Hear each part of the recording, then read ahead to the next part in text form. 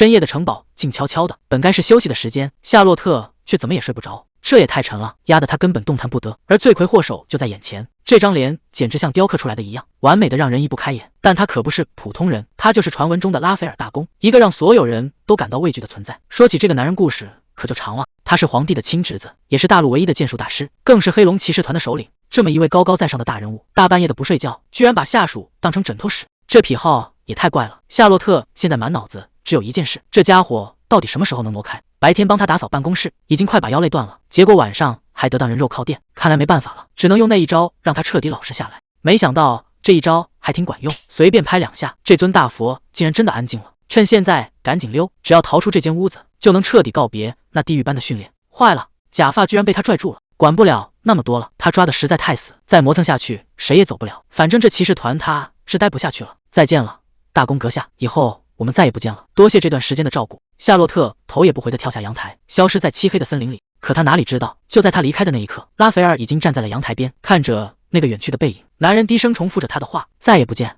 那就走着瞧吧，萨莎，看看你说的那些话到底是不是真的。拉斐尔显然没打算放手。布拉班特伯爵家有2个被视作掌上明珠的女儿，大女儿格蕾丝聪明能干，作为家族未来的继承人，她身上寄托了所有的期望。至于二女儿夏洛特，从小就自由散漫，还是个剑术天才。虽然她和姐姐格蕾丝很早就没了母亲，但在父亲的宠爱下，他们想要什么就有什么。那时候她深信不疑，他们的未来一定会永远幸福下去。可就在她13岁那年，一切都变了。父亲的突然去世让她的世界彻底天塌了，父母双亡，只剩下她和姐姐相依为命。格蕾丝紧紧抓着她的肩膀，大声喊着她的名字：萨莎，你清醒一点。就在这一刻，她脑子里突然闪过一些画面，她终于想起来了，这里根本不是现实，而是一本小说的世界。更糟糕的是，这故事根本没有好结局。按照剧情的发展，她最亲爱的姐姐，也就是这本的女主角，很快就要没命了。这本叫《布拉班特制玫瑰》的小说，她前世刚好读过，讲的是她姐姐格蕾丝的悲惨一生。原本她和平民骑士伊森真心相爱，想要打破身份悬殊在一起，可随着父亲去世，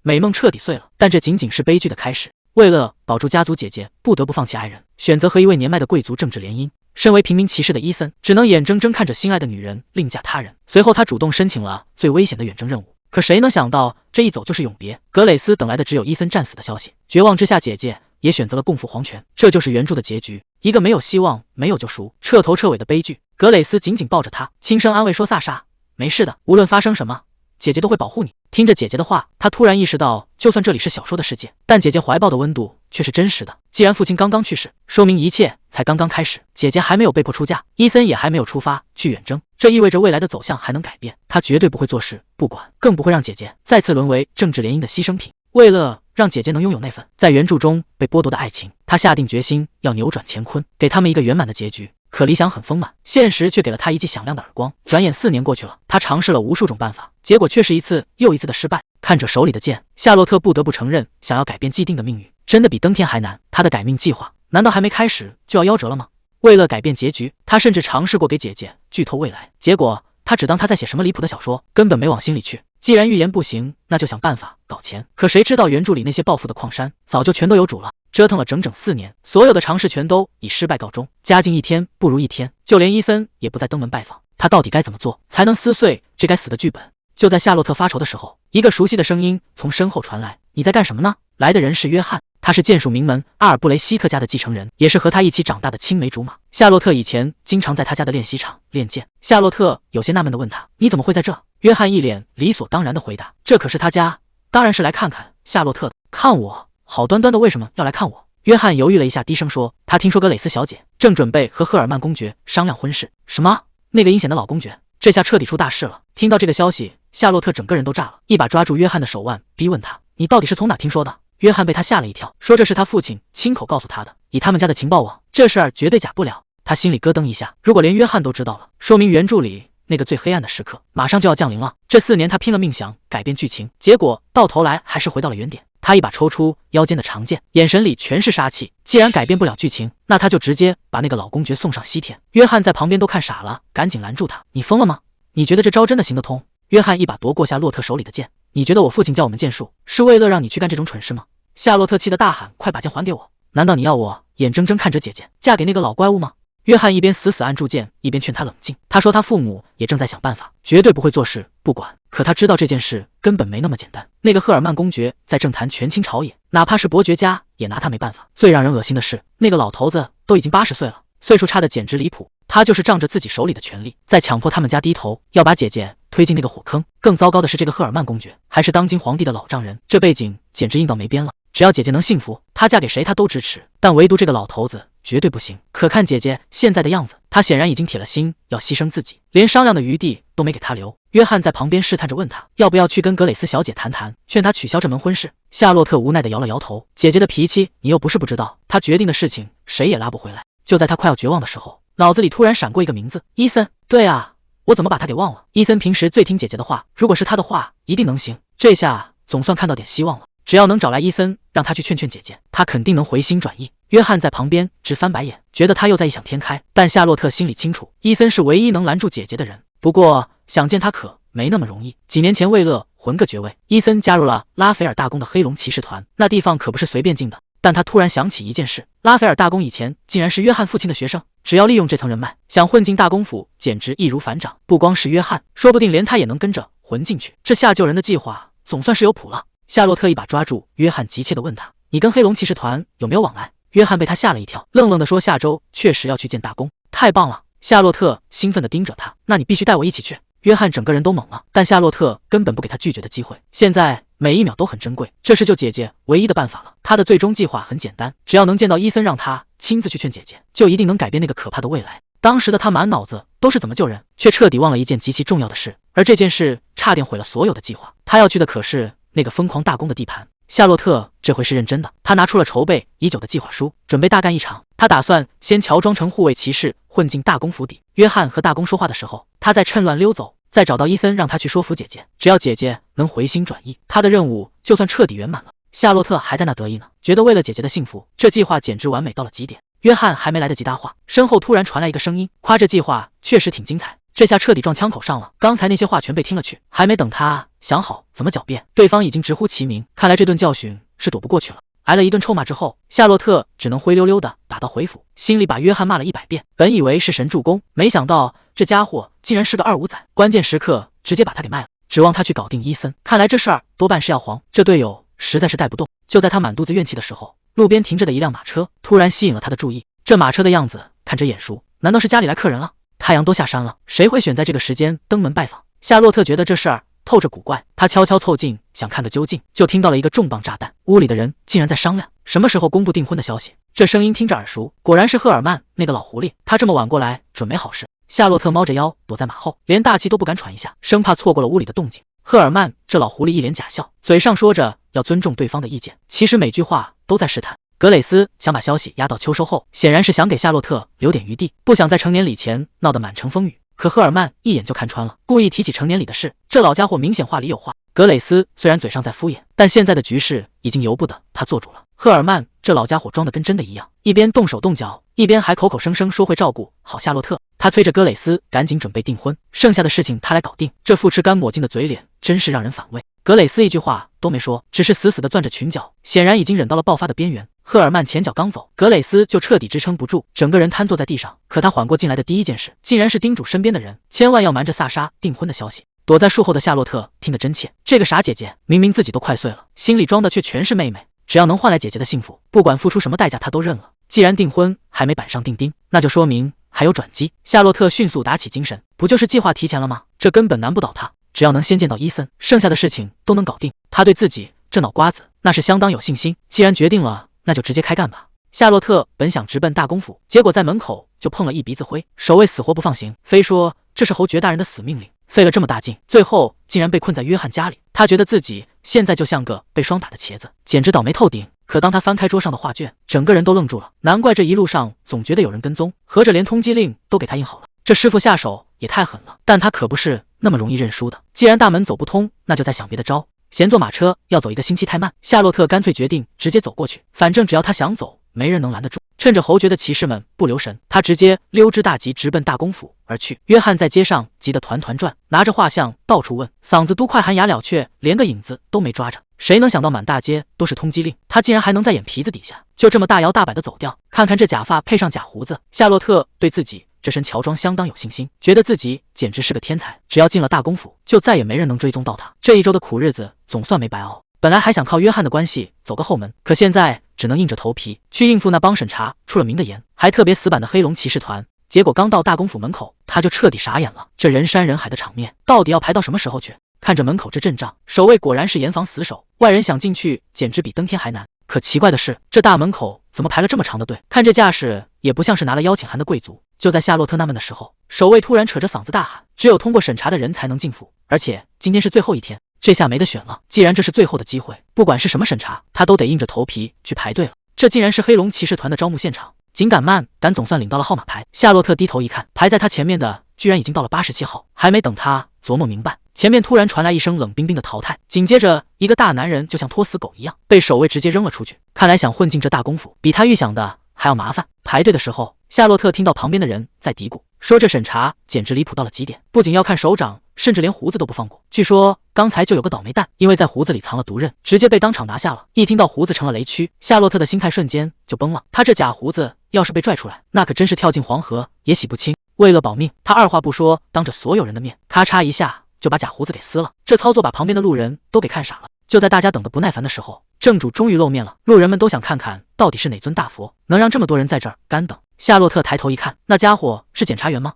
黑发红眼，虽然长得确实没话说，但这浑身上下散发的压迫感简直让人喘不过气，尤其是那杀气腾腾的眼神，看一眼都觉得后脑勺发凉。刚才还满肚子牢骚的几人，这下彻底秒怂了，还是老老实实排队吧。这种狠角色他是真的惹不起。终于轮到87号了，夏洛特深吸一口气，决定开启装乖模式，只要表现得足够人畜无害，对方就找不到借口找茬。拉斐尔冷冰冰的发话，让他抬头露个脸，这可是关键时刻。夏洛特直接祭出了压箱底的必杀技——布拉班特终极秘技。他慢慢抬起头，露出了一个天使般的招牌微笑，这笑容灿烂的都能发光。毕竟伸手不打笑脸人，他觉得只要自己笑得够甜，这关肯定能混过去。拉斐尔看都没多看一眼，冷冰冰的吐出2个字：不合格。还没等他反应过来，拉斐尔已经不耐烦的开始叫下一位，那嫌弃的眼神简直像是在看什么脏东西。夏洛特这下坐不住了，当场就开始大声叫板，哪有连检查都不做就直接判人出局的道理？结果拉斐尔给出的理由更离谱，他说夏洛特的笑容看着就让人心里发毛，根本不需要什么测试。眼看拉斐尔要叫罗密欧赶人，夏洛特索性豁出去了，直接在现场撒泼打滚。今天不给个说法，他还就不走了。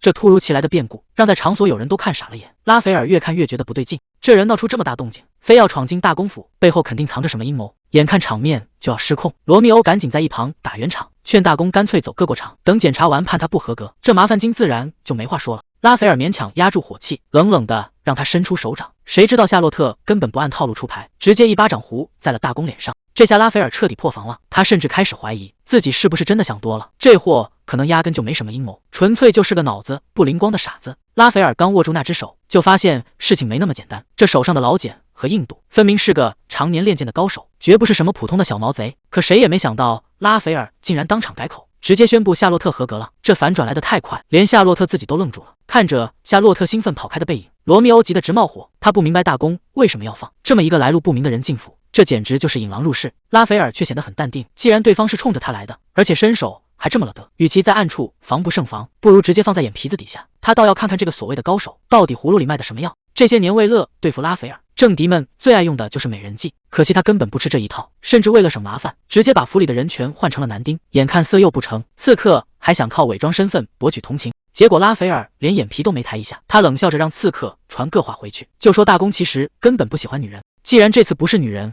而是男人，让我们看看情况如何。考官盯着登记表看了半天，也没发现什么破绽。既然是个连姓氏都没有的平民，那就更没人在意他的底细了。在这里没人关心你叫什么。从这一刻起，夏洛特就成了代号87号的工具人。虽然第一步走得很顺，但夏洛特心里很清楚，混进府邸只是个开始，真正的难题才刚要出现。如果不赶紧想办法接近伊森，那他费尽心思钱扶进来就全白费了。夏洛特本以为混进大公府就能顺理成章地见到伊森，可现实却给他泼了一盆冷水。他兴冲冲地跑去问考官，是不是现在就能加入骑士团了？结果考官像看傻子一样看着他，冷冰冰地回了一句：第2轮测试还没开始呢，老老实实在这等着叫号。夏洛特这下彻底抓狂了，本以为是个快进局，没想到这大公府的规矩这么多，测试一轮接着一轮，照这个进度等下去，想要见到伊森简直是遥遥无期。夏洛特正纳闷呢，旁边突然凑过来一个自来熟的光头，这个叫瓦伦的大叔，一开口就夸夏洛特年纪轻轻有本事，还打听起他的编号来。夏洛特也没多想，老老实实报上了自己87号的身份。可瓦伦接下来的话却让他心里咯噔一下，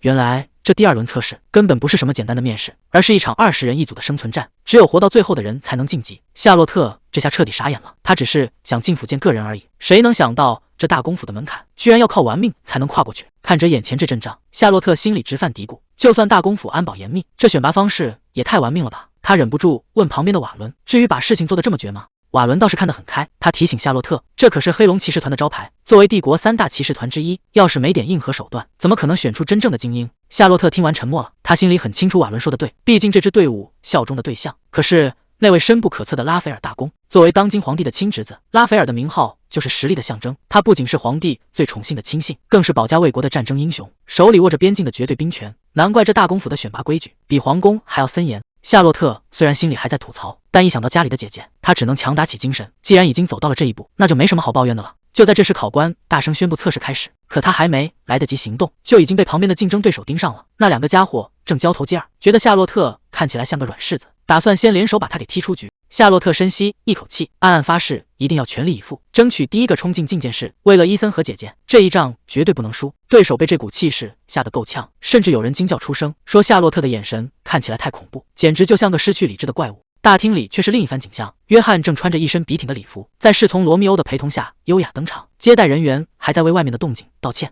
约翰倒是显得很有风度，他甚至还在感叹自己竟然真的有机会参加黑龙骑士团的选拔。听着远处传来的惨叫和碰撞声，约翰忍不住好奇地问了一句，到底是谁在外面闹出这么大动静？结果往窗外一瞄，整个人环都快吓飞了。看着约翰那复见鬼的表情，罗密欧敏锐地察觉到了不对劲，他随口问了一句怎么了？约翰只能说看到一张熟悉的脸，他怎么也没想到夏洛特竟然会出现在这种地方。拉斐尔转过头询问他认识夏洛特吗？为了不引起怀疑，约翰只能硬着头皮撒谎，说那只是小时候一起学过剑术，早就已经不联系了。这要是被发现自己认识夏洛特，那麻烦可就大了。拉斐尔低声重复着约翰的话，语气里透着一股让人捉摸不透的劲儿。这很有意思。拉那个脸上带着傻瓜表情的傻瓜，我想知道是谁派那个间谍来的。谁也没想到第2场测试结束的这么快，甚至破了骑士团的历史记录。87号选手萨莎获胜。这次一共只有3个人通过，第一个是雇佣兵出身的瓦伦，第2个是招式非常古怪的克劳斯，至于这最后一个人，当然就是夏洛特自己了。本以为测试已经结束，谁能想到居然还有第3轮，这到底什么时候是个头？夏洛特现在只想赶紧见到人，可就在这时，旁边有什么东西闪了一下，那不是阿尔布雷希特家族的胸针吗？这种宝贝怎么会出现在这？他定睛一看，拿东西的人竟然是约翰。约翰这下是真的急了，他一把拦住夏洛特，你真当这儿是你家后花园啊？万一被抓住了怎么办？夏洛特倒是一脸淡定，只要你不说，谁能看出来我戴了假发？约翰听完更崩溃了，这假发要是掉下来，咱们全都要玩完。夏洛特被念叨的有点烦，直接一句话怼了回去，除了这个办法，你还有更好的主意吗？约翰顿时没话说了，但他心里还是打鼓，要是让大公发现你的真实身份，可就不只是被赶出去那么简单了。夏洛特拍了拍约翰的肩膀，我知道你在担心什么，但对我来说，现在还有什么比救我姐姐更重要的吗？约翰这下彻底没脾气了，只能老老实实交代。最近有人想要大公的命，府邸那边的安保已经升到了最高级，别说见大公了，现在连普通骑士都很难碰上面，就连约翰自己也被拒之门外。夏洛特这才反应过来，难怪这次的入职测试这么变态，原来全是因为这出暗杀闹剧。不过既然已经走到了这一步，不管前面是什么龙潭虎穴，他都必须闯一闯了。约翰的话还没说完，广播里就传来了集合的消息，第3轮测试这就来了。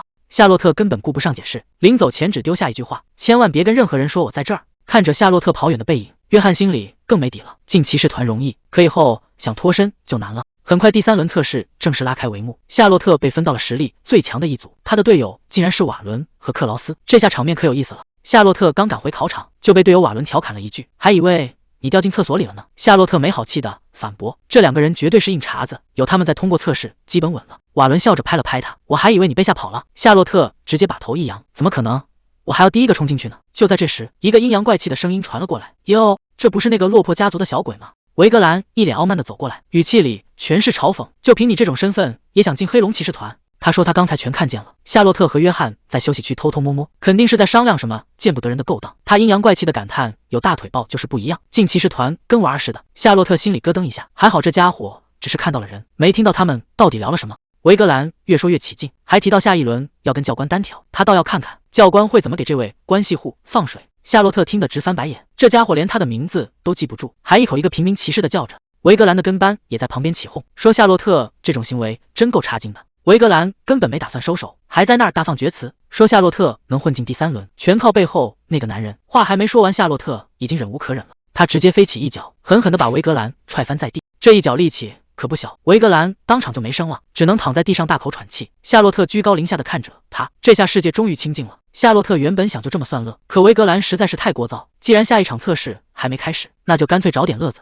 他直接拔出长剑，语气冷得让人发毛。如果不服，就尽管来试试，我会让你看清楚什么才是真正的实力。与此同时，拉斐尔正走在长廊上，听着手下的汇报。听说这次测试出了个狠角色，不仅破了纪录，还被大家起名叫剑术疯子。拉斐尔显然对这个外号并不满意，甚至觉得有点无聊。拉斐尔现在最关心的是那个被传得神乎其神的家伙到底有没有过关。罗密欧赶紧跟上脚步，接着汇报。就在拉斐尔停下脚步往楼下看去的一瞬间，一道凌厉的剑光晃了他的眼。罗密欧指着下方那个正用剑指着别人的粉发少女，正式揭晓了答案，她就是87号考生萨莎。夏洛特看着地上的维格兰，语气里全是嘲讽。刚才你说谁会被打得落花流水，原来是在说你自己啊！周围的考生全都看傻了，谁也没想到这个瘦小的个子竟然能爆发出这种速度，简直是教科书级别的完胜。维格兰坐在地上半天没缓过神，这下面子算是彻底丢光了。夏洛特正打算再补2句，就在这时一个冰冷的声音突然响起，直接叫停了这场闹剧。夏洛特整个人愣在原地，这个声音太熟悉了。拉斐尔一边走近一边不紧不慢地调侃说：“夏洛特真是有本事，不管走到哪都能搞出大动静。刚才还嚣张跋扈的维格兰，现在吓得连大气都不敢喘，只能眼睁睁看着这位大人物停在了夏洛特面前。”夏洛特整个人都僵住了，他一眼就认了出来，这不就是第1场测试时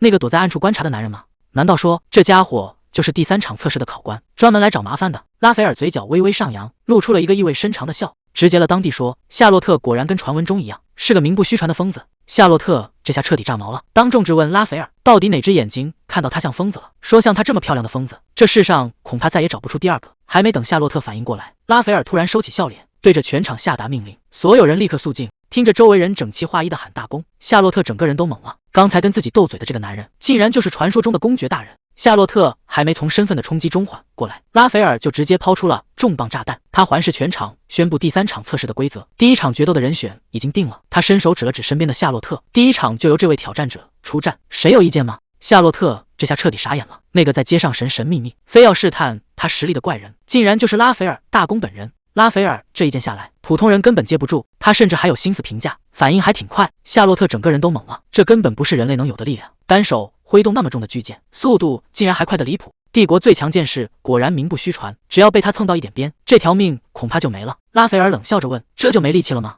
夏洛特咬牙撑住，走到这一步已经没有退路了。为了能见到伊森，为了姐姐的幸福，他绝对不能在这里倒下，哪怕是拼命也要闯过这一关。拉斐尔一边挥剑一边冷笑，看来你对自己的速度挺自信啊。但拿着这种轻飘飘的细剑就敢跟重剑硬碰硬，他觉得这简直是疯了。要么你是打算破罐子破摔，要么就是你对自己的实力自信过头了。夏洛特在空中拼命寻找机会，可拉斐尔的眼神分明已经看穿了一切。夏洛特心里很清楚，面对这种对手，拖时间只会让自己体力耗尽，最后死路一条。既然躲不掉，那就只能硬碰硬了。论速度，他还从来没输过谁。随着一声怒吼，他整个人化作一道残影冲了上去。谁也没想到，强如拉斐尔竟然被这一剑逼退了，高高在上的殿下竟然被压制住了。罗密欧和围观的人都看傻了，谁能想到这孩子竟然能跟公爵打成平手？夏洛特在心里拼命祈祷，只要能打中一下就好，就一下。可下一秒，所有人的呼吸都停住了。拉斐尔竟然直接伸手，硬生生地抓住了锋利的剑刃。他冷笑一声说：“还不赖。”随即反手一挥，局面瞬间彻底失控。夏洛特这下彻底炸毛了，他一边揉着手腕一边抱怨说：“拉斐尔简直太乱来了，就算戴着手套也不能空手接白刃啊！这哪是普通的见面，简直是要人命的入团测试。”可还没等他吐槽完，拉斐尔突然伸手捏住了他的下巴，他凑到夏洛特耳边低声说：“你唯一的缺点就是话太多，以后咱们见面的日子还长着呢。”87号，夏洛特整个人都僵住了，这家伙到底在打什么主意？夏洛特还在原地发愣，心里直犯嘀咕：谁要跟那个疯子经常见面啊？可拉斐尔根本没打算放过他，他头也不回地吩咐手下要把这孩子直接留在自己身边。还没等夏洛特反应过来，瓦伦就一脸兴奋地冲了上来，大手一挥，直接按住了他的脑袋。他大笑着说：“行啊，小子，你竟然能在公爵大人手里拿到及格分，这下你可彻底出名了。”夏洛特简直不敢相信自己的耳朵，他竟然真的拿到了及格分。教官笑着把奖牌挂在他脖子上，祝贺他成了第1个通关的人。紧接着他当众大声宣布：“欢迎加入黑龙骑士团萨莎。”这下夏洛特彻底傻眼了，闹了半天，这根本不是什么见面的考验，而是入团考试啊！谁能想到夏洛特竟然真的通过了测试，莫名其妙就成了黑龙骑士团的一员。转眼1周过去了，他本来是为了姐姐才想去见伊森，结果到好人还没见到，自己先成了天天挨训的新兵。大清早还没睡醒，亚伦的咆哮声就传遍了整个宿舍。新一轮的魔鬼训练又要开始了。夏洛特缩在被子里，一脸痛苦。可转念一想，只要能留在团里，迟早能见到那个叫伊森的家伙。这苦日子看来只能硬着头皮熬下去了。结果一打听，伊森竟然出远门执行任务了，要等到秋天才能回来。可现在才刚入春啊！夏洛特还不死心，想着能不能写封信联系一下。结果对方居无定所，连信都寄不出去。就在他快要崩溃的时候，约翰突然从柱子后面钻了出来。夏洛特这下是真的急了，他抓着约翰的肩膀不停地劝，想见伊森就要老老实实留在这里。这下夏洛特彻底没话说了。现在政局这么乱，要是让人知道堂堂贵族小姐竟然女扮男装潜入骑士团，那大家就彻底完蛋了。他催着夏洛特赶紧逃跑，可夏洛特的牛脾气也上来了，见不到伊森他是绝对不会离开的。夏洛特心里早就打好了算盘，哪怕只是看一眼伊森的影子，这趟就不算白来。至于以后怎么当逃兵，那是之后才要操心的事。还没等他想明白，教官亚伦的吼声就传了过来，所有人立刻集合。真正的骑士等级选拔现在才正式开始。在黑龙骑士团里，等级就是一切，从高高在上的指挥官到最底层的见习骑士，每一级都是天差地别。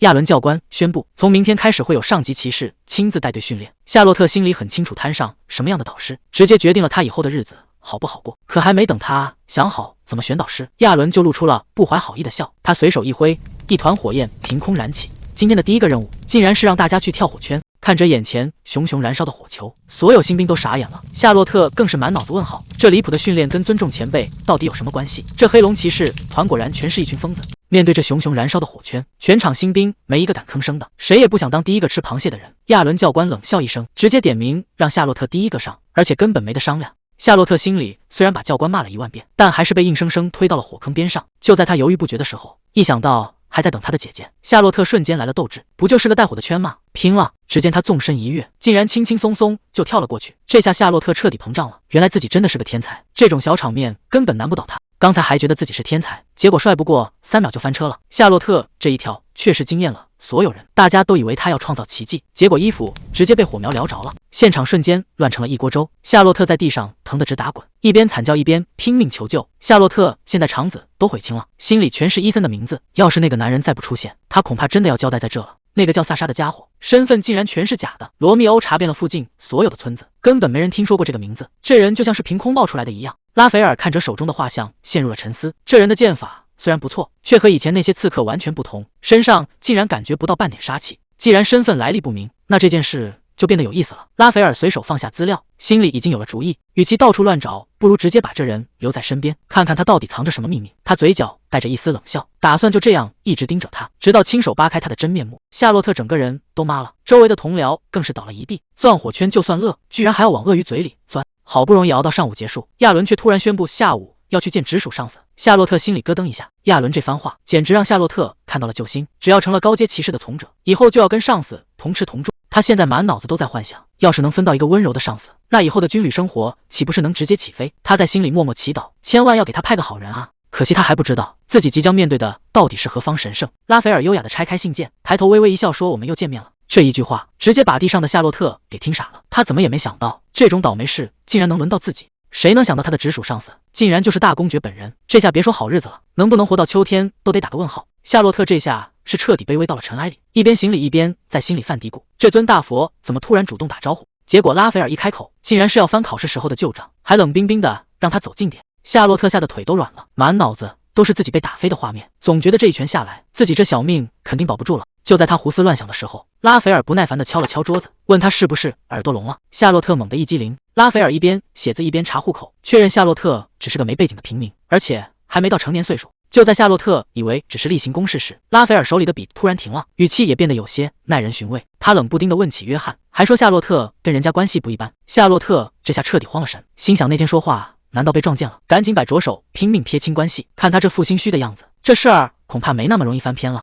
夏洛特还在那拼命演戏，说自己只是个没见过世面的平民，哪有资格跟贵族交朋友。可拉斐尔根本不吃这一套，他缓缓站起身，一步步把夏洛特逼到了墙角。就在夏洛特还没反应过来时，拉斐尔突然伸手托起他的下巴，盯着他的脸冷笑了一声。他说：“一个整天干苦力的平民，怎么可能长得这么细皮嫩肉？”紧接着，拉斐尔的眼神瞬间变得冰冷，死死盯着他，问你到底是谁？生死关头，夏洛特决定豁出去了。反正对方没见过自己的真面目，只要脸皮够厚，就还有救。他故意摆出一副花痴相，问拉斐尔是不是看上自己了，还问他要不要再凑近点看。这一招以毒攻毒果然奏效，拉斐尔被这油腻的话恶心得够呛，直接甩手让他闭嘴。夏洛特表面上唯唯诺诺，心里总算松了一大口气，这波极限操作总算是把身份危机给忽悠过去了。夏洛特意外看到一份调查申请，上面写着要开发西部的古代遗迹，这下他心里咯噔一声，这可是原著剧本里的重头戏。这些遗迹被古代魔法封死了几百年，谁进去都会触发怪物守卫，从来没人能活着破解封印。在原本的故事线里，这地方最后是被皇帝暴力破拆的，是整个大陆最难啃的骨头。可现在调查请求居然提前出现了，看来接下来的剧情又要彻底脱离掌控了。在原著剧本里，皇帝为了显摆权力强行破阵，结果不仅没成功，还引得怪物暴走袭击平民。当时伊森为了镇压怪物自告奋勇，结果年纪轻轻救命丧黄泉，那是夏洛特心里最想抹掉的惨剧。可这件事本该在很久之后才发生，为什么拉斐尔现在就开始调查了？看着拉斐尔若有所思的样子，夏洛特心里彻底乱了，时间线完全对不上，这下真的要出大事了。拉斐尔敏锐地察觉到夏洛特在偷看，但他转念一想，一个平民骑士怎么可能看懂这种机密？于是干脆直接开口试探。夏洛特吓得赶紧打马虎眼，说自己只是头一回见这种大场面，想靠装傻把这事儿给翻篇。可拉斐尔这种人哪有那么好糊弄？他非但没有消停，反而一把捏住伊森的下巴，那眼神就像在看一个新奇的玩具。他说要把人留在身边解闷，说要看看接下来的发展。看着拉斐尔越凑越近的脸，夏洛特心里只剩下崩溃，这距离实在是太危险了，而且这家伙到底要捏多少次才肯罢休？就在这气氛最暧昧的时候，一个不长眼的使者突然闯了进来，使者尴尬地递上皇帝的信，还一个劲儿的道歉，说自己不该打扰两人的火热时刻。夏洛特心里简直乐开了花，嘴上赶紧找借口说正事要紧。趁着拉斐尔还没反应过来，他直接脚底抹油溜之大吉，结果拉斐尔一个字就让他定在原地。他不仅不放人，还反手搂住他的腰，说这封信要两个人一起听。夏洛特整个人都傻了，还没等他反应过来，拉斐尔竟然直接把他抱起来，稳稳地放在了自己腿上。面对夏洛特的挣扎和哀求，拉斐尔只用一句话就让他彻底没辙。他说别乱动，老实待着。这下他是真的想跑都跑不掉了。拉斐尔这回是铁了心不放人，直接拿上级的身份当挡箭牌，命令夏洛特必须老老实实坐着。夏洛特看着眼前这个霸道的男人，心想原著里的公爵可不是这种性格啊。旁边的使者还想垂死挣扎一下，建议让夏洛特先回避，结果拉斐尔头也不回的拒绝了。看着拉斐尔那副谁来都不好使的架势，使者整个人都石化在门口。拉斐尔这情话真是张口就来，当着使者的面非说没夏洛特在身边他就没法办公，甚至还让使者把夏洛特当成空气，有什么秘密尽管直说。夏洛特虽然听得心里发毛，但转念一想，现在硬碰硬肯定没好果子吃，不如干脆将计就计，顺着这位公爵大人的意思演下去，只要能建立起信任，撑到伊森赶过来，这点委屈他也就认了。于是他赶紧装出一副乖巧的样子，让使者不用管他。他不仅主动搂住拉斐尔的脖子，还当众大声表白，说自己眼里只有大公一个人。这一套连招下来，把见惯了大场面的拉斐尔都给整不会了。夏洛特一边甜甜地喊着他的名字，一边在心里疯狂盘算，只要能演好这出戏，撑到伊森赶过来救场，就算现在让他管拉斐尔叫祖宗，估计他都能喊得出口。这可是夏洛特第一次以公爵仆人的身份正式露脸，他心里正盘算着，只要能立下功劳，以后肯定能在这儿横着走。拉斐尔突然开口问，皇帝送来的那封信到底写了什么？使者赶紧把信递过去，心里还不忘吐槽，看来传闻是真的，这位公爵大人果然更喜欢男人。拉斐尔看完信气场瞬间就变了，皇帝这次竟然玩得这么大，信里居然要求确认内容后立刻处决，这下气氛彻底降到了冰点。拉斐尔冷笑着回话，让使者转告皇帝，处决命令一定会办得妥妥当当，毕竟他可是最忠诚的仆人。夏洛特在一旁大着胆子偷偷瞄了一眼那封密信，结果整个人都愣住了，信上连句客套话都没有，只写着让他立刻滚去西方。这哪里是写给亲侄子的家书，分明是想把失宠的人赶尽杀绝。使者连忙补充到皇帝要表彰大功的功绩，谁能想到这快不起眼的紫色石头竟然是个昂贵的魔法录音机。随着光芒亮起，皇帝的影像跳了出来，他亲切地称呼拉斐尔为亲爱的侄子，嘴上说着刚打完仗辛苦了，转头就把调查遗迹的苦差事全扔给了这位所谓的帝国英雄。皇帝一脸期待地表示，只有拉斐尔能办好这件事。可这番话怎么听都像是在画大饼。夏洛特在一旁越听越觉得不对劲，费这么大劲用高级魔法道具，就为了交代这点破事，这背后肯定藏着更大的猫腻。外界都以为皇帝是个重情重义的人，哪怕自己父母走得早，也一直把侄子拉斐尔捧在手心里。尤其是拉斐尔凯旋归来时，皇帝在广场上又是夸奖又是授勋，恨不得让全帝国都知道他有多疼爱这个侄子。可现在拉斐尔才刚结束多年的征战，脚跟都没站稳，就又被一道冷冰冰的命令直接赶回了西方。这封信和刚才的录像透着一股让人心寒的强硬，哪里还有半点亲情？这分明是想把拉斐尔再次推向最危险的火坑，根本不打算给他活路。看来所谓的叔侄情深，从头到尾都只是一场演给外人看的戏。皇帝这招太毒了，他根本不是在征求意见，而是在给拉斐尔挖坑。如果拉斐尔敢拒绝，那就是对皇室不忠；可如果他点头答应，就要乖乖去那个送命的遗迹。这根本就是一个死局，无论怎么选，拉斐尔都注定要吃大亏。看着拉斐尔沉默的样子，夏洛特心里咯噔一下，这种被逼到绝路的感觉，简直和当年他姐姐的遭遇一模一样。曾经的格蕾丝恐怕也是这样，在无声的黑暗中被彻底牺牲。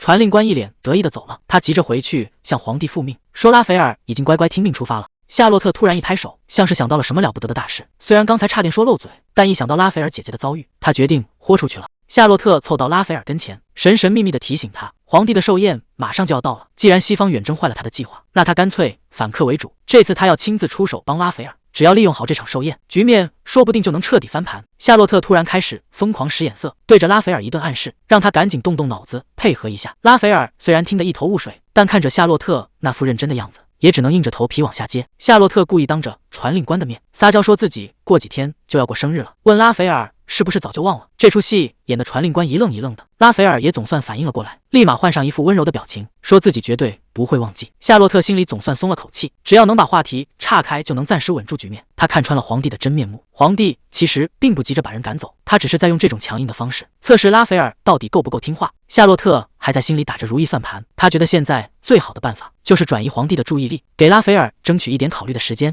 反正外面都在传公爵迷上了男人，干脆就顺水推舟，让皇帝觉得拉斐尔是个恋爱脑，为了男仆连远征都不想去了。只要皇帝觉得他胸无大志，疑心自然就会慢慢减弱，再加上准备寿宴礼物的借口，这出戏简直完美。可还没等夏洛特得意完，拉斐尔就直接出手了。他冷冷地告诉传令官，远征的事以后再说。接着他一把搂过夏洛特，当着传令官的面亲了下去，还挑衅地补了一句，如你所见，我现在正忙着呢。夏洛特现在脑子里一片空白，他怎么也想不明白拉斐尔刚才为什么会突然亲上来。传令官显然也被这一幕吓到了，他尴尬地咳嗽了2声，赶紧找个借口回去向皇帝复命。看着拉斐尔那副淡定的样子，夏洛特觉得这家伙简直是个影帝，演这种戏居然连眼睛都不眨一下。他甚至开始怀疑拉斐尔是不是经常用这种招数，毕竟这演技实在是太熟练了。虽然这次靠着演戏勉强过关，但夏洛特心里却越来越没底。原著里的剧情好像全乱套了，难道还有什么隐藏设定，是他这个穿越者都不知道的吗？接下来的局面恐怕会更加失控。谁能想到刚才还在配合演戏的拉斐尔，转头就翻脸不认人。他冷笑着夸奖夏洛特演技不错，但紧接着就拔出长剑，直接抵住了他的喉咙。拉斐尔说他从一开始就在怀疑，虽然夏洛特自称是个平民，但说话的腔调和用剑的习惯全都是掩盖不住的贵族派头。拉斐尔的眼神变得异常冰冷，他发出了最后的通牒，要再问夏洛特最后一次，你到底是谁？夏洛特这下彻底傻眼了，他本以为刚才那场戏演得挺好，没想到拉斐尔从头到尾压根就没相信过他。看着那明晃晃的剑尖，夏洛特知道自己要是再编不出来，今天恐怕真的要交代在这了。就在这生死一瞬，他脑子里灵光一闪，管他呢，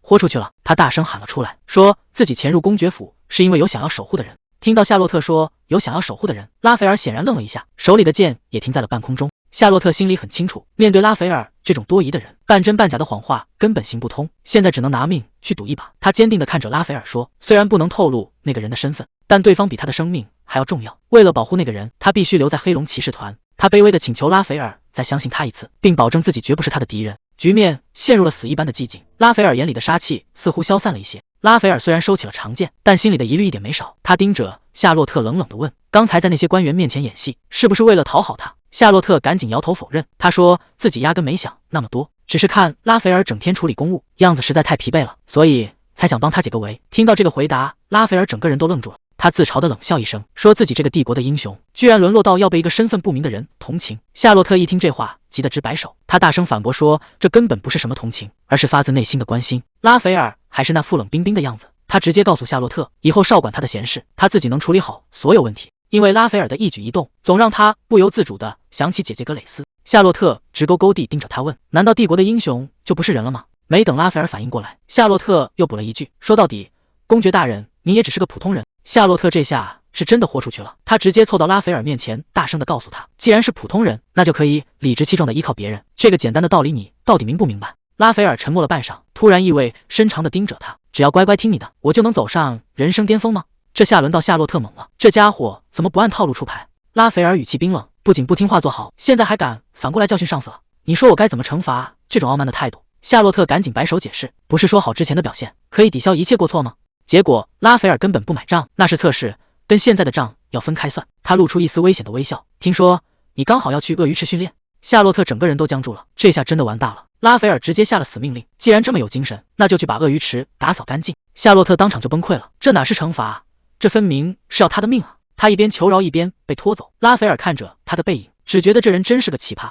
等房间安静下来，他拆开手里的密信，表情瞬间变得严肃。当今皇帝最擅长玩弄人心，这就是德不配位的人如何一步步爬上皇位的。皇帝把还没成年的侄子送上战场，转头却在外面演戏，让所有人都以为他是个慈祥的长辈。拉斐尔心里很清楚，他不喜欢这种来路不明的帮助，但如果不是那个人突然插手，局面恐怕早就失控了。夏洛特那句大胆的发言，至今还在他耳边回荡。大公爵也是可以接受帮助的，这说明你也是个普通人。拉斐尔捏紧了手里的信纸，那个傲慢的家伙真是让人火大。拉斐尔看着窗外，虽然还没查清那人的底细，但既然人就在眼皮子底下，以后有的是时间慢慢观察，所以根本不用急于一时。而另一边的夏洛特正拿着拖把在鳄鱼池里崩溃，这些大家伙一直往他身上蹭，吓得他魂都快飞了。好不容易熬到训练时间，趁着走廊里没人，他赶紧一溜烟钻回了房间。这满身的鳄鱼味儿简直让他1秒钟都忍不了。他一边甩掉衣服一边大喊：现在必须马上洗澡！平时夏洛特都是趁半夜大家睡熟了才敢偷偷溜进来，但今天这满身的鳄鱼味儿让他1分钟都等不了了。他光着脚丫溜进浴室，这还是他第一次在白天看清这个地方到底有多气派。看着眼前这金灿灿的装修，他心里那点紧张全没了，甚至觉得偶尔遇到这种倒霉事也不赖。夏洛特整个人泡在水里，这种不用担惊受怕的感觉实在是太踏实了。要是每天都能这么享受该多好。可就在他最放松的时候，水雾里突然晃过一个高大的身影，他一下子愣住了。这个时间点浴室里根本不该有别人出现，夏洛特明明确认过，这时候骑士团应该都在训练，怎么可能还有人在浴室？他正打算趁没被发现赶紧溜，可回头一看，刚才那个人影竟然消失了。难道是水雾太大看走眼了？他刚松了一口气，准备爬出浴池，谁在那？一个冰冷的声音从身后传来。还没等他反应过来，一只手已经死死抓住了他的手腕。这人到底是什么时候悄无声息地摸到他身后的？伊德里斯冷冷地盯着他，这里可不是外人能进的地方，你是哪来的间谍？夏洛特根本挣脱不开，对方的力气大得惊人，而且他显然很清楚，现在这附近根本没有守卫。就在他逼问幕后主使的时候，伊德里斯突然停住了，他盯着夏洛特的脸，好像发现了什么不对劲。就趁现在，夏洛特抓住他分神的瞬间，猛地发力反击，原本平静的水面瞬间炸开了花。夏洛特这下是真发狠了，直接把伊德里斯往水里按，想审问我，先让你喝个够再说。趁着对方还没反应过来，他顾不上别的，连滚带爬的想赶紧溜走，只要能离开这间浴室就安全了。可还没等他跨出门，外面突然传来一阵嘈杂的脚步声。听这动静，是刚训练完的骑士团回来了。他们一边抱怨今天练得太狠，一边正大步往浴室里走。这群骑士一边洗澡一边闲聊，还在笑话同伴萨莎身上有鱼腥味，根本没发现本人就在石头后面躲着。夏洛特现在心都凉了，训练居然这么快就结束了，这浴室里全是男人，要是被发现就彻底解释不清了。偏偏这时候有人注意到了这边的动静，还以为躲在那的是萨莎，正大步流星地走过来打招呼：别过来，千万别过来。眼看对方就要绕过石头，这地方根本没处躲，要是被当成变态抓起来，肯定会被直接赶出皇宫。就在这时，伊德里斯一把按住他的肩膀，男人一眼就认出了水里的人，忍不住惊呼出声，竟然是伊德里斯大人。伊德里斯一脸冷淡，显然觉得这动静实在太吵了。夏洛特现在脑子里一片空白，什么？伊德里斯？难道就是那个传说中的男人？没错了，他曾是神殿册封的神圣骑士，现在更是黑龙骑士团的副团长，不仅实力深不可测，还是所有骑士心中的偶像，而且他也被称为大公的。伊德里斯冷冷地看向门口，只说了一句让他们闭嘴。这群人哪还敢多留，一边点头哈腰的道歉，一边连滚带爬地逃出了浴室，生怕慢一步就会没命。直到脚步声彻底消失，伊德里斯才转过头让躲在水里的夏洛特出来。夏洛特赶紧开口道谢，还想解释自己不是什么可疑的人，结果话还没说完，对方就冷不丁回了一句我知道。这下轮到夏洛特懵了，还没等他反应过来，伊德里斯就盯着他的眼睛，一字一顿地叫出了他的全名：夏洛特·布拉班特小姐。伊德里斯直接点破了他的名字，这下夏洛特彻底懵了，他怎么也想不到自己拼命隐藏的身份，竟然早就被对方看穿了。既然身份已经暴露，再怎么找借口也没用了。如果现在被赶出去，那之前所有的努力都白费了。伊德里斯倒是很冷静，他示意夏洛特先换个地方。夏洛特心里直打鼓，生怕对方要把他交给大公处置，结果伊德里斯直接把他带回了房间，还放话说要不要告发他，全看他接下来的表现。这下是躲不过去了。伊德里斯盯着他问，为什么要隐瞒身份混进来？面对这种级别的审问，夏洛特根本不知道该怎么开口。夏洛特干脆豁出去了，他反问伊德里斯，既然自己已经违反了军法，为什么还要给他解释的机会？伊德里斯沉默了一会儿才开口，夏洛特这才反应过来，原来对方早就记住了自己，难怪这次见面他一眼就认出了他的身份。伊德里斯确实是个聪明人，他觉得像夏洛特这样要什么有什么的大小姐没理由冒着风险来这里受罪，所以在定罪之前，他想听听那个真正的理由。夏洛特看着眼前的男人，觉得他并不是那种不讲理的人，或许把真相告诉他才是唯一的出路。他深吸一口气，终于提到了那个关键的名字。原来这一切都跟他姐姐还有伊森爵士有关。伊德里斯听完直接摇头，他觉得夏洛特简直是在胡闹，就为了姐姐的亲事，居然敢冒着丢命的风险潜入骑士团，这理由在他看来实在太幼稚了。一旦出事，不仅他自己要倒霉，连带着整个家族都要跟着遭殃，这代价根本不是他能承受的。夏洛特低着头，没法反驳，因为对方说的全是事实。他确实做了一件极其鲁莽的事，但他还是咬着牙开口了。虽然听起来很自私，但他真的有不得不这么做的理由。夏洛特这次是真的豁出去了。他说自己之所以拿起剑，全都是为了姐姐的幸福，只要能帮到姐姐，他愿意付出任何代价。伊德里斯听完沉默了很久，就在夏洛特以为自己要倒霉时，他却突然提到了伊森爵士，说那个人2个月后才会回来。这意思已经很明显了，在接下来的这2个月里，伊德里斯会亲自盯着他。这下夏洛特的一举一动都逃不过他的眼睛了。伊德里斯最后只交代了一句，让他这段时间尽量保持低调。夏洛特简直不敢相信自己的耳朵，赶紧鞠躬道谢，这简直就是死里逃生。他心里很清楚，伊德里斯已经彻底看穿了他的身份。作为伊森的直属上司，他明明动动手指就能把他赶走，可他却选择了放他一马。不仅如此，这个男人还考虑得非常周到，他特许夏洛特使用私人浴室，甚至还帮他给约翰送了信。夏洛特本来还在心里美滋滋的想，觉得肯定是自己保护姐姐的决心彻底打动了伊德里斯大人，才让他对自己这么关照。本以为接下来的军旅生活能轻松点，结果现实直接给了他一记响头。这训练强度不仅没减，反而一天比一天变态。到了食堂，他连拿勺子的力气都没了，感觉这勺子重的简直像根钢筋。他正一边嚼着饭一边小声抱怨，谁知道身后突然冒出一股凉气，教官亚伦竟然就站在后面，盯着他掉在桌上的饭菜，语气冷得让人脊背发凉。亚伦冷笑着说，看来是有人忘了怎么好好吃饭，既然这样，他不介意从拿勺子开始，重新教大家什么叫规矩。亚伦这招真够狠的，他说既然夏洛特拿不稳勺子，那就去练10个小时的扎马步，美其名曰是锻炼餐桌礼仪的基础，吓得夏洛特赶紧低头猛吃。看大家这么听话，亚伦突然笑眯眯地说要给点奖励，让所有人饭后别去训练场了，直接到城堡大门口集合。这下新兵们全都乐坏了，入伍整整1个月，大家都以为终于能盼来个假期，结果亚伦一盆冷水直接扣了下来，说集合是为了迎接一位贵客，所有人必须在1个小时内换好制服。夏洛特看着戒备森严的城堡，心里也开始犯嘀咕，到底是什么样的大人物能让这个禁地专门敞开大门？华丽的马车稳稳停在城堡门前，夏洛特躲在人群后面偷偷观察，心里还在纳闷到底是什么样的大人物能让这帮见习骑士全副武装出来迎接。拉斐尔亲自走上前去，语气里竟然带着一丝难得的客气。随着车门缓缓打开，一只穿着红色高跟鞋的脚迈了出来，人还没露面，声音先传了出来，对方轻声打了个招呼，说好久不见，公爵大人。可就在这一瞬间，夏洛特整个人直接愣在原地，这个声音他实在是太熟悉了，熟悉到让他脊背发凉。马车里走出来的竟然是科德利亚公主，这位帝国第一美女正笑着跟拉斐尔寒暄，举手投足间全是皇室的派头。可躲在人群后的夏洛特现在只想找个地缝钻进去，为什么这种倒霉事全让他给碰上了？夏洛特一眼就认了出来，这位公主殿下竟然是他第一次参加剑术比赛时的评委，也就是说对方见过他原本的样子。说起这位科德利亚公主，那背景可真不是一般的硬，她手底下的骑士团可是帝国公认的3大最强战力之一，妥妥的实力派大佬。当年夏洛特在比赛里拿了冠军，公主一眼就相中了他，甚至亲自拉着他的手，许诺只要他肯加入，直接就给个核心成员的位置。虽然夏洛特当时婉拒了邀请，但2人的交情反而越来越深，公主对他就像亲妹妹一样照顾，夏洛特也打心底里佩服这位性格正直的大姐姐。2家人的关系可不只是认识，那可是穿一条心的铁杆盟友，对彼此的底细简直了如指掌。夏洛特心里很清楚，光靠头上这顶假发根本不可能瞒过公主的眼睛，要是现在被当众拆穿身份，那在公爵面前可就彻底玩完了。眼看公主就要走过来，夏洛特急得像热锅上的蚂蚁，为了保命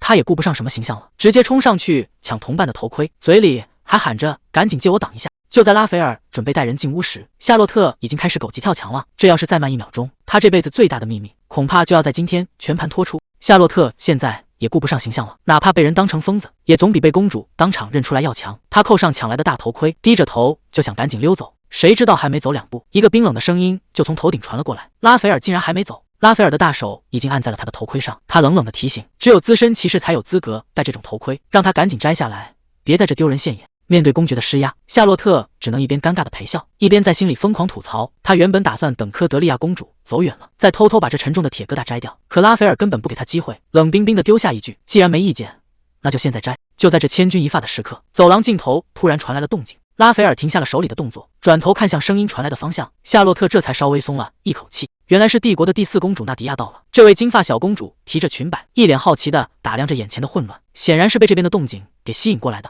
拉斐尔也没再继续纠缠，客客气气地请纳迪亚公主往里走。夏洛特看着纳迪亚的背影，心里那叫一个感激涕零，觉得这位公主简直就是自己的救命恩人。谢谢您，公主殿下。谁知道纳迪亚竟然猛地停下了脚步，她回头看向这个戴着头盔的神秘骑士，整个人愣在原地半天没动弹，眼神里透着一种说不出的异样。等这阵混乱稍微平息，夏洛特终于能喘口气思考了。他扶着铜盔，越想越觉得不对劲，这2位公主平时可没这么闲，怎么会突然扎堆出现在这？难道是皇室里出了什么大事？不会有事的对吧？最重要的是大家的注意力都不在别处，看来今天的训练可能要结束了。如果幸运的话，他可能终于能好好休息了。现在见习骑士们，去向你们的直属上级汇报。教官亚伦突然下令，因为公主们要来，所有人下午都得留下来加班。夏洛特只能硬着头皮答应，可心里早就炸锅了。本以为今天的活儿已经干完了，结果麻烦事儿还没完没了，这下大家的心态全崩了。第2天在大公府邸，夏洛特已经累得够呛，刚练完操又要陪上司出差，他是真的一步都不想动了。但更麻烦的是那封皇帝的信，表面上是让大公好好休息，实际上却是个烫手的山芋。这哪是什么生日邀请，分明是在逼大公表态站队。2个月后的这场宴会，恐怕就是专门准备的鸿门宴。虽然不用去西方打仗了，但拉斐尔现在得发愁另一件事，那就是怎么准备一份能让皇帝满意的生日大礼。因为这事儿，拉斐尔最近的低气压简直吓人。夏洛特在旁边连大气都不敢喘，生怕一开口就撞在枪口上。好不容易躲到外面透口气，夏洛特心里还是不踏实，毕竟那位科德利亚公主现在就在办公室里待着呢，万一这时候撞见她，那可就真的彻底完蛋了。昨天公主们还只是来传个话，结果今天拉斐尔就非要找科德利亚公主单独谈事，这会儿2人估计正待在一起呢。夏洛特作为贴身随从，按理说现在必须得过去守着，可一想到要在那儿当电灯泡，他心里就10000个不情愿。为了能晚点过去撞枪口，夏洛特只能在训练场拼命磨洋工，哪怕是去爬刀山下火海，也比现在回办公室强。可躲得过初一，躲不过15，该来的总归还是要来。夏洛特现在愁得不行，想遮住脸，又怕显得更可疑。这副样子要是被认出来，那之前的努力就全白费了。就在他纠结的时候，花园深处突然传来了动静。这地方平时根本没人来，难道是科德利亚公主在这儿？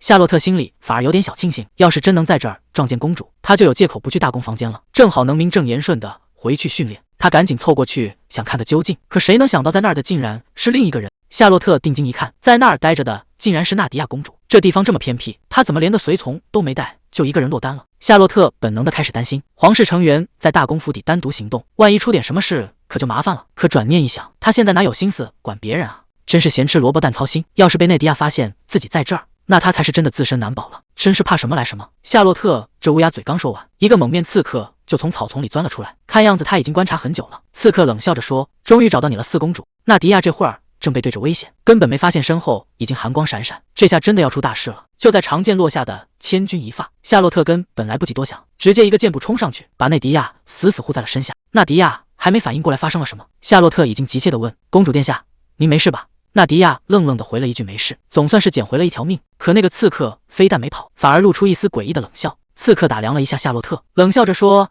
还以为是哪来的大人物，原来只是个不知天高地厚的见习骑士。”他觉得夏洛特是想英雄就没想疯了，甚至放狠话要让他后悔出头。夏洛特却头也不回地叮嘱纳迪亚：“殿下，请您先往后退。”面对刺客的嚣张气焰，夏洛特只是冷冷地回了一句：“你就这点遗言要交代吗？”夏洛特这下是彻底动了真格，他冷笑着告诉刺客：“你真是太小看黑龙骑士团了。”话音刚落，夏洛特手中的长剑就像闪电一样，打得刺客根本招架不住，只能发出一阵阵痛苦的闷哼。敢在大白天跑来大公府行刺，简直是没把夏洛特放在眼里。既然撞到了他手里，这刺客今天注定是死路一条。随着最后一记重击，刚才还嚣张的刺客直接歇菜了。夏洛特面无表情的收剑入鞘，甚至还觉得有点无聊。他居高临下的看着倒地的刺客，忍不住开启了毒蛇模式。就这点三脚猫的功夫，到底是谁给你的勇气来大公府行刺？看着眼前这一片狼藉，夏洛特心里更是郁闷到了极点。自己不过就走开了那么一小会儿，怎么就闹出这么大的乱子？听到动静的守卫瓦伦带人赶了过来，看着倒地的刺客，夏洛特一脸淡定的解释：“刚才有人想刺杀殿下，已经被我顺手摆平了。”这话把在场的人都吓了一跳。瓦伦赶紧带人接手现场，准备去向高级骑士汇报。夏洛特还不忘叮嘱他，顺便把殿下的女仆和护卫都叫来。看着瘫坐在地上一动不动的纳迪亚，夏洛特心里也有些犯嘀咕。听说这位公主平时连门都出不了，今天闹了这么一出，估计是真被吓得不轻。夏洛特蹲下身子想安抚纳迪亚，告诉她刺客已经解决了。可话还没说完，他才发现自己手心竟然全是血。这下夏洛特尴尬了，赶紧道歉说自己太鲁莽，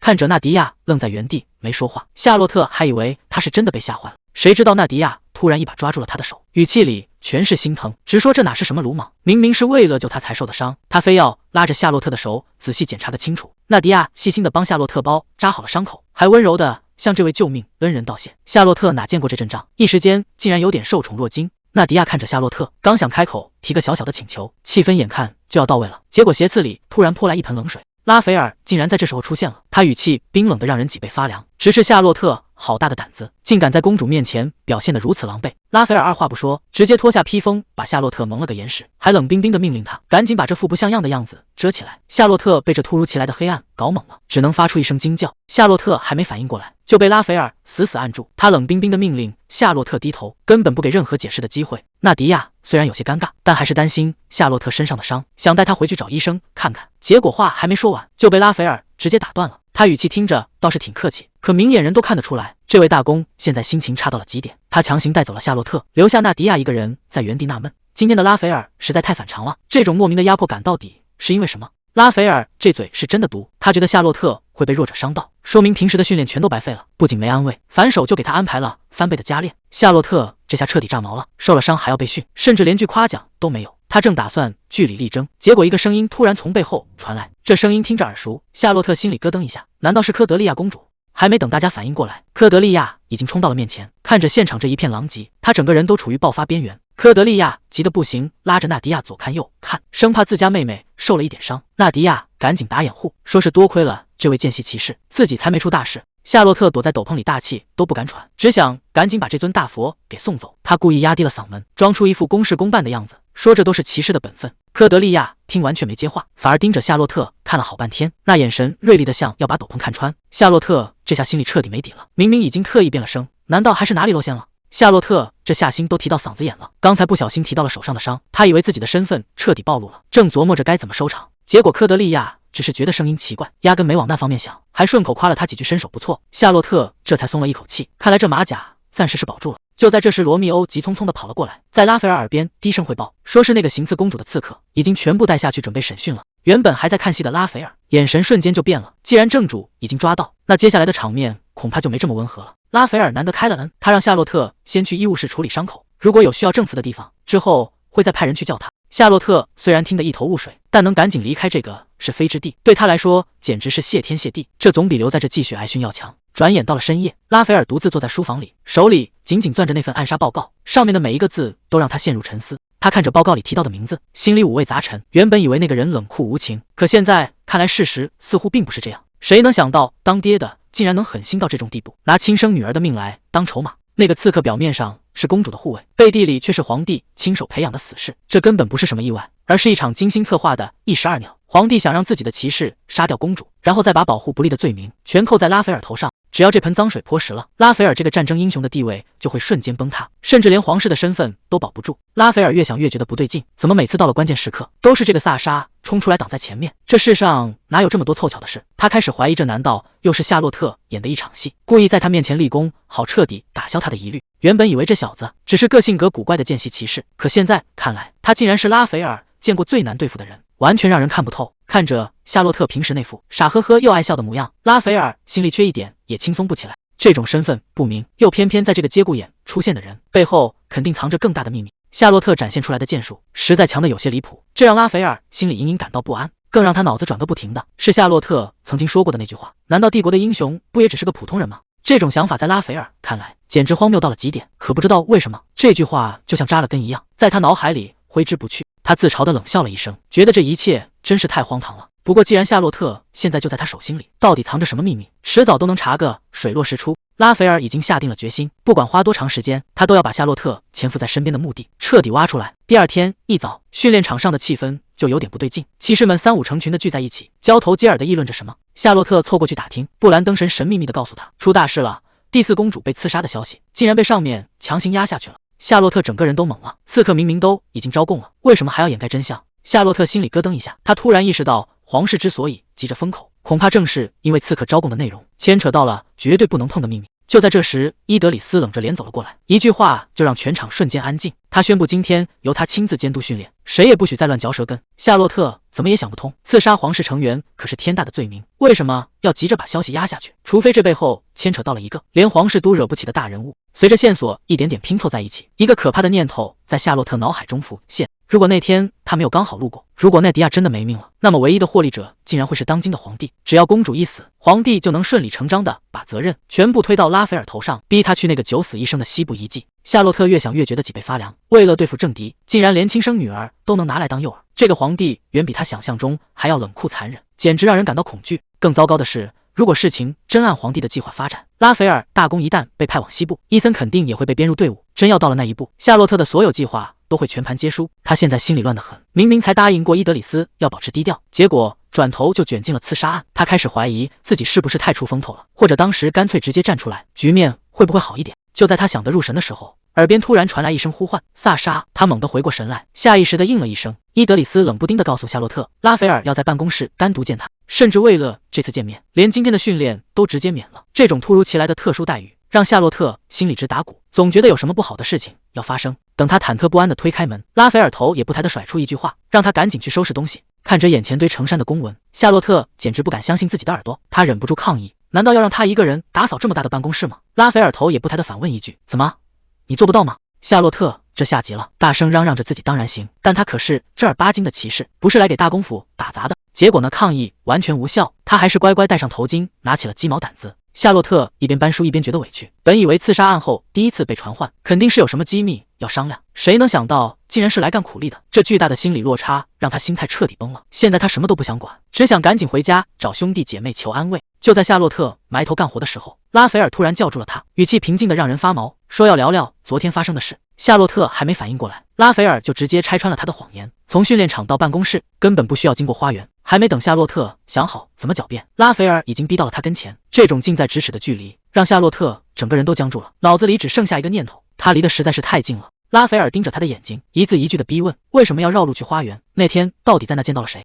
这下彻底乱了套。夏洛特在心里疯狂打草稿，一个见习骑士无缘无故去花园，根本解释不通。他甚至想干脆自曝身份，承认自己就是夏洛特，但这个念头刚冒出来，就被他自己给掐死了。这要是说出来，后果简直不敢想象。就在他纠结的要命时，拉斐尔却突然开口了，他眼神里满是怀疑：难道你是知道公主一个人在那，所以才特意跑过去的？还没等夏洛特反应过来，拉斐尔的脑补已经停不下来了。他觉得夏洛特是想趁机讨好公主，甚至还想用那种轻浮的样子去勾引娜迪亚。听到拉斐尔的离谱猜测，夏洛特整个人都傻了，这都哪儿跟哪儿啊？他的想象力也太丰富了。眼看局面要失控，夏洛特只能硬着头皮撒谎。他说其实是有人拜托自己去花园里采花送给大公。拉斐尔眉头一皱，追问那个人到底是谁。夏洛特在心里默默道了个歉，对不起了伊德里斯大人，这个锅只能请你来背了。夏洛特心一横，直接把伊德里斯搬了出来，说这位大人一直很担心大公，所以才派他去花园采花。这招果然好使。拉斐尔听到这个名字，整个人明显愣了一下。夏洛特心想，既然是恋人间的跑腿，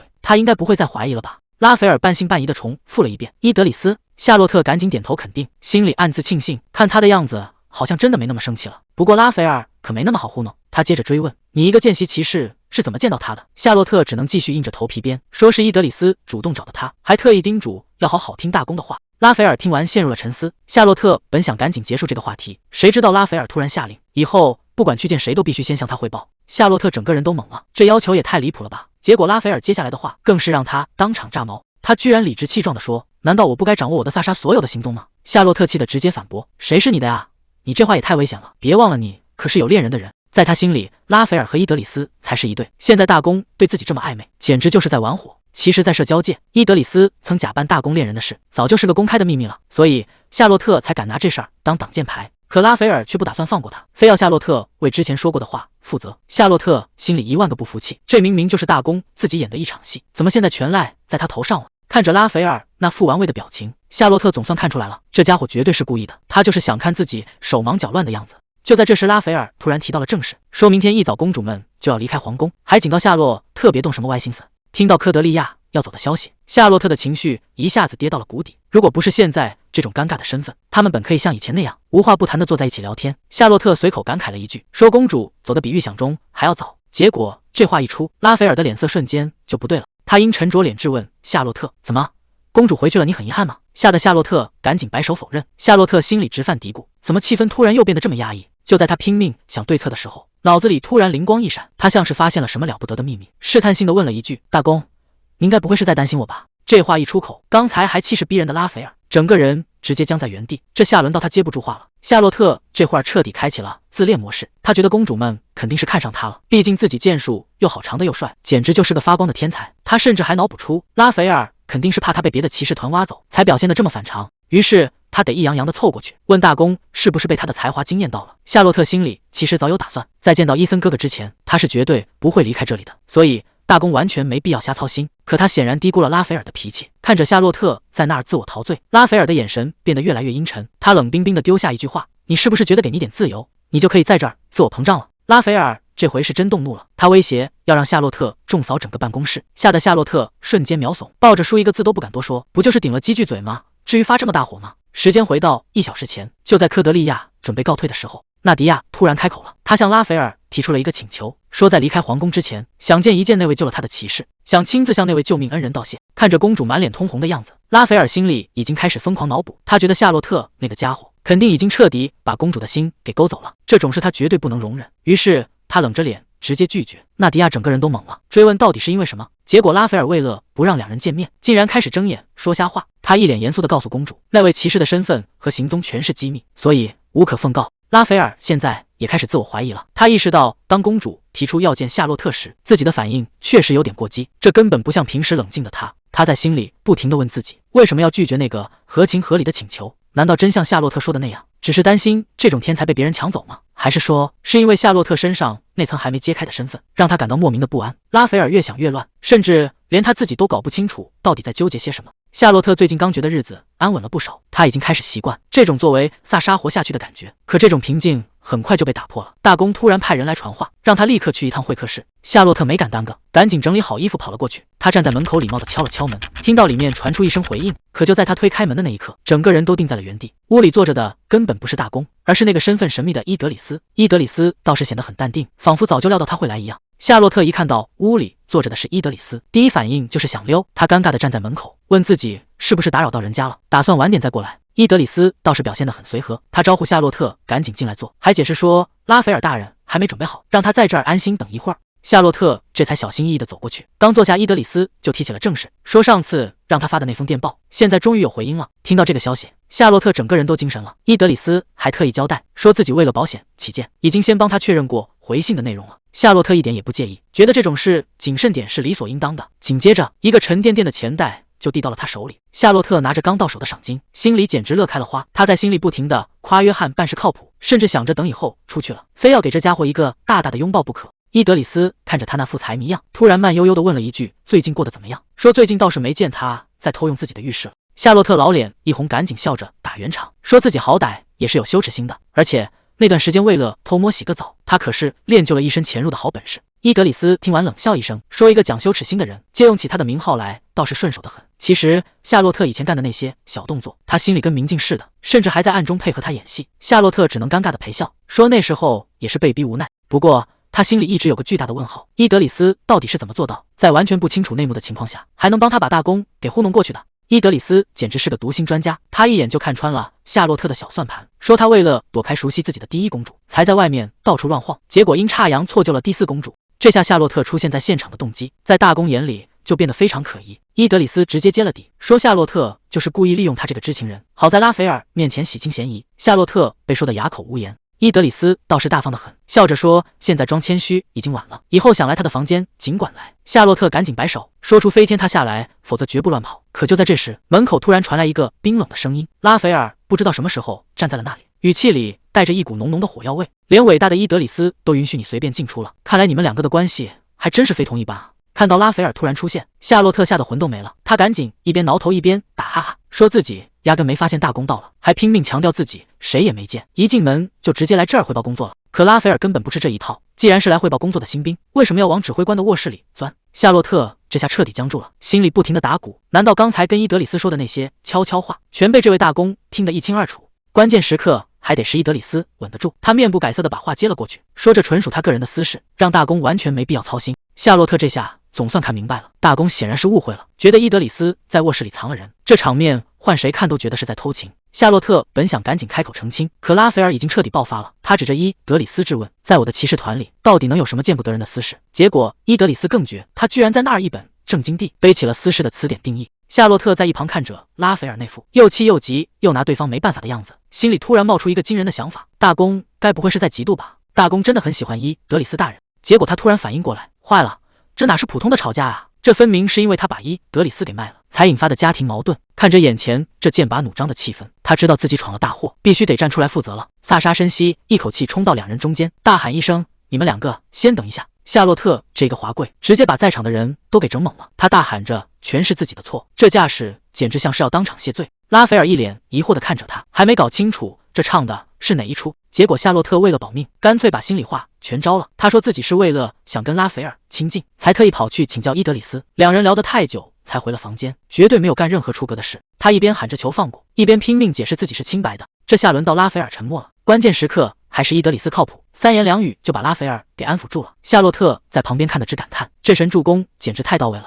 他赶紧趁热打铁，凑上去对着拉斐尔一顿表忠心。结果拉斐尔根本不吃这一套，一脸嫌弃的让他赶紧撒手。虽然拉斐尔嘴上说着不信夏洛特，只相信伊德里斯，但在夏洛特眼里，这简直就是明晃晃的偏爱，妥妥的纯爱战神啊！本以为这事儿就算翻篇了，没想到拉斐尔临走前丢下一句话，让夏洛特也跟着一起去巡视。这下轮到他傻眼了，这种高级别的任务怎么突然就落到自己头上了？好不容易出来放风，夏洛特整个人都活过来了。虽然不知道拉斐尔到底怎么想的，但能离开那个压抑的房间，总归是件好事。肚子饿得咕咕叫，他试探着问伊德里斯能不能先吃点，结果这位工作狂头都不回，直接一句巡视还没结束，就把他摸鱼的小心思给毒死了。夏洛特一边跟着走，一边犯嘀咕，拉斐尔这操作真是让人看不透，明明说是带他这个侍从出来见世面，结果转头就把他丢给伊德里斯，自己跑去开会了。不过仔细想想，能跟温柔的伊德里斯待在一起，好像也比面对那个冷面拉斐尔强。正当他自我安慰的时候，路边铁匠铺传来的说话声让他整个人都愣住了。这声音听着耳熟，夏洛特怎么也没想到，竟然会在这里撞见自己的师傅阿尔布雷希特侯爵。眼看对方就要转过身来，夏洛特吓得魂都没了。现在要是被认出来，之前的努力可就全白费了。他一个箭步躲到伊德里斯身后，死死拽住他的衣服，恨不得把自己整个人都藏起来。这突如其来的举动把伊德里斯都给整不会了。夏洛特压低声音拼命叮嘱，让他千万别乱动，因为对面那个人一眼就能看穿他的伪装。伊德里斯顺着他的视线看过去，眼神瞬间变得深邃起来。还没等夏洛特反应过来，伊德里斯突然出手，一把将他按在墙角，用宽大的斗篷挡住了所有视线。夏洛特整个人都懵了，刚想开口询问，就被伊德里斯捂住了嘴。他在耳边低声警告，别出声。就在这时，侯爵从他们身边走过，看着两人紧贴在一起的样子，还以为是哪对小情侣在闹别扭，摇着头感叹现在的年轻人真大胆。直到脚步声远去，夏洛特才反应过来，原来伊德里斯是为了帮他躲避侯爵，才故意演了这么一出。警报终于解除，看着侯爵走远，夏洛特总算松了一口气，多亏了伊德里斯，这次身份暴露的危机才算混过去。他一边感叹出门没看黄历，一边赶紧向救命恩人道谢。可刚才那阵紧张感实在太消耗体力，这紧绷的弦一松开，整个人瞬间就站不稳了。还没等他把话说完，脚下一滑，直接朝着伊德里斯扑了过去。两人就这样在大街上摔成一团。夏洛特尴尬的想找个地缝钻进去，拼命道歉，想赶紧爬起来，真是怕什么来什么。夏洛特还没来得及从地上爬起来，就被拉斐尔抓个正着。拉斐尔居高临下的看着两人，语气冷得像结了冰。他明明是派夏洛特去执行任务，结果却看到他和别的男人在大街上叠罗汉。夏洛特吓得当场跳了起来，语无伦次的拼命解释，这纯属意外，真的是脚滑了才摔成这样的。他心里懊恼的要命，好不容易才在拉斐尔面前挽回点形象，这下全毁了。本以为拉斐尔会大发雷霆，没想到他只是冷冷的丢下一句跟我走。夏洛特整个人都愣住了，这就完了。拉斐尔不仅要亲自参加会议，还特意把伊德里斯支走去巡逻，偏偏指名道姓要带上夏洛特。夏洛特在心里疯狂脑补，难道拉斐尔是看他刚才和伊德里斯太亲近，所以吃醋了？这是打算强行把他们拆散吗？眼看就要被带走，夏洛特赶紧垂死挣扎一下，提议让更有能力的伊德里斯陪同，还自嘲说自己去了也帮不上忙。可拉斐尔根本不吃这一套，他头也不回的冷冷丢下一句：别废话，跟着我。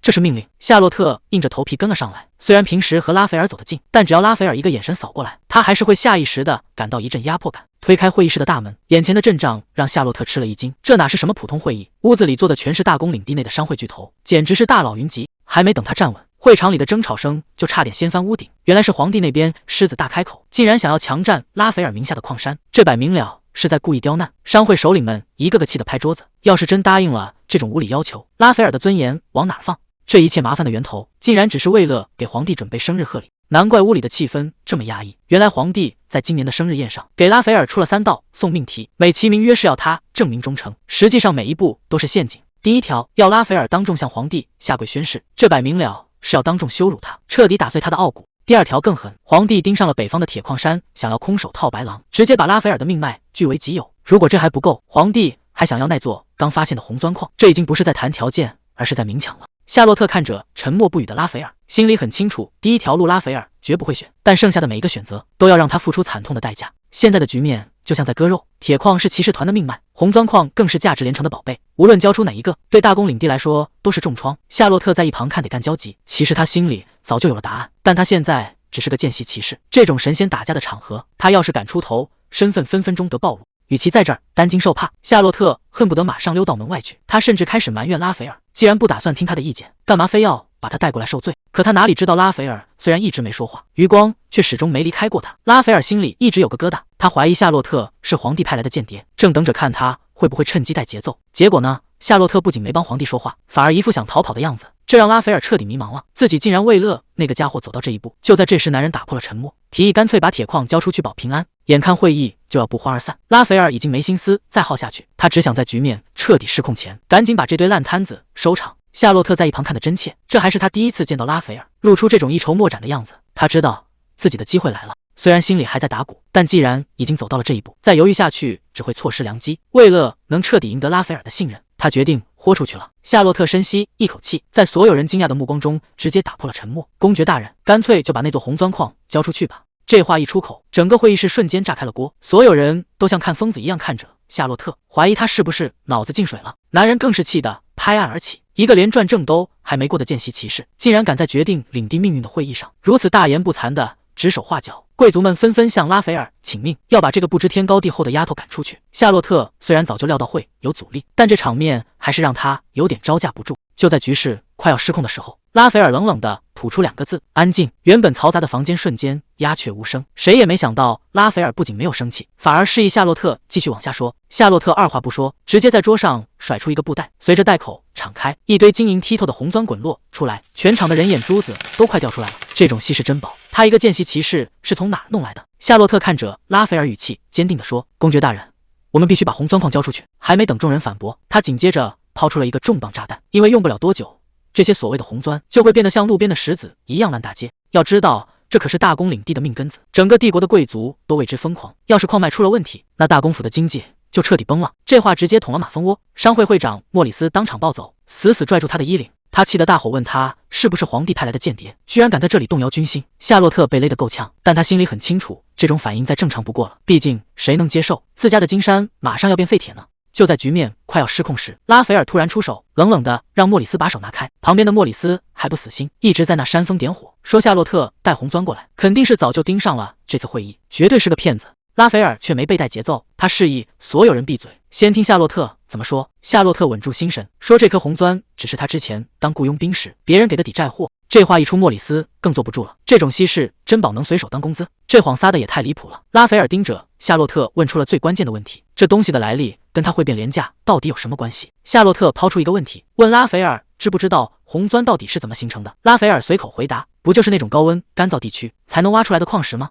夏洛特接下来的话让在场所有人都傻眼了。他说大矿山之所以红钻产量暴增，全是因为一种叫红六角虫的怪物。拉斐尔听得一头雾水，宝石跟虫子能有什么关系？夏洛特语不惊人死不休，他说这些被贵族捧上天的红钻，其实就是这种虫子拉出来的屎。这种排泄物能把周围的沙石通通粘在一起，只要在夕阳下晒上1周，就能凝固成亮晶晶的红钻。这哪是什么稀世珍宝？只要虫子管够，这玩意儿要多少有多少。夏洛特继续解释，他说是因为最近的一阵热风，把那些产钻的虫子全吹到了矿区，所以红钻才会突然多得像石头。莫里斯听完直接气炸了，觉得这简直是满口胡言，这种离谱的理由谁会相信？夏洛特倒是一点不虚，他直接提议，如果不信就亲自去矿区看看，只需要等上1周，真相自然会大白。他心里很清楚，这种事对土著来说确实太玄乎，但事实就是事实。拉斐尔陷入了沉思，1周的时间对他来说并不算长，但夏洛特的提议真的值得去赌一把吗？拉斐尔心里总觉得不对劲，这小伙子不仅知道红钻的秘密，甚至连他现在的烦恼都看得一清二楚。这感觉就像是对方早就挖好了坑，正等着他往里跳。拉斐尔冷冷的开口：“就算你说的都是真的，但这事儿也太巧了，谁会随身带着一颗红钻到处跑？除非你早就知道今天会发生什么，这一切都是提前准备好的。”夏洛特这下彻底被问住了，总不能说自己是重生的吧？这红钻的来历到底该怎么编才能圆过去？夏洛特在心里疯狂盘算，这红钻其实是他早有预谋，通过伊德里斯从约翰手里弄来的，就是为了等他不值钱的这一天。可这些实话他打死也不能说出口，万一暴露了真实身份，那麻烦可就大了。现在的局面确实尴尬，连他自己都觉得这一切巧合的像是在演戏，换谁都会觉得他有问题。可要是现在不站出来，拉斐尔肯定会选错路，到时候整个领地都要跟着倒霉。看着拉斐尔那双多疑的眼睛，夏洛特知道这一关要是过不去，之前的努力就全白费了。夏洛特心一横，绝对不能让大家跟着选错路。既然没法解释，那就干脆演一出大的。他突然挺起胸膛，一副豁出去的样子，大声说自己之所以带着红钻，纯粹是为了在骑士团混得容易点。说白了，就是想在大公面前刷刷好感，好让自己以后能升职加薪。莫里斯在旁边听得直翻白眼，这种烂借口亏他想得出来。夏洛特紧接着真话假话一起说，声称情报都是从东大陆听来的，还反客为主质问拉斐尔，如果自己真是间谍，干嘛要费劲帮大公省钱？夏洛特干脆反客为主，既然大公怀疑他的动机，那就先别急着定死，直接派人去调查不就清楚了。莫里斯也在旁边帮腔，觉得查一查确实没坏处。于是拉斐尔决定把最终会议推迟1周，夏洛特亲自带队去了矿山，抓了一堆六族虫做实验。谁也没想到，这看似荒唐的法子竟然真灵了。到了第7天，原本普通的矿石真的在大家眼皮子底下变成了红钻，而且过程简单的让人不敢相信。拉斐尔看着手里的钻石，半天说不出话来。事实摆在眼前，这下谁也没法再怀疑了。莫里斯更是惊得下巴都要掉了。之前他还觉得夏洛特在胡扯，现在态度直接180度大转弯。这下大公送给皇帝的贺礼，总算是彻底有着落了。夏洛特这下可算是扬眉吐气了。事实摆在眼前，看谁还敢说他是骗子？他故意装出一副委屈的样子，说自己一心一意为大公办事，结果却被当成皇帝的傀儡，这换谁心里能好受？莫里斯被对得哑口无言，想起之前那些难听的话，现在只觉得老脸通红。他二话不说，直接对着夏洛特来了个90度大鞠躬，当众大声道歉，承认是自己老糊涂了，才会有那种先入为主的偏见。莫里斯现在是彻底服了，为了求得原谅，他甚至表示愿意做任何事来补偿。夏洛特看他态度这么诚恳，觉得他也是为了大公办事，没必要一直揪着不放。他大方的拍了拍莫里斯的肩膀，表示这次就先放过他了，谁让他是个心肠软的好人呢？莫里斯感动得一塌糊涂，夏洛特却趁机补了一刀，说大公怀疑他更早，结果到现在连句对不起都没说，脸皮真是够厚的。这话一出，莫里斯看夏洛特的眼神都带光了，觉得他简直就是圣人转世。就在这时，拉斐尔刚好走了过来，莫里斯也不知道哪来的勇气，直接冲到大公面前，他竟然当众跪在地上，大声宣布自己要引咎辞职。这下轮到夏洛特傻眼了。莫里斯越说越激动，觉得自己这把年纪全活到了狗身上，竟然冤枉了一个对大公忠心耿耿的骑士，现在只想赶紧卷铺盖走人。夏洛特在旁边听得头皮发麻，他只是想让这老头道个歉，怎么事情突然就演变成要砸人家饭碗了？结果拉斐尔更绝，他面无表情的听完，竟然冷冰冰的回了一句知道了。看这意思是真打算让莫里斯直接滚蛋。夏洛特彻底崩溃了，这根本不是他想要的剧本。现在这局面到底该怎么收场？夏洛特心里很清楚，莫里斯可不只是个会做生意的会长，他更是大公身边最亲近的人，黑龙骑士团的开销全靠他撑着。要是他现在真的撒手不管，以后大公发脾气的时候，谁来替大家挡枪？这烂摊子最后肯定的砸在自己手里。眼看莫里斯要走，夏洛特急得一把拽住他，大喊着绝对不行。莫里斯还一脸懵，觉得辞职是对大公最好的交代，甚至已经做好了卷铺盖的准备。夏洛特直接使出了杀手锏，质问他难道到现在还没看明白大公真正的这份心意吗？这话一出，莫里斯整个人都愣住了，原本坚定的念头瞬间开始动摇。夏洛特这番话简直说到了莫里斯的心坎里，他直言大公其实非常信任他，不然以拉斐尔的脾气，坏了大事的人怎么可能全身而退？他劝莫里斯，如果觉得自己性格太保守，以后改掉就是了。现在正是需要大家一起出力的时候，怎么能在这个节骨眼上打退堂鼓？莫里斯被说得哑口无言，刚想开口辩解几句，夏洛特根本不给他机会，直接把话堵了回去。他大声质问莫里斯，难道真的打算一走了之，让大公对他彻底失望吗？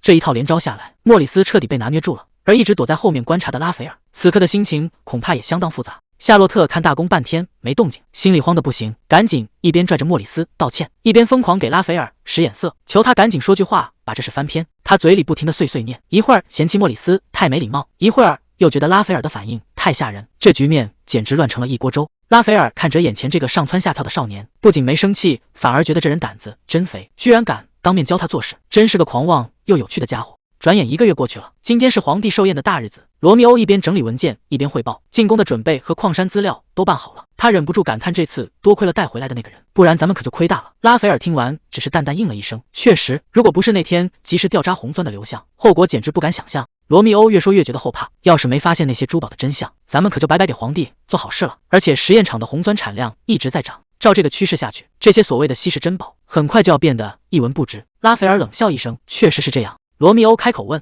您现在就要出发吗？拉斐尔头也不回地往外走，再等一会儿，有件事需要准备。亚伦教官的训练简直是想要人命，他指着悬崖让夏洛特直接跳下去，连个护具都不给。可还没等夏洛特缓过神来，他竟然已经坐在了华丽的马车里，对面坐着的正是那位阴晴不定的拉斐尔。夏洛特整个人都懵了，明明几分钟前还在挨训，怎么一眨眼就到了这儿？夏洛特这下彻底慌了，他意识到自己正被带往皇帝的寿宴，要是在那儿碰见熟人，自己的身份可就全露馅了。他偷偷瞄了一眼旁边的拉斐尔，这家伙把他推向火坑，自己倒跟没事人一样，穿的人模人样的在那儿闭目养神。夏洛特实在憋不住了，小心翼翼的试探：“大公，我这种平民去参加这么重要的宴会，真的合适吗？”拉斐尔眼皮都没抬一下，冷冷的回了4个字：“当然不行。”夏洛特差点一口气没上来，既然不行，那你还带我去干什么呀？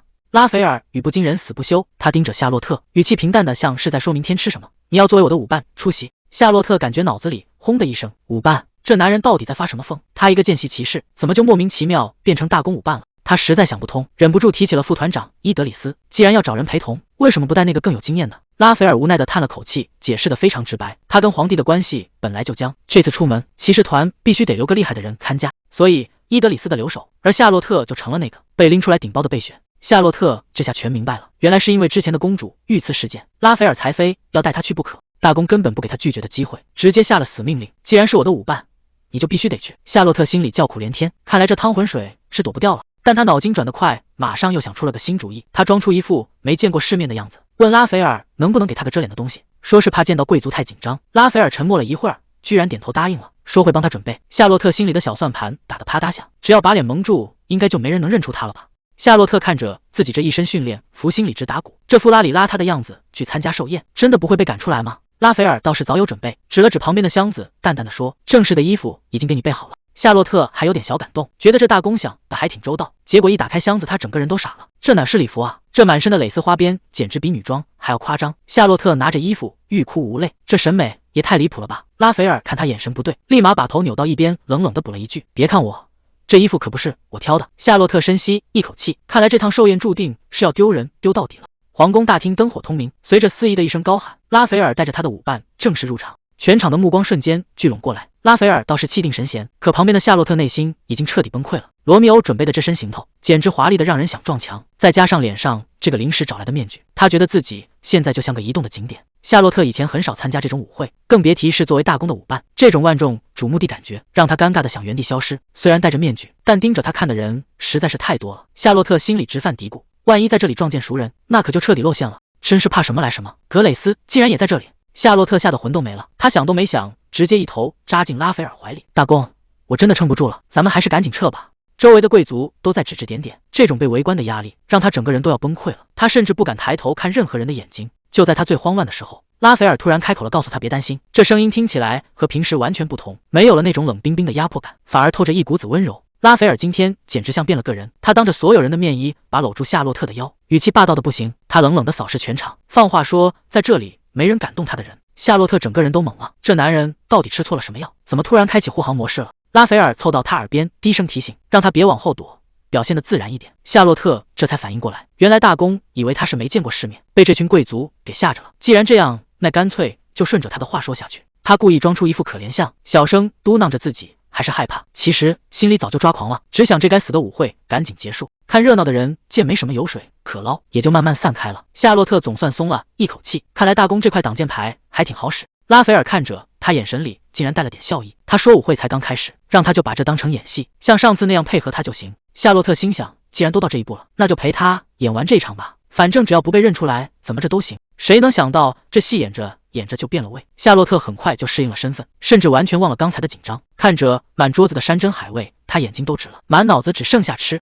这段时间为了阻止姐姐的婚事，他简直操碎了心。现在难得能喘口气，他甚至觉得自己很久没这么开心了。等肚子填得差不多了，社交疲劳感瞬间就涌了上来。他一个人躲在走廊里，心里疯狂呐喊：这该死的宴会到底什么时候才能结束？谁来救救他啊！拉斐尔一眼就看穿了。他说夏洛特在宴会上明明比谁都玩得开心。夏洛特心里咯噔一下，这男人的观察力也太恐怖了。他赶紧装出一副委屈的样子，狡辩说自己紧张的胃都要打结了。就在他拼命演戏的时候，拉斐尔突然伸手轻轻揉了揉他的头发，低声说了句辛苦了。拉斐尔没再逗他，而是体贴的让他先回府邸休息，剩下的应酬他打算一个人去搞定。夏洛特独自走在空荡荡的走廊，回想起刚才发生的一切，他自己都觉得不可思议。这还是他第一次敢这么明目张胆的跟大公对着干。一回到房间，他整个人就像泄了气的皮球，直接瘫倒在沙发上，嘴里嘟囔着累得要命，感觉半条命都快没了。这一整天他都提心吊胆，生怕在宴会上撞见熟人，那种精神高度集中的压力，比打一场硬仗还要消耗体力。不过夏洛特嘴角还是忍不住上扬，虽然过程惊心动魄，但好歹见到了姐姐，只要姐姐平安，这一切辛苦就都没白费。这次多亏了大公帮忙，等他回来一定要找机会好好谢谢他。此时夜深人静，夏洛特正迷迷糊糊的准备休息，耳边却突然传来一阵细微又诡异的响声。他起初还没当回事，以为是大公办完事回来了，可听着听着，他发现哪里不太对劲。这声音不是从门口传来的，而是来自窗户那边，有人正从外面撬动窗锁。夏洛特瞬间清醒过来，他猛地从沙发后面探出头，死死盯着窗户的方向。这大半夜的，到底是谁想潜入他的房间？只听咔嗒一声，窗户上的锁竟然被撬开了。还没等他回过神来，窗户就被缓缓推开，一个穿着深色夜行衣、蒙着脸的男人竟然直接翻进了房间。这可是大公的府邸，守卫森严，这家伙到底是怎么潜入进来的？这家伙鬼鬼祟祟摸进屋，看样子是算准了这会儿没人。夏洛特躲在暗处看得真切，如果不是为了刺杀，那他的目标只能是别的东西。果然他冲着大公的私人物品去了，这哪是来偷东西的，分明是来索命的。他把杀人于无形的剧毒直接塞进了大公的私人物品里。夏洛特在暗处看得心惊，这要是被搜出来，大公就算有100张嘴也说不清，这可是要被扣上造反的死罪。可奇怪的是，这段剧情在原著里根本没提过。那个为了表忠心献出矿山的男人，最后为什么会走上绝路？夏洛特这下全想通了，原来大公当年被扣上谋反的罪名，就是因为有人在寿宴上偷换了那瓶杀人于无形的剧毒。为了自证清白，大公不得不带人远征，结果却害得伊森白白丢了性命。看着眼前这个还在翻找的刺客，夏洛特心里的火再也压不住了。对方还没意识到危险，居然还敢嘲笑他是跟着大公混的小鬼。夏洛特冷冷地回了一句：“你说玩乐吗？既然真相大白，那你就别想活着走出这间屋子。”夏洛特这下彻底不装了，拔剑的一瞬间，整个人气场全开。他大声宣告，自己就是大公手下最硬的那把剑。这一剑下去，直接把刺客逼到了死角。夏洛特厉声喝道：“把刚才那瓶毒药交出来！”眼看逃不掉，这家伙竟然露出一副要拼命的架势。既然你非要不可，那就看你有没有命拿了。这家伙眼看打不过，竟然使出了最阴的一招，他直接把那瓶毒药甩向半空，想当场毁尸灭迹。夏洛特大骂一声疯子，这可是洗清大公冤屈的关键证据，绝对不能碎。他想都没想就飞身扑了过去，可就在他接住瓶子的那一刻，身后的刺客却冷笑起来。他等的就是这一秒，只要夏洛特露出了破绽，接下来的这一剑他根本躲不开。刺客居高临下的看着夏洛特，语气里全是威胁。他说敢跟那位大人作对，纯粹是自寻死路。只要夏洛特肯闭嘴，还能大发慈悲饶他一命。可夏洛特听完却笑了，他慢慢站起身，语气里透着一丝嘲讽。他说你可能还没搞清楚状况，这下到底是谁饶谁的命，可就不一定了。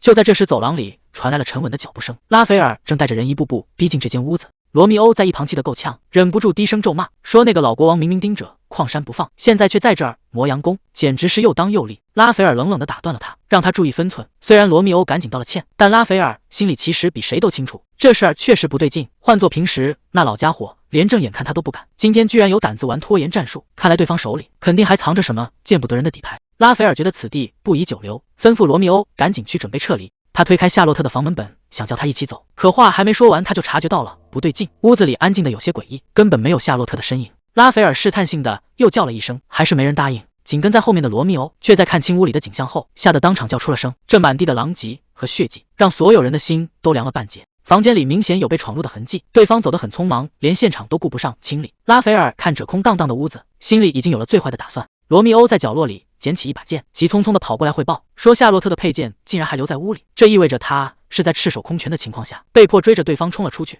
听到这个消息，拉斐尔周身的气压瞬间降到了冰点，他低声呢喃着，语气里透着让人胆寒的杀意。感动他的人，看来对方是真的活腻了。被五花大绑的刺客还不服气，在那儿骂骂咧咧的叫嚣。夏洛特可不惯着他，直接一句话就把对方怼了回去。挨了那一顿揍还没清醒呢，听到对方还敢叫自己小鬼，夏洛特彻底炸毛了。他大声强调自己可是英勇的骑士，更是拉斐尔的亲信，这家伙居然连底细都没摸清就敢动手。夏洛特语气里满是威胁，既然敢来找麻烦，那就准备好去大公面前老实交代，反正现在证据确凿，这回他是插翅也难飞了。夏洛特正发愁怎么把这俘虏弄回去，身后突然传来了熟悉的声音，回头一看，竟然是拉斐尔亲自找过来了。这下夏洛特可乐坏了，赶紧跑过去显摆自己的战果，说自己不仅抓住了潜入房间的刺客，还特意留了活口等他发落。拉斐尔看着眼前活蹦乱跳的夏洛特，心里多少有些意外，本以为他会吃大亏，没想到这小家伙状态竟然这么好。拉斐尔突然一把抓起夏洛特的手，语气瞬间变得严肃起来，说他受伤了。夏洛特被这突如其来的关心搞得有点慌，赶紧解释说只是就伤口裂开了，根本不算什么大事。可看着拉斐尔那副专注的模样，夏洛特心里直犯嘀咕，明明只是点皮外伤，大公这副表情到底是怎么回事？还没等他琢磨明白，刺客却突然笑出了声。夏洛特正纳闷他在笑什么，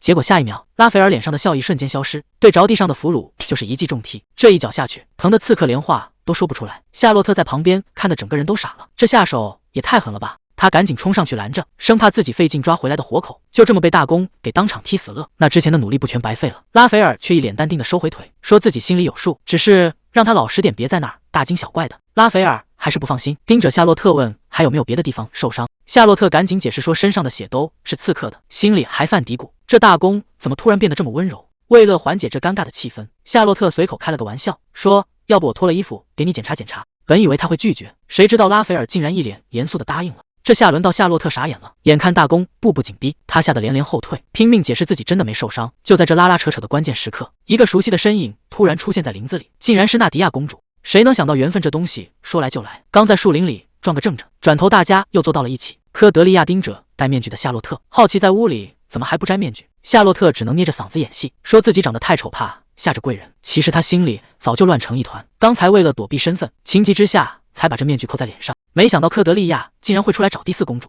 他以为可以快点离开处理刺客的事，可最让他想不通的是，拉斐尔为什么要跟着科德利亚，甚至还把他也给带过来了。科德利亚开门见山说皇室一定要重赏夏洛特，不仅是因为他抓住了刺客，更因为他救过公主的命。夏洛特这下彻底慌了，他哪想要什么赏赐，现在只想赶紧离开这个是非之地，于是拼命推辞说自己不求回报。可谁能想到这招欲擒故纵反而弄巧成拙，科德利亚觉得他不图名利，简直就是骑士的典范。科德利亚当场拍板，要以皇室的名义授予他爵位，甚至还要邀请他加入自己的骑士团。夏洛特这下彻底傻眼了，本来只是想低调路过，结果一不小心竟然混成了皇家的嫡系骑士。拉斐尔这下是真的火了，他语气冰冷地质，问科德利亚到底知不知道自己在干什么？这哪里是奖赏，分明是当着他的面在挖墙脚。可科德利亚根本不是这一套，他优雅的端起茶杯直戳夏洛特的痛处，说他跟着大公只能当个见习骑士，简直是浪费人才。两人四目相对，空气里的火药味都要炸了，一个非要带人走，一个死活不放手。夏洛特在一旁看得明明白白，科德利亚一定从一开始就计划好了。在帝国时期实行长子继承制，科德利亚几乎是王位的保证，因为她是女皇所生的第一位公主。可自从新皇后上位，这位大公主的继承权就岌岌可危。现在的朝廷全在赫尔曼那个老狐狸的掌控下，大公主在政治中心根本插不上话，所以只能把目光转向宫外，寻找能为她所用的新力量。很不凑巧，夏洛特因为之前轻松制服了皇帝的私兵，这下彻底被科德利亚给盯上了。夏洛特心里直犯嘀咕，要是真进了猩红骑士团，不仅身份会暴露，连寻找伊森的计划也要泡汤。可科德利亚这次是动了真格的，他直接开出了平民能拿到的最高赏赐，要封夏洛特为准男爵。这可是多少人梦寐以求的平步青云。夏洛特现在是骑虎难下，接受了怕露馅，拒绝了更让人怀疑。拉斐尔直接开启护犊子模式，他冷着脸让科德利亚收回成命，明确表示夏洛特是他的搭档，更是黑龙骑士团不可或缺的人才。他甚至把话挑明了，让科德利亚别再动这些歪心思，场面一度僵到了极点。可科德利亚也不是好惹的，他反手就是一个道德绑架，说如果大公真的为了夏洛特好，就不该挡着人家飞黄腾达的前程。就在这神仙打架的时候，夏洛特突然站了出来，他当众对着拉斐尔单膝跪地，语气坚定地拒绝了科德利亚。他说自己这辈子只想留在领主大人身边，至于什么爵位和权力，在他眼里根本一文不值。科德利亚听完这话倒是来了兴致，他倒要看看在这个人人争权夺利的皇宫里，到底还有什么东西能比爵位更诱人。夏洛特这下直接开始上价值了，他一字一句地背诵着骑士准则，什么忠于领主、谦卑勇敢，还有对弱者的怜悯，这些大道理一套接一套，说的那叫一个义正辞严。最后他再次恳请科德利亚收回成命，因为他必须守住这份忠诚，绝不能为了荣华富贵就动摇。这番话一出口，整个房间瞬间陷入了死一般的寂静。表面上夏洛特一脸正气，其实内心早就乐开了花。他万万没想到自己这波演技爆发竟然真的成了。其实刚才那番感人至深的宣言全是他从原著小说里抄来的，那是男主伊森最经典的名场面，专门用来表达忠诚和信仰。夏洛特心里很清楚，光靠拉斐尔在那硬刚，肯定劝不动这位固执的公主，必须得整点这种高大上的价值观，才能实现降维打击。看着夏洛特这么诚恳，科德利亚终于顺着台阶下了。他笑着让夏洛特起身，承认如果再坚持下去，就是在无视这份赤诚的忠心了。这事儿总算是翻篇了。科德利亚还忍不住调侃拉斐尔，说他真是好福气，能有这么忠心耿耿的部下。结果拉斐尔当场就开始泼冷水，说夏洛特除了会惹麻烦，平时只会让他头疼。夏洛特在旁边听得直翻白眼，亏他刚才还拼命表忠心，合着在这位大公眼里自己就是个麻烦精。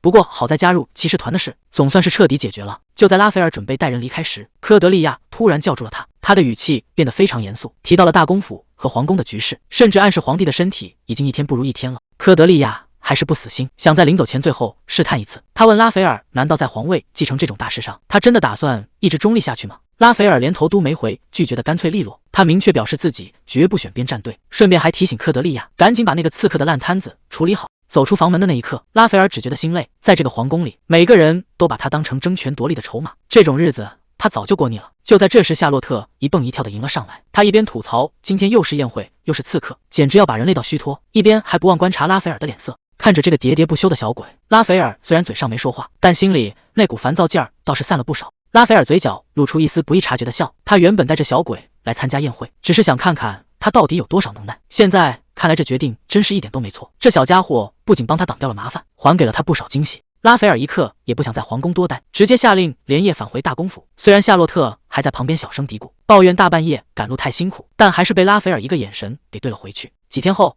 布拉班特领地，夏洛特给格蕾丝写一封家书，他在信里轻声问候，想知道姐姐最近过得好不好。夏洛特在信里兴致勃勃地分享，说南方的生活每天都很有趣，他还闹了不少笑话。有次正吃着土豆喝着奶，结果周围的人全都笑翻了。原来他吃得太投入，弄得满脸都是黑灰，连那个看起来凶巴巴的瓦伦都笑得直不起腰来。看来他跟这群糙汉子相处的还不错。格蕾丝读着这封家书，心情明显好了很多。旁边的侍从也察觉到了，忍不住凑过来问是不是收到了什么好消息。夏洛特在信的末尾写道，最近真的很想念姐姐，希望能早点再次见面。落款是他最亲昵的名字。收到夏洛特从南方寄来的信，格蕾丝总算松了口气，只要妹妹在外面过得开心，这一切努力就没白费。管家在一旁提醒，夏洛特的成年礼快到了，是不是该叫他回来商量婚事？毕竟这关系到家族的未来。格蕾丝果断拒绝了，现在的局势太乱，绝对不能把夏洛特卷进来。自从支持了科德利亚，各方的压力就没断过，尤其是那个赫尔曼公爵，已经彻底掌控了大权。为了生存下去，格蕾丝只能接受那门婚事，这些肮脏的政治交易绝对不能让夏洛特知道。格蕾丝看着照片决定，还是让夏洛特在外面多待一阵子，只要妹妹能多开心一天，她愿意承担家里所有的压力。可他哪里知道夏洛特现在的日子过得简直比哭还难看。转眼夏天到了，骑士团的魔鬼训练也跟着来了，走了一整天路，还得搭帐篷。夏洛特累得当场求救，但这只是个开始。这次训练不仅难度翻倍，地点还选在了大公领地附近。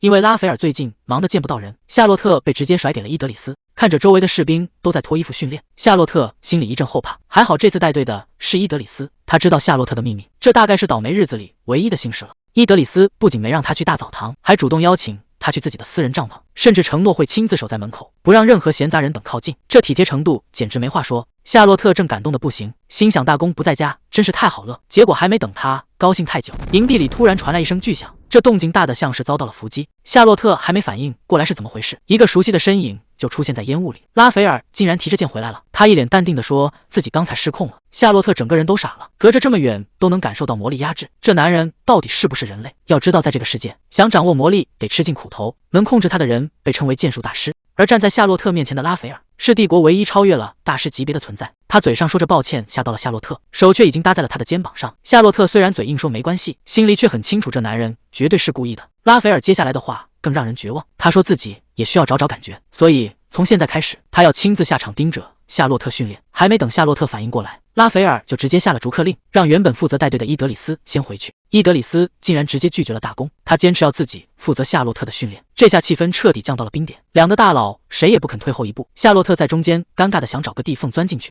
拉斐尔冷笑着反问，难道萨莎不想接受剑术大师的指导吗？看着两人剑拔弩张的样子，夏洛特脑子里突然冒出一个离谱的想法，难道大公是看伊德里斯离自己太近，所以吃醋了？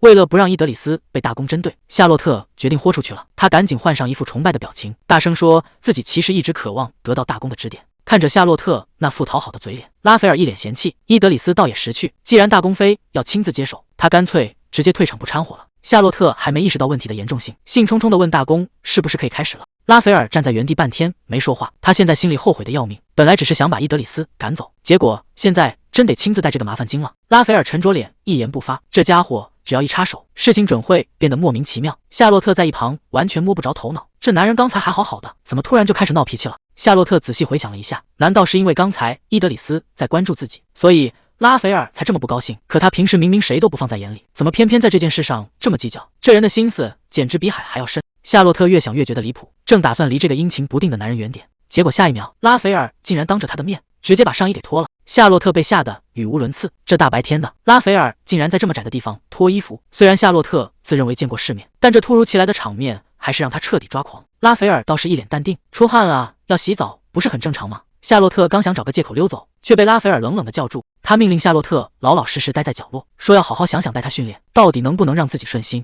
夏洛特站在一旁满肚子委屈，这男人简直不可理喻，洗澡就洗澡，干嘛非要把自己扣在这里当观众？可就在他不经意抬头的一瞬间，所有的抱怨都卡在了嗓子眼里。拉斐尔那宽阔的脊背上竟然布满了密密麻麻的伤痕，夏洛特彻底定在了原地。这些痕迹根本不是在战场上留下的勋章，反而更像是某种惨无人道的酷刑留下的烙印。拉斐尔察觉到了夏洛特的目光，他语气平淡说：“这些伤疤都是很久以前的事了。”还反问夏洛特：“这有什么好大惊小怪的？”夏洛特站在原地没有说话，他知道拉斐尔为了获得力量，曾把心脏当成魔力的容器，这种近乎自杀的行为肯定和这些伤疤脱不了干系。夏洛特轻声问了一句：“疼吗？”拉斐尔只是笑了笑，说：“旧伤早就没感觉了。”可夏洛特却不肯罢休，伤口虽然愈合了，但那种痛苦的记忆怎么可能消失？听到夏洛特说当时一定很疼，拉斐尔脸上的笑意消失了。他沉默了片刻，随后示意夏洛特走近一点。拉斐尔盯着夏洛特的眼睛，语气里带着一丝玩味。他问夏洛特到底以为自己是谁，竟然有胆子来担心他。这下轮到夏洛特彻底没话说了。拉斐尔随口说要给夏洛特起个绰号，让他老实待在原地。夏洛特一边小声嘀咕，一边往后退，心里还在骂自己真是疯了，竟然会去担心这种恶劣的男人。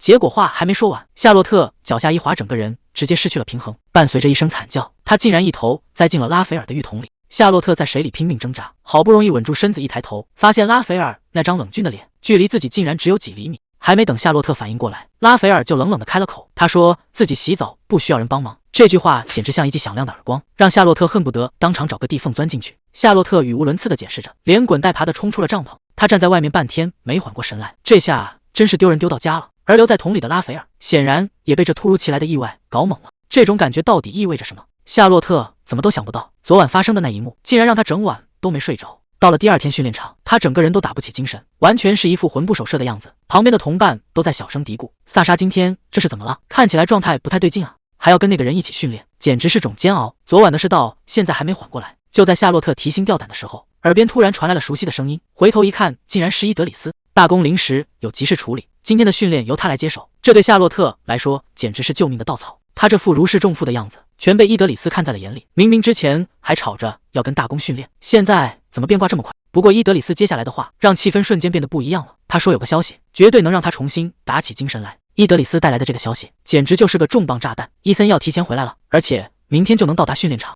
夏洛特这下彻底坐不住了，等了这么久，终于让他看到了翻盘的希望。只要明天能见到伊森哥哥，计划就能正式开始。他要说服伊森去劝姐姐退婚，只要伊森肯出面，这事儿多半就能成。夏洛特心里很清楚，姐姐之所以答应这门婚事，全都是为了这个家，为了保护她这个妹妹。但看着姐姐落入赫尔曼那种人手里，他绝对不能坐视不管，哪怕只有一线机会，他也要把姐姐从火坑里拉出来。伊德里斯突然问了一个让夏洛特没反应过来的问题：“等这一切都结束了，你以后打算怎么办？”夏洛特想都没想就脱口而出：“当然是回老家呀，到时候和姐姐还有伊森哥哥，大家开开心心的生活在一起。”看着夏洛特一脸天真的样子，伊德里斯只是淡淡的回了一句：“我知道了。”但在他心里，事情远没有夏洛特想的那么简单。大公府那种地方进去了，想再出来可就难了。如果真的想重获自由，回城的路上恐怕是最后的机会。夏洛特现在心里乱成一团，如果在野外训练的时候逃跑，肯定会连累伊德里斯；但如果不走以后，恐怕就再也没机会了。黑龙骑士团的守卫有多严，他心里最清楚，错过这村可就没这店了。就在他纠结的不行的时候，伊德里斯却一脸淡定，直接回了句：“没关系。”夏洛特还没来得及感动，就听他接着说：“到时候他们会派几百个人抓你，所有人几个月都别想出门，戒备还会比现在严上100倍。”听到这儿，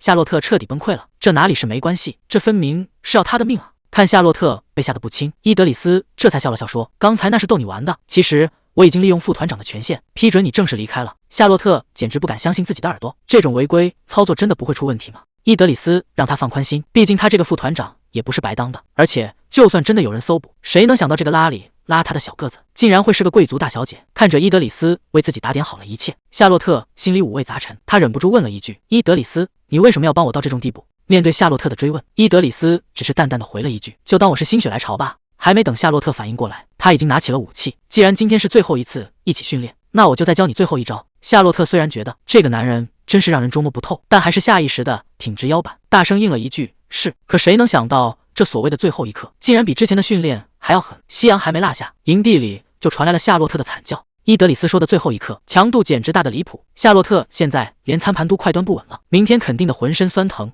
不过想到马上就能见到伊森，心里总算有了点安慰。正打算随便吃2口垫垫肚子，耳边却突然传来一个声音：“只吃蔬菜吗？”夏洛特整个人都僵住了，这声音再熟悉不过，抬头一看，竟然是拉斐尔大公。刚才实在是太累了，竟然完全没发现这位大人物什么时候坐到了身边。夏洛特吓得话都说不利索，只能一边往嘴里塞菜，一边想着赶紧吃完跑路。可拉斐尔却盯着他的盘子，若有所思地应了一声。拉斐尔接下来的话差点让夏洛特把饭喷出来。他说：“难怪抱起来那么轻，原来平时只吃蔬菜。”夏洛特整个人都要炸了，这种事怎么能在大庭广众下说出来？他正拼命想忘掉那天在水里的尴尬接触，结果拉斐尔倒好哪壶不开提哪壶，非要在这个时候帮他回忆。看着夏洛特抓狂的样子，拉斐尔不仅没收敛，嘴角反而露出一丝笑意。尴尬的对话还没结束，地面突然剧烈晃动起来，夏洛特吓得大喊：“难道是地震了？”外面紧接着传来惨叫，不是地震，是山体滑坡，场面瞬间乱成一团，到处都是重物倒塌的声音，有人大喊着让大家赶紧躲到桌子底下。混乱中，拉斐尔一把护住夏洛特，将他死死挡在身后。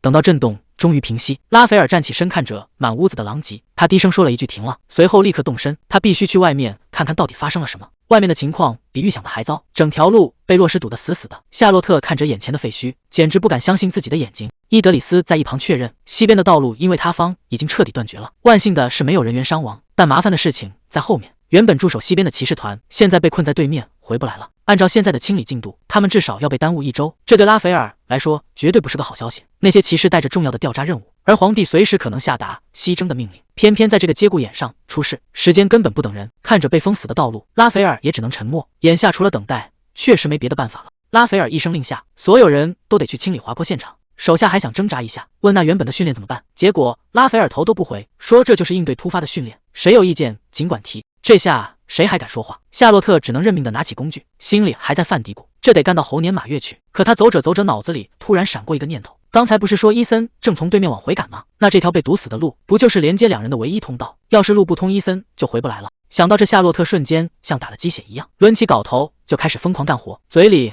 还喊着全部清理干净。旁边的队友都看傻了，刚才还垂头丧气的，怎么一转眼就变成拼命三郎了？夏洛特现在心里只有一个念头，为了让伊森早点回来，就算累到虚脱也值了。夏洛特正干得满头大汗，耳边却传来一阵刺耳的闲言碎语。2个偷懒的骑士躲在旁边，正一脸不屑地发牢骚。他们觉得这次清理任务纯粹是有人在给大公吹枕边风，就为了让伊森能顺利回来，才折腾大家来当苦力。夏洛特停下动作，心里顿时一阵火大。这2个人军衔明明不高，凭什么敢在背后编排他哥哥？可那2人的话越说越难听，不仅嘲讽伊森只会巴结上司，甚至还开始造谣，说他跟布拉班特子爵夫人关系暧昧。听着这些恶毒的揣测，夏洛特握着镐头的手都在用力。这帮家伙根本不知道真相，只会在背后泼脏水。那2个家伙越说越离谱，竟然开始嘲笑格蕾斯，说他堂堂一个贵族家主，居然会被一个平民迷住。其中一个人甚至越说越下流，在那幻想如果自己先遇到夫人，肯定能让他更舒服。话音刚落，夏洛特手里的镐头就带着风声砸在他们脚边，地面瞬间被砸出一个大坑。那2个骑士吓得差点跳起来，还没等他们反应过来，夏洛特已经冷冷地开口了，让他们立刻道歉。对方显然还没搞清楚状况，还一脸懵地反问什么。夏洛特死死盯着他们，一字一顿地重复：“我说道歉。”夏洛特再次重申让他们立刻道歉，但这帮人显然没意识到自己到底惹到了谁。带头的骑士冷笑一声，不仅没当回事，反而开始阴阳怪气地嘲讽起那个叫伊森的男人。在他眼里，伊森不过是靠着一张脸才爬到了现在的位子，甚至还顺便勾搭了子爵夫人。他一边说着，一边轻蔑地伸手戳了戳夏洛特的头，这下兴致完全变了。夏洛特沉默地站在原地，这帮人的好日子恐怕是要到头了。骑士还在不停地作死，甚至觉得夏洛特只是个好欺负的新兵蛋子。夏洛特给出了最后通牒，让他立刻闭嘴道歉。可对方不仅不听，反而变本加厉的挑衅。就在夏洛特准备拔剑，彻底解决这个麻烦时，一个低沉的声音突然从身后传来：“闭嘴！”拉斐尔竟然出现了。刚才还嚣张跋扈的骑士瞬间吓得魂飞魄散。拉斐尔冷冷地看着他们，显然并不打算就这么轻易放过这件事。2名骑士连忙躬身道歉，夏洛特现在后悔极了，在大公面前闹成这样，简直是丢人现眼。他老老实实的承认，刚才确实动了拔剑的念头。本以为拉斐尔会替他撑腰，没想到等来的却是严厉的质问。拉斐尔语气冰冷，指责他身为下属，竟然带头无视军纪，简直是太放肆了。他直接下令让所有人撤走，唯独留下夏洛特一个人在这里清理满地的碎石。夏洛特还想开口解释，却被拉斐尔一个眼神给顶了回来。那种前所未有的冷漠，让他心里彻底凉了半截。看来这一次，拉斐尔是真的对他感到失望了。深更半夜，夏洛特一个人在荒郊野岭干苦力。虽然他也知道顶撞上司确实不对，但心里还是越想越委屈。明明是那帮人先侮辱伊森的，凭什么最后受罚的只有他一个人？拉斐尔这次处理的实在是太不公平了。他从未炫耀过作为大公的下属的身份，那他这句话是怎么回事？干着干着，夏洛特的情绪彻底崩了。他本来只是想来找伊森，告诉他家里姐姐的情况，结果莫名其妙变成了见习骑士，每天还要应付这些破事。看着满地的碎石，他感觉自己已经到了极限，甚至开始怀疑自己坚持到现在到底有没有意义。不行，绝对不能就这么认输。夏洛特用力拍了拍脸，强迫自己打起精神。现在还没到喊累的时候，既然没人帮他，那就只能靠自己把这堆烂摊子收拾干净了。夏洛特一边干活一边盘算，只要能见到伊森，他就能立刻甩掉这些烦人精，还有那个冷冰冰的拉斐尔，彻底从这个鬼地方逃出去。他突然想起一个关键情报，伊森明天就会到达训练场，既然他人就在附近，那为什么还要傻傻的等在这里，把这些破石头搬完？夏洛特心里很清楚，军队里等级森严，伊森是高高在上的高级骑士，而他只是个卑微的见习生。等明天人到了，他根本没机会和伊森单独说话。与其坐以待毙，不如现在就直接开溜，趁着夜色去见他一面，这可是最后的机会了。说干就干，夏洛特丢下锄头，转身就跑。拉斐尔一直躲在暗处，盯着夏洛特的一举一动。其实早在之前侍从罗密欧就提醒过他，军营里已经有了风言风语，说大公对这个新来的见习生关照的有点过头了。罗密欧甚至直言不讳，萨莎这个人来路不明，身份背景全都是谜，劝拉斐尔一定要多加小心，千万别被外表给骗了。拉斐尔心里当然有数，他今晚特意跟出来，就是想看看夏洛特独处时到底会露出什么狐狸尾巴。结果没想到这小家伙竟然直接玩起了失踪。回想起这段时间的相处，拉斐尔觉得夏洛特确实很可疑。每次遇到麻烦，他总能像提前预演过一样处理的滴水不漏，简直不像个普通的新人。可唯独提到伊森这个名字，夏洛特的反应完全失控了。这个叫伊森的男人到底跟他是什么关系？他决定悄悄跟上去，只要跟着夏洛特，所有的谜团应该都能解开。此时的夏洛特完全没察觉到，身后正跟着一个危险人物。他正满心欢喜地穿过树林，心里还在不停地脑补，等会儿见到伊森到底该说些什么。他觉得以伊森那种严谨的性格，现在肯定不在营地休息，而是在这一带执行侦察任务。一想到马上就能见面，夏洛特心里既兴奋又紧张，甚至开始担心伊森会不会责怪他胡闹。就在夏洛特觉得胜利在望的时候，一个冰冷的声音突然从黑暗中传了过来，直接把他定在了原地。站住，报上名来。还没等夏洛特反应过来，一把冰冷的剑刃已经架在了他的脖子上。对方的声音冷得像冰块，质问他到底有什么目的，还警告他只要敢乱动就立刻原地处决。夏洛特吓得动都不敢动，可听着听着，突然觉得这声音耳熟的要命，这不就是他朝思暮想的伊森吗？夏洛特慢慢转过身，轻轻喊出了那个名字。伊森整个人都傻了，他揉了揉眼睛，简直不敢相信眼前的这一幕，这难道是在做梦吗？确认是夏洛特本人后，伊森丢掉手里的剑，急忙冲过去。他捧起夏洛特的脸，仔细检查，满眼都是心疼。他怎么也想不通，原本那个娇滴滴的妹妹，怎么会弄得满脸是伤，甚至连那一头漂亮的长发都变成了这副模样。真的是伊森，哪怕是在这种荒郊野外，哪怕夏洛特现在弄得这么狼狈，他还是和以前一样，第一反应永远是先担心他。听到这熟悉又温柔的声音，夏洛特再也忍不住了。原本他肚子里攒了一堆话想说，可现在一个字都挤不出来，所有的委屈和辛苦在这一刻彻底爆发。伊森心疼的把他搂进怀里，不停的安慰着，没事了，一切都过去了。夏洛特靠在伊森肩头放声大哭，这一路走来的坚持在哥哥的怀抱里全部瓦解，他终于不再是那个需要时刻伪装的见习骑士。可谁也没注意到，就在不远处的树影后面，拉斐尔正静静地看着这一幕，他的心情复杂到了极点，甚至开始怀疑自己为什么要跟过来。萨莎，夏洛特终于见到了伊森，他以为只要哥哥回去，一切麻烦都能迎刃而解，甚至能阻止姐姐的婚约。夏洛特满心欢喜地劝他，只要你回去，姐姐一定会听你的，咱们现在就走吧。可谁能想到，伊森接下来的话像一盆冷水直接泼了下来，他竟然拒绝了。夏洛特整个人都懵了，他怎么也想不通，一直疼爱姐姐的伊森为什么会变得这么冷漠。结果伊森给出的理由让局面彻底陷入了死局，因为这场婚约竟然是格蕾丝自己想要的。夏洛特根本不信这套说辞，他觉得姐姐肯定有心事，难道就这么眼睁睁看着让姐姐跳进火坑吗？夏洛特心里很清楚，姐姐是为了家族才选了这条路，但如果代价是牺牲一辈子的幸福，那这种保护根本没有意义。看着伊森沉默的样子，夏洛特意识到事情没那么简单，这婚约背后肯定话里有话，绝对不只是大公施压那么简单。夏洛特这次是彻底豁出去了，他说自己也是家族的一份子，无论发生什么都要亲手保护自己的家人。伊森看着眼前这个妹妹，发现他真的跟以前不一样了。既然夏洛特已经觉悟到了这一步，那有些真相确实没必要再瞒着了。他终于叹了口气说：“你猜的没错，这场婚约背后的水比任何人想象的都要深。”伊森终于把这层窗户纸捅破了。原来这场婚约根本不是为了爱情，而是皇室为了削弱大公主的势力，故意拿格蕾丝当筹码。由于大公在这场继承竞争中保持中立，他们想利用布拉班特家族去牵制那些支持大公主的贵族。说白了，格蕾丝现在就是一个政治人质。夏洛特听完直接炸了，他不敢相信家里人竟然就这么看着姐姐被利用，这跟把她推向火坑有什么区别？但伊森接下来的话更让人意外，他说格蕾丝并没打算认命，他想利用这个深入敌后的机会，反过来去监视大皇子的一举一动。格蕾丝这是想在绝境里反将一军，他要亲手选出那个真正有资格统治帝国的人，所以他才没有拒绝这门亲事。夏洛特还是没法冷静下来，他质问伊森：“难道就因为这些所谓的计划，就要眼睁睁看着姐姐去冒险吗？”伊森没有直接回答，反而看着夏洛特问了一个奇怪的问题。他说：“你知不知道我当初为什么要成为一名骑士？”这没头没脑的一句话把夏洛特给问住了。夏洛特一直觉得伊森是因为剑术天赋太高，才顺理成章当了骑士，可伊森却笑着摇了摇头。他说光有天赋是不够的，在那个弱肉强食的地方，如果没有足够的权力和财富，他根本没法保护格蕾丝。原来从很小的时候开始，伊森就只有一个念头，他要成为格蕾丝手里最锋利的剑，替他挡掉所有的明枪暗箭。为了能名正言顺地守在格蕾丝身边，他必须在骑士团里混出个名堂，只有爬到足够高的位置，他才有说话的份。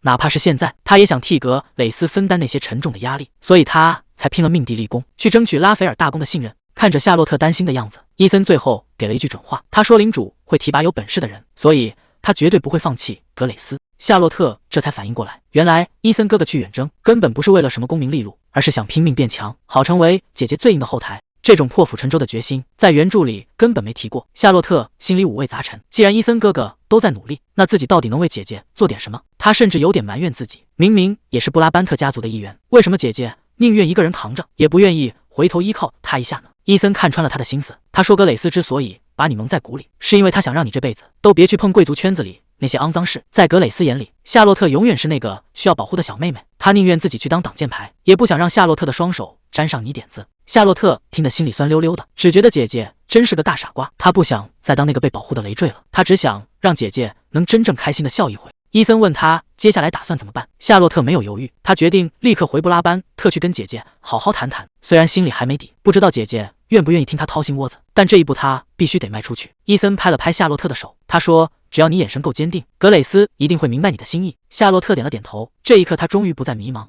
眼看天色不早，伊森赶紧给夏洛特指了条近路，让他避开大部队，直接抄小道回布拉班特。两人就此匆匆告别。夏洛特独自走在林子里，心里总算踏实了。这次见面没白费，他不仅知道了姐姐的苦衷，也听到了哥哥最真实的打算。现在他心里已经有数了，回去第一件事就是找姐姐摊牌，把所有误会都说清楚。但光说清楚还不够，既然伊森哥哥执意要去远征，那他就要想个万全之策，保证哥哥能平平安安的回来。夏洛特脑子里已经有了主意，可就在他准备离开的时候，身后的树丛里突然传出一阵奇怪的动静，真是屋漏偏逢连夜雨。夏洛特还没来得及撤离，头顶上的碎石就跟下雨一样哗啦啦的往下砸，这山体滑坡居然还没结束。夏洛特心里暗叫不好，要是继续待在原地，非要被活埋了不可。他必须得在整座山塌下来之前，赶紧找个安全的地方躲起来。可还没等他跑出几步，脚下的地面突然裂开一道大缝，紧接着整个人重心一稳，直接朝着悬崖下面栽了过去。就在这千钧一发的时刻，林子里突然冲出一个黑影，伴随着一声急促的怒吼，一只强有力的手死死抓住了夏洛特的手腕。夏洛特整个人悬在半空，魂儿都快吓飞了。等他看清救命稻草的脸，整个人直接愣在原地，竟然是大公殿下。夏洛特还没缓过劲来，下意识问了一句：“殿下，您怎么会在这？”拉斐尔没好气地回了一句：“这话该我问你才对，赶紧抓紧我的手往上爬。”夏洛特赶紧照做，可谁能想到，拉斐尔借力支撑的那根树枝根本承受不住两个人的重量，只听咔嚓一声，树枝竟然断了，两人瞬间失去平衡，直接朝着深不见底的悬崖坠下去。夏洛特吓得惊叫出声，拉斐尔低声咒骂了一句，却在半空中死死抱住了他。就在落地的一瞬间，拉斐尔强行扭转身体，把自己垫在了夏洛特下面。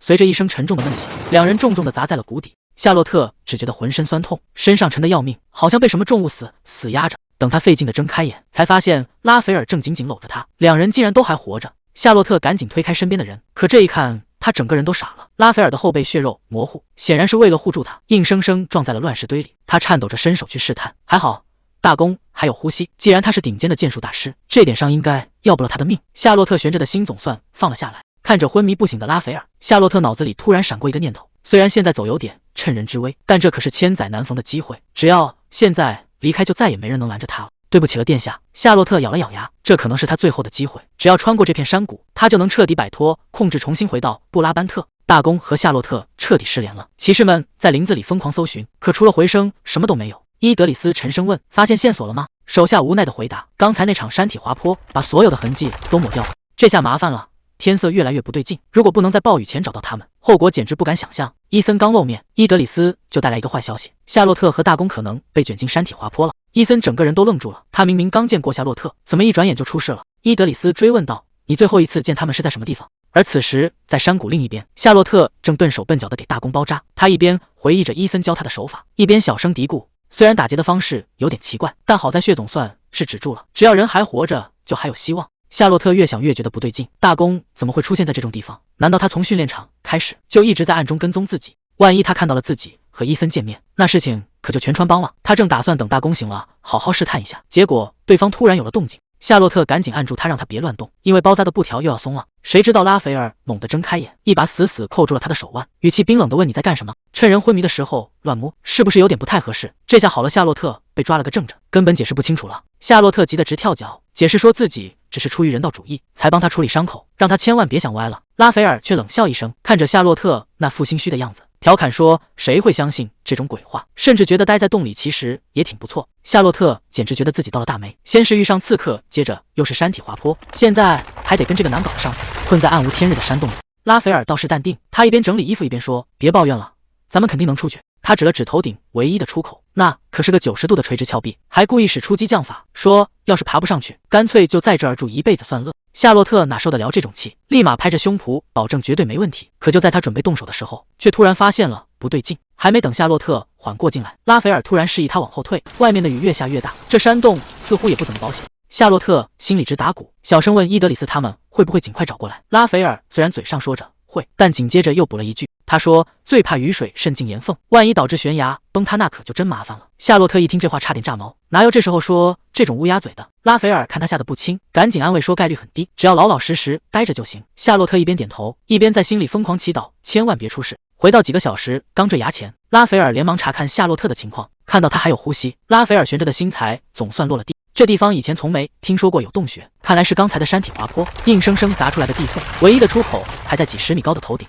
拉斐尔试着动了动肩膀，钻心的疼让他意识到，想带着昏迷的夏洛特爬上去，根本就是痴人说梦。他只能守在旁边等夏洛特自己醒过来。看着怀里这个睡得安稳的家伙，拉斐尔突然觉得有点自嘲，明明是为了救他才坠崖受伤，可现在脑子里唯一的念头竟然是庆幸他没出事，甚至觉得这伤受的挺直。可一想到这家伙之前的所作所为，拉斐尔的眼神又沉了下去。私自离队，还敢背着自己去见别的男人。拉斐尔闭着眼自言自语，觉得这事简直太离谱了。只要一碰上夏洛特，他那引以为傲的冷静就彻底喂了鱼。夏洛特这会儿总算醒了，发现自己正被大公搂在怀里，吓得差点当场蹦起来。可看着拉斐尔满身的伤，他还是没忍心直接溜走。他一边笨手笨脚地撕开布条，一边小声嘀咕着要赶紧包扎。拉斐尔其实早就醒了，他在心里暗暗观察，觉得这家伙虽然爱逃跑，但关键时刻还算有点良心。夏洛特包扎得满头大汗，随口念叨了一句：“以前伊森哥哥也是这么照顾他的。”就这一声哥哥，让拉斐尔整个人都僵住了。之前就觉得哪里不对劲，一个大男人怎么会有这么细腻的心思？真相瞬间在脑海中炸开。拉斐尔终于看清了，眼前这个所谓的见习骑士，竟然是个女扮男装的女人。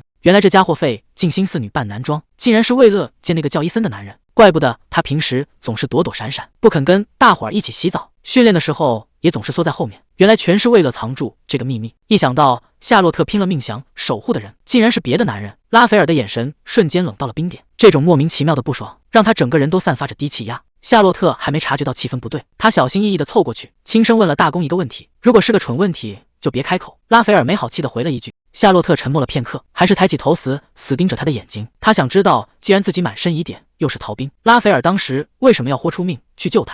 夏洛特忍不住开口：“大公为什么要救我？那个地方离训练场那么远，您怎么会出现在那里？”拉斐尔语气冰冷说：“这只是个巧合，他原本是去视察部队，没想到会撞见一个逃兵。他把救人说成是留个典型，等回去之后还要公开处置这个逃兵。”谁知道夏洛特根本不吃这一套，反而笑着求他只要别让他死就行。这平淡的反应让拉斐尔都有些意外，可话还没说完，夏洛特却突然支撑不住了。夏洛特突然倒了下去，拉斐尔一把将他接住，发现他浑身烫得吓人，显然是烧糊涂了。早知道会出这档子事，他当初就该早点带他离开。看着怀里虚弱的人，他心里那道不后悔的防线竟然开始动摇了。不能再耽误下去了，再拖下去恐怕真的会出人命。怀里的人气息愈发微弱，体温高得让人心惊，必须立刻离开这片荒地。他抱起夏洛特，冲进雨幕，想趁着路还没彻底变滑，赶紧找个安全的地方。可就在这时，他突然停下了脚步。救援的人总算赶到了，伊德里斯急匆匆冲到洞口，一眼就看到了失踪的大公，还有他怀里昏迷不醒的夏洛特。拉斐尔显然没什么好脸色，看着愣在原地的伊德里斯，冷冷地训斥了一句：“还不快过来帮忙！”等到了安全地带，伊德里斯想上前接手，毕竟拉斐尔身上还有伤，再这么抱着个人实在太勉强。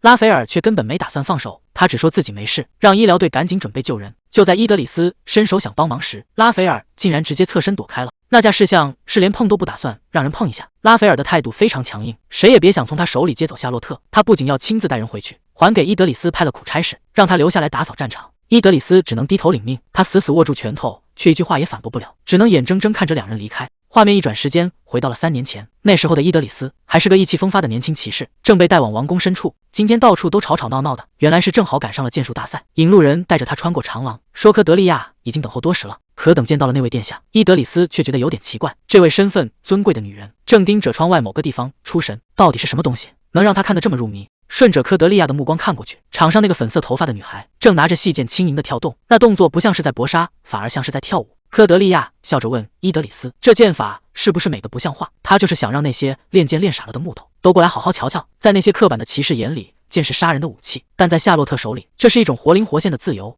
伊德里斯彻底看呆了，他从来没见过有人能把剑练得这么开心，这种充满生命力的样子，是他过去20多年里从未触碰过的世界。那抹耀眼的笑容像是一束强光，强行照进了他死水般的枯燥岁月。救援行动总算告一段落，伊德里斯有条不紊地指挥撤离。可谁也没想到，一名骑士这时候却动起了歪心思。拉斐尔正守在夏洛特床边，他竟然不顾禁令，直接闯了进来，口口声声说有要事禀报。拉斐尔连头都没回，语气冷得让人脊背发凉。他问男人是不是活腻了，居然敢在这种时候来触眉头。男人被吓得不轻，但他还是咬着牙抛出了重磅炸弹。他说那个刚救回来的夏洛特，其实一直都在隐藏真实身份。听到这句话，拉斐尔的手猛地抓紧了床单。男人接着说，早在夏洛特刚进骑士团的时候，他就已经发现了不对劲。他刚准备把夏洛特的秘密全抖出来，一把刺刀就擦着他的脸颊，狠狠钉在了身后的柱子上。这一下要是偏一点，他的命就没了。拉斐尔缓缓站起身，眼神里全是杀气。他冷笑着说，刚才苍蝇太吵，自己什么都没听清，问他是不是还想再重复一遍。男人这下彻底瘫在了地上，他终于反应过来，拉斐尔根本不是没听见，而是在警告他闭嘴。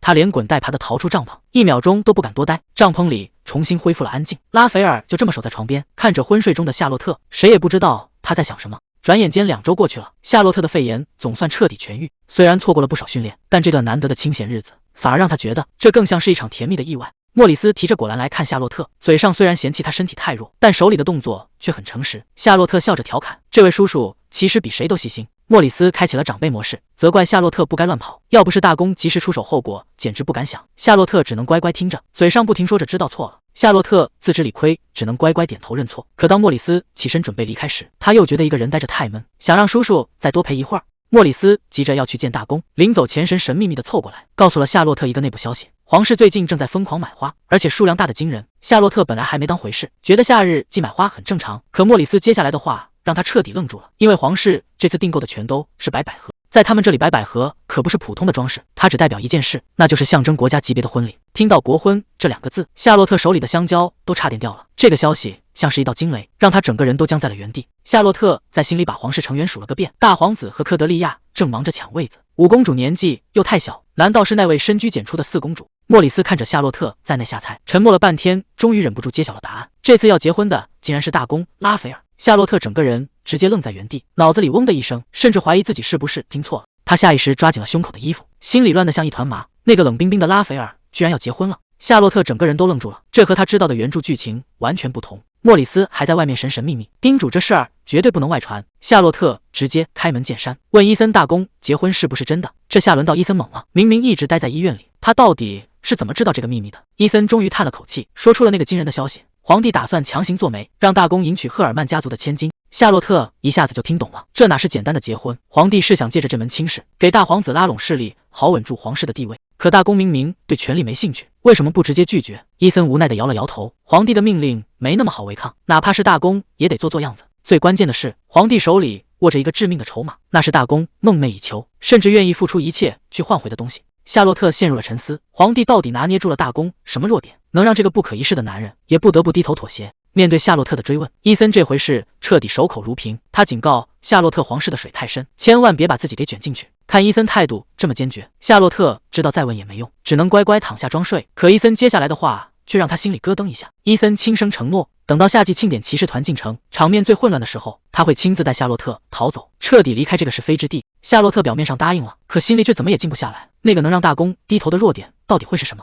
此时的拉斐尔正独自一人待在房间里，看起来疲惫不堪。这就是拉斐尔最深处的噩梦。父亲在地上拼命哀求，求亚伦能手下留情，放过拉斐尔。亚伦却表现得异常冷静，他甚至还带着笑意安慰男人，说自己绝对不会杀掉亲侄子。可还没等男人松口气，亚伦手中的长剑就挥了下去。亚伦看着倒在血泊中的兄弟，冷冷地丢下一句话：他已经受够了这种低人一等的生活。就在那个血色的夜晚，整个帝国彻底变天了。亚伦踩着亲兄弟的尸体登上帝位，在众人的欢呼声中成为了这里的新主人。而年幼的拉斐尔只能眼睁睁看着这一切发生。从那一刻起，复仇的种子就在他心里扎了根。在外人流传的版本里，当年的政变是一场悲剧，说皇太子遇刺，老皇帝受惊驾崩，是亚伦皇帝在乱世中挺身而出，救下了年幼无知的拉斐尔。这块遮羞布盖了整整多年，大家都以为亚伦是帝国的救世主，如果没有他，拉斐尔根本活不到今天，更别提坐上大公的位置。可真相永远不会被埋没，当年的受害者已经长大。拉斐尔披着夜色杀回了宫殿，曾经不可一世的亚伦，现在却像丧家之犬一样瘫在地上。拉斐尔手中的长剑寒光逼人，他没有废话，直接问出了那个埋藏多年的秘密：我父亲的遗骸到底在哪？看着眼前这个冷血的复仇者，亚伦彻底傻眼了。他苦心经营多年的谎言，在这一刻被彻底撕碎。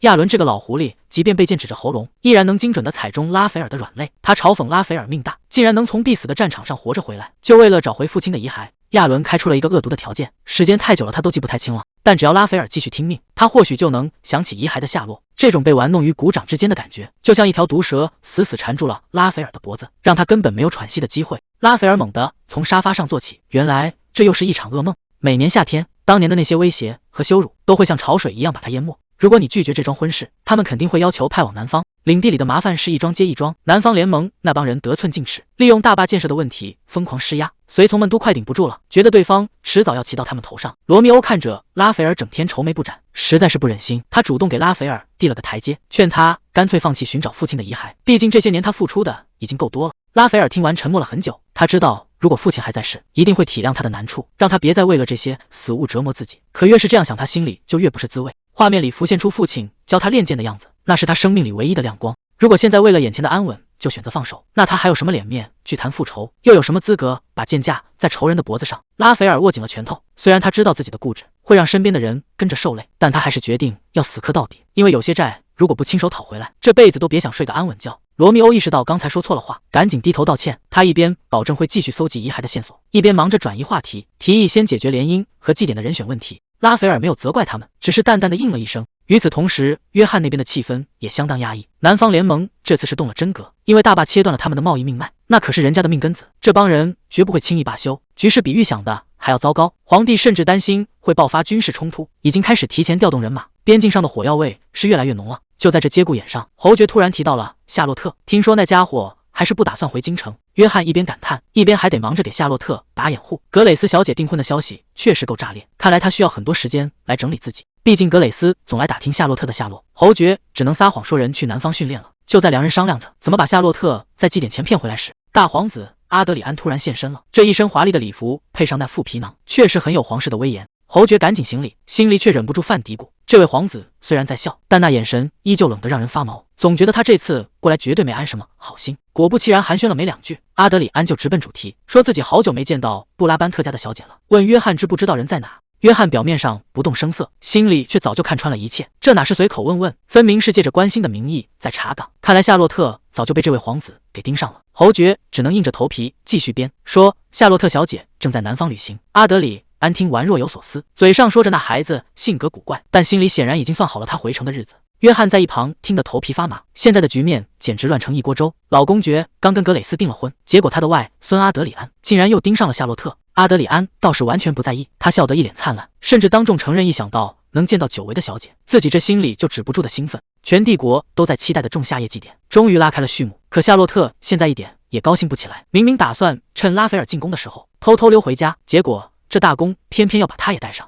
这下可好，原本和伊森哥约好的逃跑计划算是彻底泡汤了。看着别人都在外面狂欢，自己却只能困在这深宫大院里，这日子真是没法过了。拉斐尔这人简直霸道的没边了，出门前居然给他定了3条死命令：不能离开皇宫，不能摘下面具，更不能跟任何男人说话。只要违反其中一条，后果只有一个字：死。不过夏洛特心里也明白，这面具其实是拉斐尔在变相保护他，毕竟这皇宫里到处都是熟人，万一被认出来就麻烦了。就在他一个人在花园里瞎转悠的时候，脑子里突然灵光一现，既然大公带着人去参加宴会了，现在这附近岂不是没人盯着他？这哪是禁足啊，这简直是老天爷给的逃跑机会，真是天助我也。夏洛特发现身边一个守卫都没有，这简直是逃跑的最佳时机。可他刚准备开溜，意外就发生了，一个没留神，直接跟迎面跑来的女孩撞了个满怀。这一撞可不轻，等他回过神来才发现，眼前这位金发少女竟然是纳迪亚公主。两人坐在长椅上压惊，纳迪亚一脸抱歉，担心弄脏了夏洛特的骑士服会影响他参加晚上的宴会。夏洛特只能尴尬的摆摆手，说自己只是个平民见习骑士，那种高级场合根本没资格去。可听到这话，纳迪亚的神情突然变得很落寞。夏洛特心里直犯咕嘟，堂堂公主殿下，难道是因为没找着舞伴，才在这儿一个人发愁吗？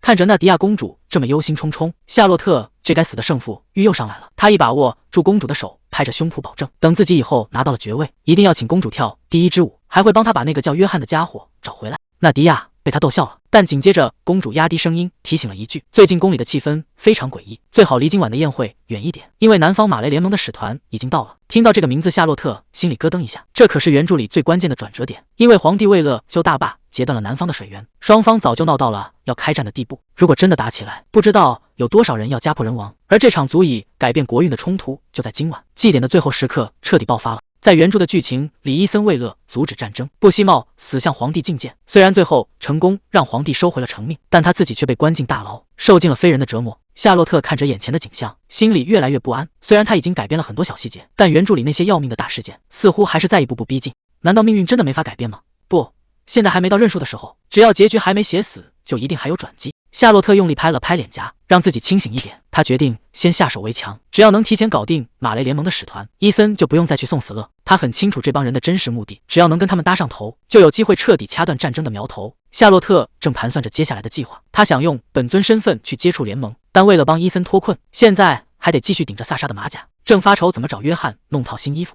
耳边突然传来一个熟悉的声音。他赶紧躲到柱子后面，发现竟然是卡利格叔叔和格蕾斯，两人正一边走一边聊着萨莎，也就是现在的夏洛特。格蕾斯满脸愁容说：“萨莎这孩子性格太硬，在外面受了委屈，从来不肯说。虽然心里总说一切都好，但当姐姐的怎么可能不担心？”卡利哥在一旁轻声安慰：“才几个月没见，格蕾斯整个人都瘦了一大圈，肯定是吃了不少苦头，听着家人们的牵挂。”夏洛特心里酸溜溜的，他看着两人远去的背影，在心里默默发誓，再坚持一下，等祭典的事情一了结，他马上就变回身份回家。夏洛特现在急得不行，他得赶紧找到约翰。按那家伙的性格，这会儿八成正躲在宿舍里偷懒。另一边，拉斐尔的工作提前结束了，他正打算回房间好好休息，顺便还在心里盘算着，要是家里那个小骑士乖乖听话，是不是该带点好吃的回去奖励一下。他打发走了身边的侍从，正准备去餐厅顺点零食，结果刚走到花园，整个人就愣住了。就在不远处的喷泉边，那个本该在房间里老实待着的夏洛特，竟然正大光明地出现在他眼皮子底下。拉斐尔的眼神一下子就沉了下来，他明明下过死命令，让这家伙哪都不许去，结果他倒好，居然敢把他的话当成耳边风。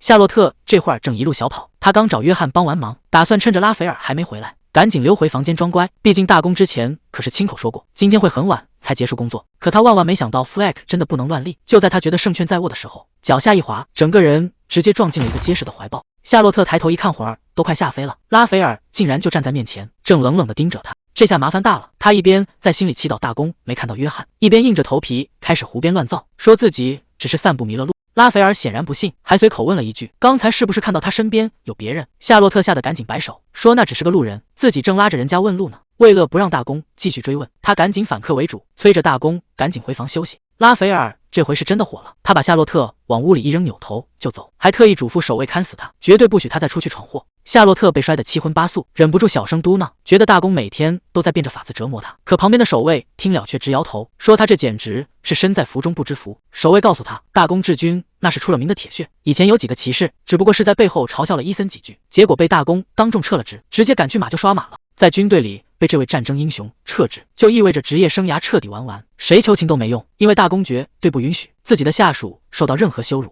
夏洛特听得一愣一愣的，他这才反应过来，别人犯错是要丢前途的，而他在大公面前这么嚣张，居然只是被拎回来挨顿骂。看着守卫那副羡慕的眼神，夏洛特心里乱糟糟的。如果整件事真的是自己理亏，那大公这么由着他胡闹，确实让他觉得有点不好意思。就在这时，拉斐尔推门而入，屋里的气氛瞬间降到了冰点。他冷冷地扫视了一圈，直接问夏洛特：“是不是这帮人又在找麻烦？”这话一出，吓得那几个人赶紧开溜，连头都不敢回。可夏洛特却愣住了，他为什么要说哟？难道在他眼里自己一直都在被欺负吗？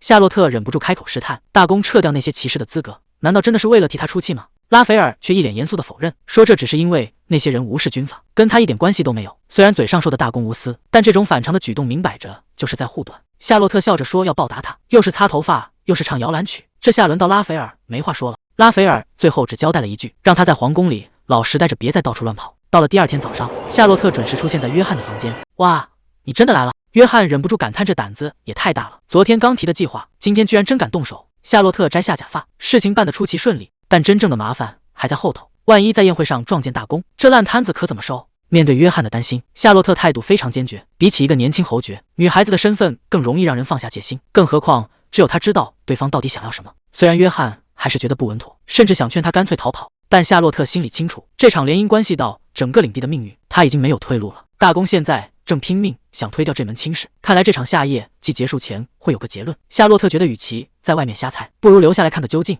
约翰还是担心他会暴露身份，但夏洛特心里有数，反正那位大公平时也不怎么露面，只要找好替身，这计划就万无一失。既然不在场证明已经搞定，那真正的夏洛特也该正式登场了。消失了这么久的大小姐突然现身，整个社交场都炸开了锅。面对所有人的疑问，她只用一句话就应付了过去。她说自己只是去南方转了一圈，准备工作比预期花了更长时间，她得赶紧见同盟的人，然后在大公来之前回宿舍。本来想办完正事就走，结果正主还没见着，倒先听了一肚子八卦。南边现在闹得沸沸扬扬，甚至都有人在传要打仗了。现任皇帝作为睿智统治者的名声蒙蔽了民众，他们甚至无法想象皇帝可能有错。既然盟友明天才到，那这地方真是一秒都待不下去，得赶紧找个机会溜走。可听听这些名媛在说什么，他们居然觉得大公是皇帝的死忠，这种天大的误解简直让人哭笑不得。这一声全名喊出来，夏洛特直接愣在原地。来的人正是他的姐姐格蕾丝，他跟着格蕾丝走向露台。他是不是因为我一句话就离开家，突然出现而生气？所以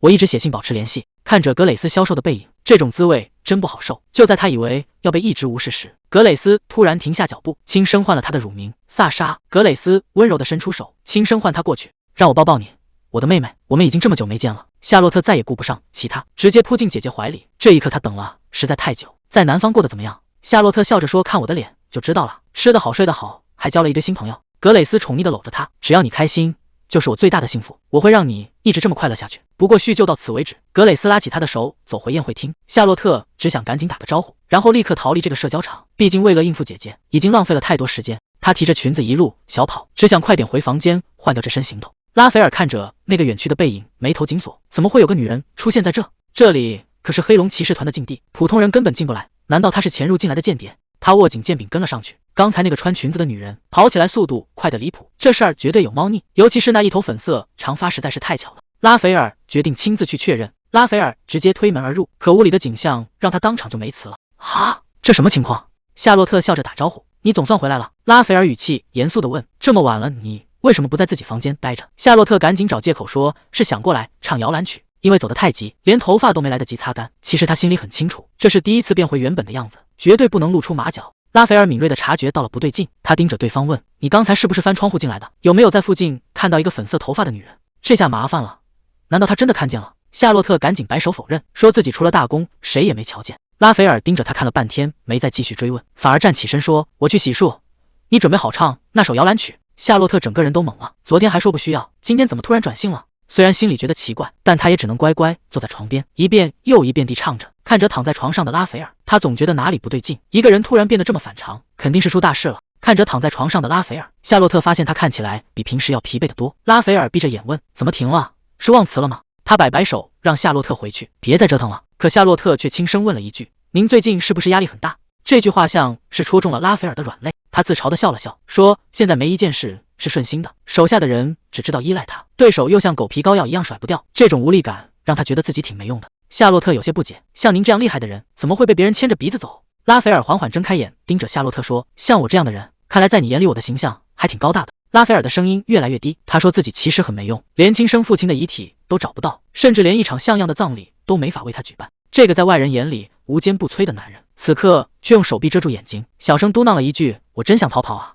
夏洛特在旁边听得心里一紧，他从来没想过像大公这样的人，竟然也会有这么脆弱的一面。他沉默了很久，最后轻声说了一句：“这段时间您真的辛苦了。”虽然只是简单的安慰，但他希望这能给这个疲惫的男人带来一点点慰藉。拉斐尔没再说话，只是闭着眼回了一句：“我真的累了。”夏洛特悄悄起身离开，临走前轻声跟他道了句晚安。一觉醒来，夏洛特整个人都傻了，自己怎么会躺在大公的床上？他努力回想昨晚的事，明明只是想安慰一下拉斐尔，结果自己竟然先睡熟了。看来是大公亲手把他安顿好的，没想到那个冷冰冰的男人竟然还有这么温柔的一面。不过现在可不是感慨的时候，拉斐尔已经进宫去见皇帝了，这场仗一旦打起来，对谁都没有好处。夏洛特握紧拳头，他必须趁拉斐尔拖延时间的时候，想办法扭转现在的局面。就在他准备行动时，约翰突然出现在身后，一脸嫌弃地说：“不管怎么看，你这身打扮都太不适合你了。”谁能想到换回女装的夏洛特竟然能这么惊艳？这身紫色礼服配上她的气质，简直就是全场的焦点。他自信地跟约翰炫耀，为了给南方代表团留个好印象，这身打扮可是必须的。约翰本来还想找借口开溜，结果被夏洛特一把拽住。既然都到皇宫了，哪有躲在房间里的道理？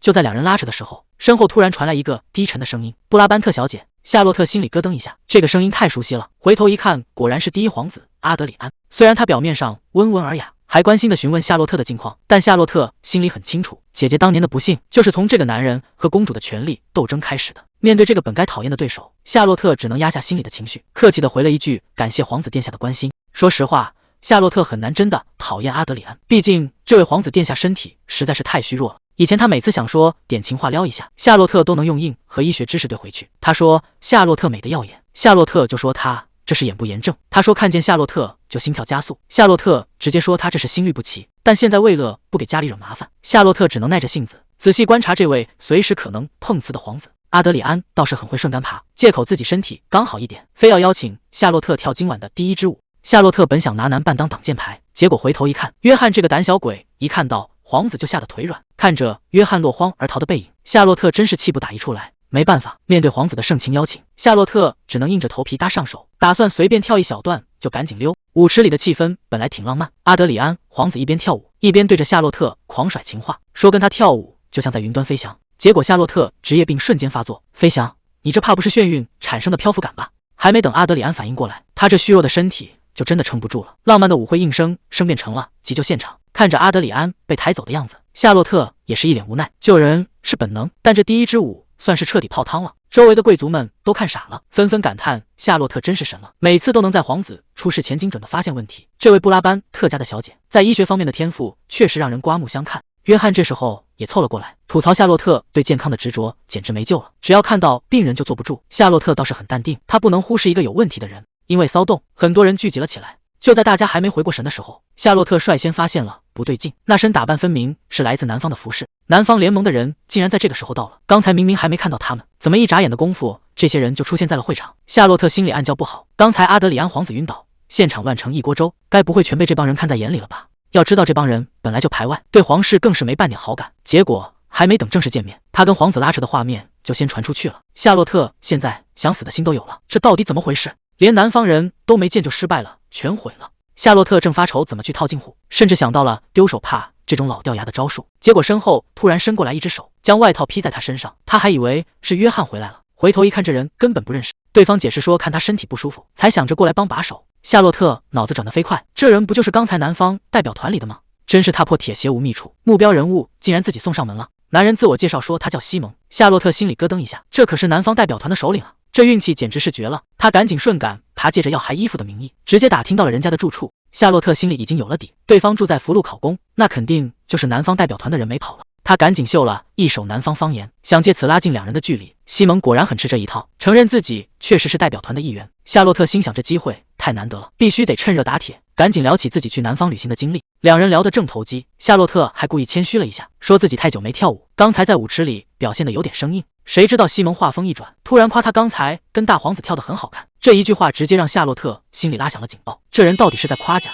还是在试探他跟皇室的关系？看来这场外交博弈远比他预想的要复杂得多。西蒙接着刚才的话茬，说夏洛特救助皇子的样子让他记住了，还夸他挺懂医术，感叹皇子身边能有他这样的人真是走运。夏洛特心里直犯嘀咕，一个南方代表团的首领怎么突然关心起皇室的安危了？这语气听着可不像是在单纯夸奖。他索性把话挑明了说，不管躺在那的是谁，他作为布拉班特家的人都会救。这番话直接把西蒙给说愣住了。还没等两人继续试探，身后突然传来一个冷冰冰的声音，那语气霸道的不行，直接让挡路的人滚开。夏洛特整个人都僵住了，这声音他再熟悉不过，拉斐尔竟然在这个时候出现了。夏洛特这下是真的慌了，他随便找了个借口，说自己身体不舒服，要先走一步。还没等西蒙反应过来，他已经拎起裙摆开始跑路了。他心里只有一个念头，绝对不能让拉斐尔看到自己的脸，否则之前所有的伪装就全白费了。他一边在人群里钻，一边纳闷这个大魔头今天怎么会来。眼看着大门就在前面，只要跨出去就能逃出升天。夏洛特心里刚松了一口气，觉得这波总算是有惊无险。可就在他要出门的一瞬间，一只手像铁钳一样死死地拽住了他的手腕。布拉班特小姐，西蒙这一拽，竟然只是为了叮嘱夏洛特一定要记得把外套还给他。夏洛特听得一头雾水，这衣服难道是什么传家宝吗？值得他专门跑回来交代一遍。眼看着拉斐尔越走越近，夏洛特哪还敢多留，他忙不迭地答应下来，扭头就往宴会厅外跑，总算是在被撞个正着之前，成功消失在了走廊尽头。拉斐尔冷着脸走过来，直接问西蒙刚才那个女人到底是谁。西蒙倒是反应挺快，他装作一副不太熟的样子，说只是个拿了他手帕的普通小姐。拉斐尔没再多问，但那眼神分明写着这件事绝对没这么简单。西蒙怎么也想不通拉斐尔这种大人物为什么要专门打听那个女人的身份。回到宫殿后，他越琢磨越觉得这事不对劲，随从也在一旁感叹，谁能想到这位大公爵竟然会亲自跑来给他们放狠话。以前他虽然忠于皇帝，但从来不屑于插手这种外交琐事，这下事情真的闹大了。西蒙心里很清楚，如果拉斐尔真的打算开战，凭他们现在的实力，在战场上根本就没有胜算。他原本以为拉斐尔那些战争英雄的名号不过是皇帝为了面子吹出来的，可刚才那一瞬间的压迫感让他意识到这个男人是玩真的。拉斐尔甚至直接威胁他们，如果不听劝告，下次见面就是在战场上了。他为了皇帝，简直就像一个主动给自己套上绳子的英雄。这种疯子才是最难对付的。随从的态度非常坚决，他们现在已经没有退路了，一旦让对方把大坝修起来，他们的水源命脉就会被彻底掐死，到时候连喝水都成问题。西蒙虽然也明白这个道理，但他觉得现在直接开战太冒险。随从提议先想办法改变舆论，然后再砸钱买通大公身边的人，看看能不能从内部撕开个口子。西蒙把这些麻烦事全交给了随从，可正是刚谈完，随从就突然换了一副八卦的嘴脸，打听起刚才那个女人的来头。西蒙愣了一下，反问他是不是在说夏洛特。他发现接近夏洛特这件事比他预想的要顺利得多，这对他接下来的计划简直是个天大的好消息。布拉班特家族在皇室面前很有分量，如果能把他们拉到自己阵营，现在的局势就会彻底反转。而唯一的突破口就在夏洛特身上。西蒙也觉得这是有戏，毕竟大家都躲着他这个南方人，只有夏洛特对他非常友好。而且他还有一个意外发现，这个女人似乎懂不少医理，这让西蒙产生了一个大胆的想法，如果夏洛特的医术真的那么高明，说不定困扰他们已久的难题，也就是所罗门的病情，真的能在这个女人手里迎来转机。这次节庆期间，西蒙手里有2个死任务，第一是必须停掉上游的大坝工程，保住大家的命脉，而第二件事更麻烦，就是得找人治好所罗门的怪病。作为南方联邦的首领，所罗门这几年一直被头疼折磨，动不动就晕倒，虽然现在消息还封锁着，但首领迟迟不露面，外面的人早就开始起疑心了。现在的局势简直乱成一锅粥，外面有帝国虎视眈眈，内部要是再因为争权夺利闹起来，南方联邦就彻底完了。所以他们必须在出事前把局面稳住。想来想去，所有的希望最后都落在了夏洛特·布拉班特的身上。这个女人就是他们扭转乾坤的关键。事到如今，西蒙决定亲自去接触夏洛特，至于其他人按原计划各就各位。本以为一切都在掌控中，可他突然想起一件事，拉斐尔大公似乎也盯上了夏洛特。难道是因为他这个代表团团长接触了夏洛特，拉斐尔才想过来套话？不对，事情绝对没那么简单。从头到尾，拉斐尔的目光就没离开过夏洛特，那种眼神就像是盯上了势在必得的猎物，眼里根本容不下别人。到了第二天，皇家歌剧院里座无虚席，夏洛特虽然坐在华丽的包厢里，却总觉得背后凉飕飕的。这时旁边有人问：“怎么了？是哪里不舒服吗？”夏洛特赶紧打个哈哈，说自己只是在看风景。其实他心里虚的不行，要不是皇后亲自邀请他都不会来，他可不想在这里碰到拉斐尔。想起昨天被质问的场景，他现在还觉得后背发凉。当时拉斐尔盯着他问，这一整天到底跑哪去了？是不是偷偷去了宴会厅？他只能拼命找借口，说自己一个见习骑士，哪敢去那种高档地方，好不容易才把这尊大佛给糊弄走。本以为拉斐尔对这种庆典没兴趣，他才敢换回女装出来透透气。他想避开任何让他显眼的地方。阿德里安轻声叫了一声：“小姐。”夏洛特这才猛地回过神，现在最要紧的就是千万别引起任何人的注意。阿德里安兴致勃勃地聊起，今天演的是求爱季节，讲的是开国皇帝和皇后的浪漫往事，连现在的夏日祭也是为了纪念那段爱情。阿德里安说这部剧他怎么看都看不够。夏洛特有些意外，没想到这位小王子竟然也是个歌剧迷。阿德里安手里把玩着一朵黄玫瑰，他说剧里的很多情节自己都能感同身受，所以他才对这部戏格外钟情。看着阿德里安递过来的黄玫瑰，夏洛特心里咯噔一下，这手抖得跟筛糠一样，明显是不对劲啊！眼看局面要失控，他赶紧一把按住对方的手，轻声唤了一句殿下。谁能想到刚才还浪漫的不行的气氛，下一秒就彻底崩了。看着阿德里安被抬上担架，夏洛特总算松了口气，看来今天又保住了殿下的一条小命。夏洛特正琢磨着先去打听一下所罗门小队的下落，结果还没等他动身，耳边突然传来一声“四公主殿下”，这一声直接把他吓得够呛。这位公主可是见过萨莎的，要是现在碰个正着，她女扮男装的秘密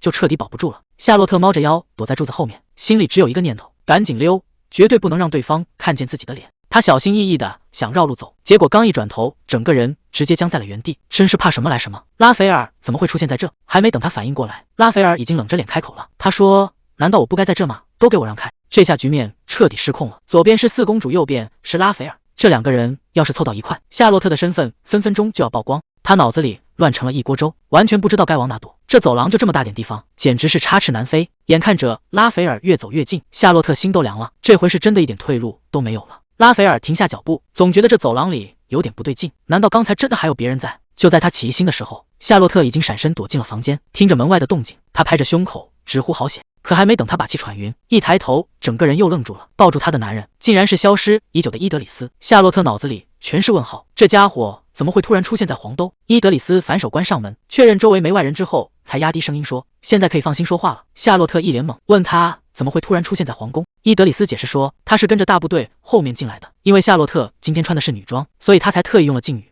不过伊德里斯也很纳闷，他盯着夏洛特的裙子问：“你不是应该以萨莎的身份进宫吗？怎么穿成这样了？”夏洛特正愁没法解释，脑子里突然灵光一闪，这简直是老天爷送来的救兵啊！伊德里斯既知道他的底细，在骑士团里又有话语权，他赶紧抓住机会，小声哀求道：“你能不能帮我打个掩护，假装派我出宫去办点事？”伊德里斯听完眉头一皱，显然没明白他这又是要闹哪一出。夏洛特心里其实在咆哮，他必须得去南方代表团的藏身处，还得去见那个领袖所罗门，这可是关系到大坝建设的大事。可转念一想，这些话哪能随便往外喷啊？要是真说了，局面只会变得更乱。他只能尴尬的笑了笑，赶紧现编了一个借口。他说家里出了点急事，而且自己是偷偷溜进宫的，要是回去晚了，拉斐尔那边肯定没法交代。看着伊德里斯没说话，夏洛特干脆豁出去了。他凑过去小声哀求：“你就最后帮我这一回，行不行？”面对这种软磨硬泡，伊德里斯的眼神里透着一股让人捉摸不透的情绪。伊德里斯倒是答应的干脆，但他提了一个条件，他得跟着一起去。夏洛特整个人都懵了，这跟他预想的完全不一样。可伊德里斯根本不给他拒绝的机会，直接推开门说：“这种事还是稳妥点比较好。”看着伊德里斯那副不容商量的架势，夏洛特知道这下是彻底甩不掉这个跟班了。事到如今，他也只能硬着头皮答应，跟着他一起前往帝都购物区。谁能想到，原本计划好的秘密行动，现在竟然变成了双人行。看着这身全副武装的行头，伊德里斯心里直打鼓，这打扮真的没问题吗？但为了不被熟人认出来，也只能先这样凑合了。伊德里斯在一旁问：“咱们现在是要分头行动吗？”夏洛特摇摇头，打算先带他去情报工会转转，毕竟搞情报的都喜欢钻这种隐秘的犄角旮旯。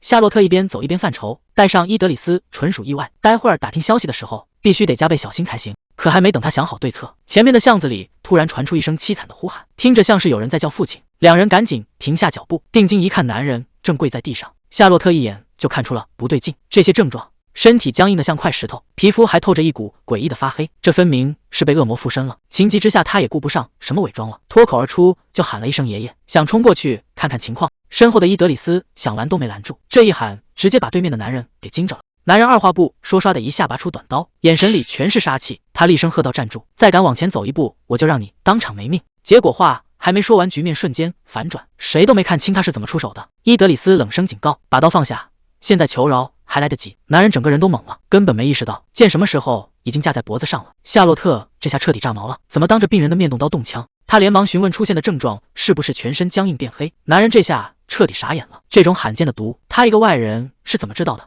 夏洛特一眼就看穿了，这老头全身僵硬发黑，明显是中了瘴气的毒。虽然不知道普通人怎么会惹上这种麻烦，但现在救人才是第一位的。想要解毒，就必须用到圣水灌溉的草药，而能最快拿到药的人，正是他身后的圣殿骑士伊德里斯。夏洛特直接摊牌了，这病他能治，但前提是对方必须把剑放下。西蒙本来还在等那个人出现，结果左等右等都没见着人，只能亲自跑一趟。谁知道对方竟然不在家。眼看所罗门的身体已经到了极限，咳嗽越来越严重，根本没时间再耗下去了。西蒙现在没得选，只能把最后的希望全都压在布拉班特小姐身上。虽然让这么年轻的姑娘担此重任确实有点冒险，但眼下已经没有退路了。可就在这节骨眼上，随从连滚带爬的跑来报信，说出了一件更吓人的事：所罗门竟然在城墙外面因为癫痫发作，整个人直接栽倒在地了。西蒙这下急疯了，偏偏在他离开的时候出事。他一边往回赶一边自责，生怕晚了一秒就见不到人。他猛地推开大门，扯着嗓子大喊所罗门的名字，以为会看到什么惨烈的现场。结果推开门一看，屋里的气氛竟然格外和谐。夏洛特正捧着点心，吃得满脸幸福，还问爷爷能不能把剩下的全包了。老人家一脸慈祥，摸着他的头说管够，想吃多少就吃多少。西蒙整个人直接僵在门口，夏洛特整个人都懵了。西蒙怎么会出现在这儿？旁边的随从赶紧打圆场，说这位先生刚好路过，看出了瘴气中毒的症状，这才主动留下来帮忙。西蒙听完感叹运气真好，在这种节骨眼上竟然能遇到懂解毒的高手。他正打算好好谢谢人家，夏洛特盯着西蒙看了半天，总觉得这张脸在哪见过，脑子里飞快闪过一个名字，这不是布拉班特小姐吗？他吓得手里的点心都不香了，生怕自己这身伪装被识破，只能尴尬地解释说自己只是在体验生活。好在西蒙没再继续追问，转头去关心老人的身体。老人家摆摆手表示没大碍，夏洛特这才松了一口气。不过他心里很清楚，瘴气中毒可是原著里的重头戏，接下来的局面恐怕没那么容易应付。这种病在原著里就是个死局，当年伊森就是因为这个丢了命，夏洛特甚至花了一辈子的时间，就为了给他在坟前送上一份解药。这种毒根本没法治，因为它来自古代遗迹的巨兽瘴气，普通人这辈子都碰不上，所以解药压根就没存在过。在原本的故事线里，只有2个人中了这种毒，一个是伊森，另一个就是大贤者所罗门。夏洛特心里很清楚，当初之所以选择和南方联盟谈判，就是因为他知道所罗门中毒的消息，这是他手里唯一的筹码。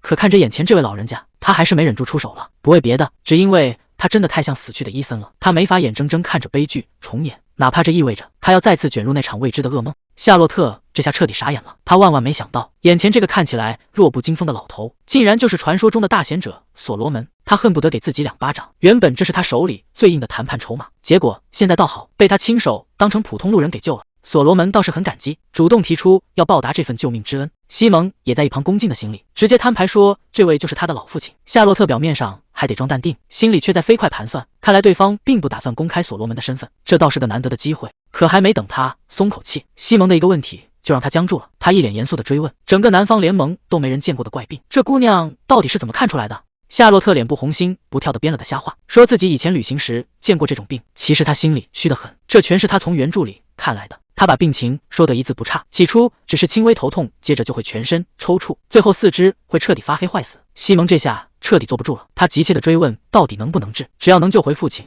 他愿意付出任何代价。夏洛特示意他先冷静，救命的法子确实有，但他话锋一转，直接看向了旁边的所罗门，说这病的根源老人家心里应该最清楚。这话一出，屋里的气氛瞬间变了。夏洛特一字一顿地揭开真相，这就是古代巨兽的瘴气中毒。所罗门沉默了半晌，终于开口提起了那段往事。那是他年轻的时候，莫里斯海岸的古代遗迹突然开启，现场伤亡惨重。为了阻止灾难蔓延，他独自一人闯进了遗迹深处，可那里的陷阱魔法太强，连他也无法轻易破解。其实当时有个最简单的办法，就是把整个遗迹彻底毁掉，但所罗门并没有选择这条路，而这个决定也让他付出了惨痛的代价。当年所罗门为了破解古代魔法，在遗迹里整整待了1个月，虽然最后成功解开了阵法，但他也被那里的瘴气彻底侵蚀了。为了活命，他甚至把魔法阵刻在了自己身上，就为了延缓毒素的扩散。甚至后来伊森用的那件神器，也是他忍着剧痛亲手打造的。夏洛特看着眼前的老人，心里满是敬佩，这才是真正的大贤者。为了苍生，他几乎把自己的一生都搭进去了。他告诉西蒙，这种药的关键在于圣水培育的草药，好在他手里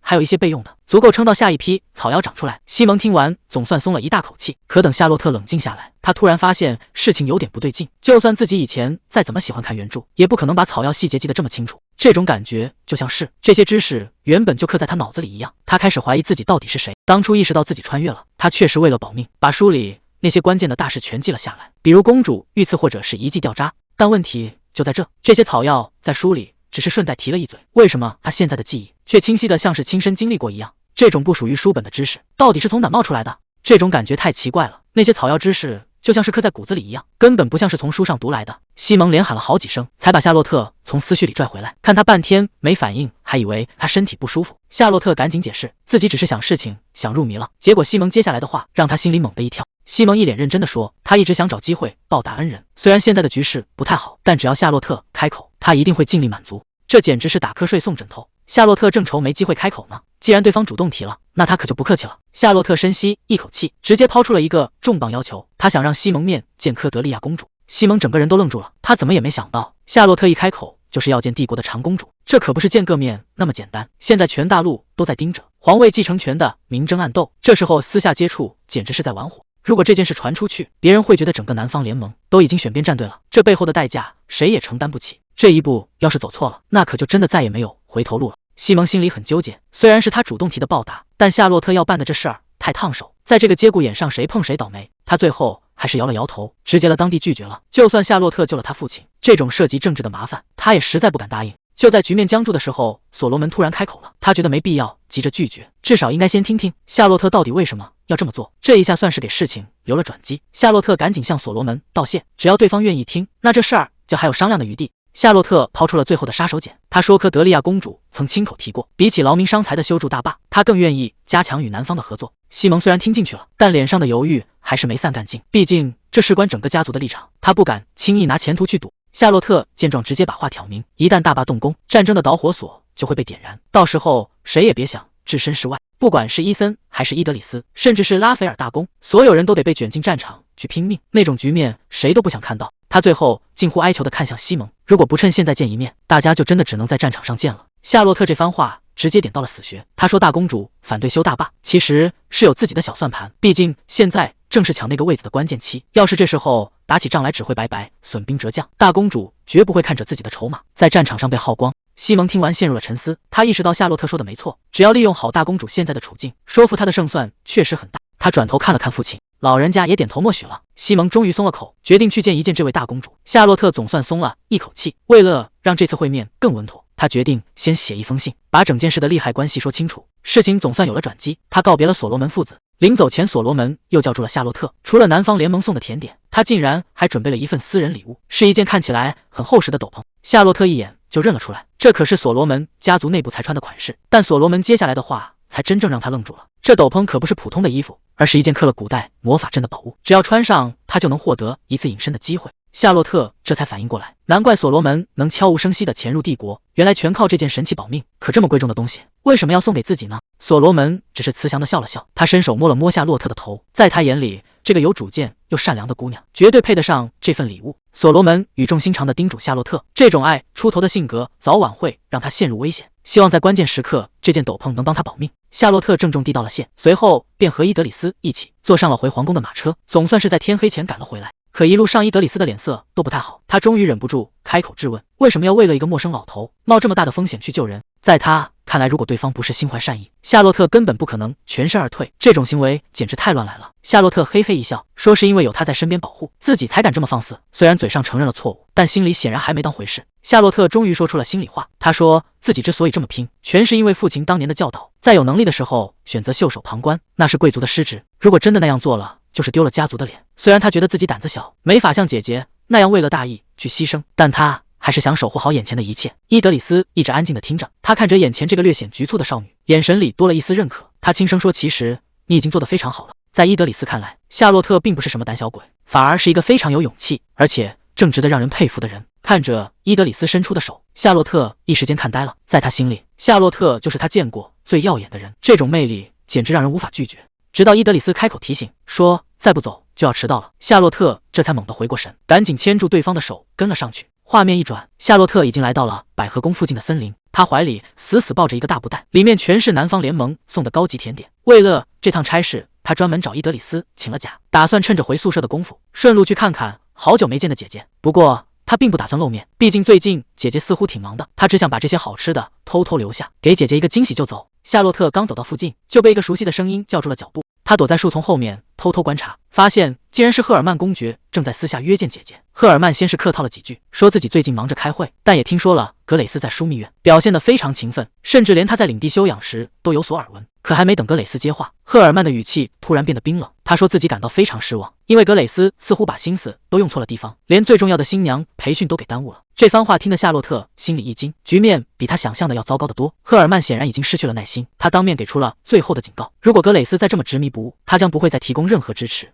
赫尔曼公爵的语气越来越重，他说最近听到了不少投诉，全是在指责格蕾丝在政治上太鲁莽，尤其是和二皇子在水坝建设上的矛盾，让他处理起来感到非常麻烦。他摆出一副力不从心的样子，说自己年纪大了，已经没精力再帮格蕾丝收拾烂摊子，所以他提出了一个荒唐的建议，干脆跳过订婚，直接举行婚礼。这话一出，不仅格蕾丝愣住了，连躲在树后的夏洛特也彻底懵了。这根本不是在商量，而是赤裸裸的最后通牒。赫尔曼根本不在乎什么流言蜚语，他狂妄地表示，只要他决定了，这世上没人敢说半个不字。他打算在夏洛特的成年礼后，就立刻把这门亲事定死。临走前，赫尔曼还不忘最后施压，说相信伯爵是个聪明人，知道该怎么选。格蕾丝沉默了许久，最终只能低声答应。躲在树下的夏洛特彻底崩溃了。他原本是想帮姐姐找回幸福，可现在看来他没往前走一步，反而让姐姐离深渊更近了一步。这种感觉越来越强烈，姐姐的幸福似乎正离他越来越远。如果局面再这样失控下去，他真的不敢想象自己是不是会彻底失去姐姐。夏洛特心里很清楚，姐姐选择订婚也是迫不得已，可如果按照原著的剧情走下去，自己的下场恐怕会非常凄惨。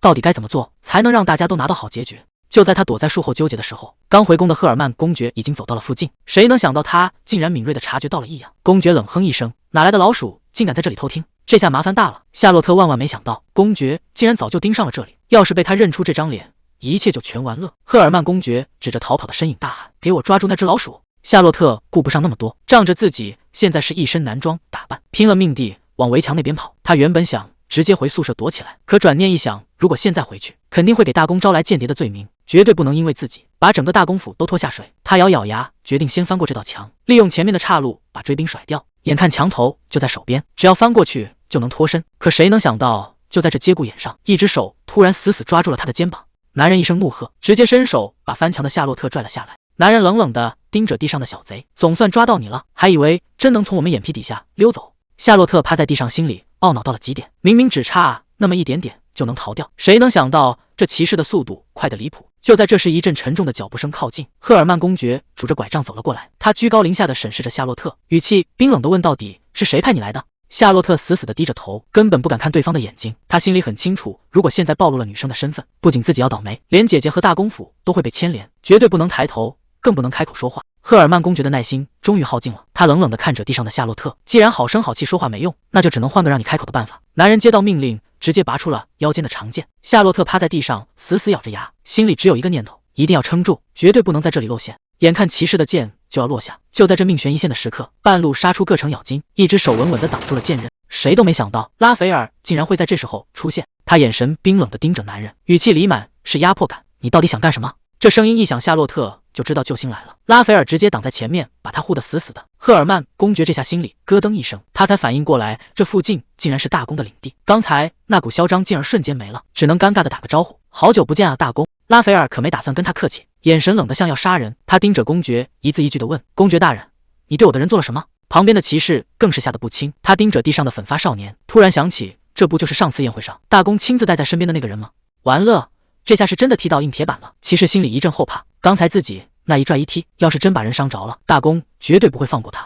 你到底为什么会出现在这里？拉斐尔低头看着夏洛特，语气里带着一丝责备，我明明告诉过你要乖乖待在住所里。夏洛特愣在原地，一时间不知道该怎么解释。旁边的骑士见状赶紧甩锅，大声嚷嚷着是这小鬼先跟踪公爵的，他们只是为了保护大公才动手。拉斐尔转过头盯着夏洛特，你跟踪我来这儿的？夏洛特急得团团转，他紧紧抱着怀里的包袱，脑子里飞快地编着借口，绝对不能说出真相，否则身份就彻底保不住了。他支支吾吾地说，只是行李太多想抄近路，结果走累了才在这儿歇脚。虽然感觉大公是站在自己这边的，但眼前的局面还是让他压力倍增。结果其实根本不信，他一口咬定这包里肯定藏了凶器，是专门用来刺杀大公的。夏洛特拼命解释，里面真的只有零食和外套。可骑士冷笑一声，直接伸手把包袱抢了过去。包袱被强行扯开，结果散落了一地的竟然全是精致的甜点和零食。这下轮到骑士傻眼了，他怎么也没想到自己信誓旦旦说的凶器居然是这些东西。赫尔曼公爵在旁边尴尬的没眼看，这简直是当众被打脸。拉斐尔可没打算就这么算乐，他眼神冰冷地盯着两人，既然没搜出什么，那恐吓我下属的这笔账是不是该算一算乐？赫尔曼公爵赶紧出来打圆场，说手下只是为了安全起见，让大公别太往心里去。他一边道歉，一边还不忘阴阳怪气两句，说没想到大公的骑士竟然会像老鼠一样躲在暗处偷听。拉斐尔根本不吃这一套，他直接把夏洛特护在身后，当众宣布这是他非常看重的人，以后谁要是再敢动歪心思，最好先掂量掂量后果。至于偷听的事，拉斐尔冷笑一声，如你所见，他只是个爱吃零食的孩子，能有什么坏心思呢？公爵临走前还故意在那儿打马虎眼，说既然大公都开口了，那他只能选择相信，毕竟大家现在都在一条船上。看着这帮人走远，夏洛特总算松了一口气，可心里还是觉得过意不去，觉得自己又给大公添麻烦了。拉斐尔转过身，语气虽然冷淡，但还是问了一句有没有受伤。夏洛特赶紧摇头，刚想开口道谢，拉斐尔却突然盯着他问：“你就为了这点小事专门跑出宫一趟？”夏洛特一下子愣住了，他怎么会知道自己是偷溜出来的？低头一看，才反应过来，肯定是刚才拉扯的时候，大公察觉到了斗篷上的魔力。像他这种级别的剑术大师，只要稍微一碰，就能发现这件长袍不是普通货色，而是一件货真价实的神器。这下彻底瞒不住了，夏洛特心里乱成一团。面对拉斐尔那双看穿一切的眼睛，这个谎到底该怎么圆？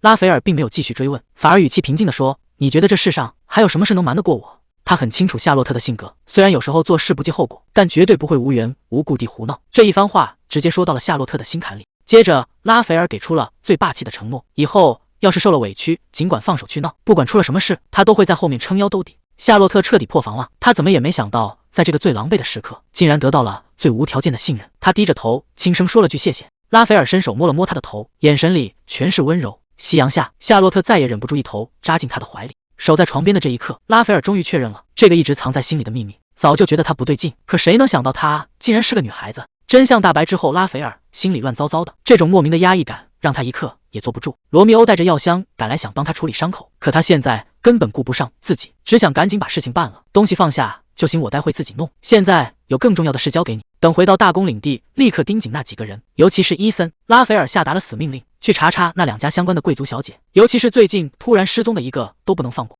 整整2周的秘密调查，所有的线索都指向了伊森背后的布拉班特家族。罗密欧带着结果赶回办公室，在所有被调查的名单里，会使剑又刚好失踪的竟然只有一个人，他就是布拉班特伯爵的妹妹夏洛特。夏洛特，布拉班特。拉斐尔看着画像陷入沉思，要是那家伙留起长发，简直和画里的人一模一样。他和伊森到底是什么关系？罗密欧赶紧解释，伊森和这家的女主人格蕾丝传过绯闻，所以和这位小姐走得近也正常。可现在的局势非常微妙，大王子正施压让格蕾丝嫁给那个难缠的赫尔曼公爵。这种节骨眼上，伊森的存在简直就是眼中钉。赫尔曼公爵肯定早就想动手了。罗密欧觉得伊森有骑士团护着，对方不敢乱来，但拉斐尔心里清楚，事情绝不会这么简单。拉斐尔越想越觉得不对劲，萨莎口中那个最重要的人肯定就是伊森没错了。可一个贵族大小姐为什么要隐姓埋名去当骑士？难道只是为了替姐姐守护这个曾经的恋人？还是说她其实一直都在暗恋伊森，甚至不惜女扮男装之位，乐能守在他身边？想到这，拉斐尔心里一阵烦躁。这女人为乐见那个男人，简直是疯了。算了，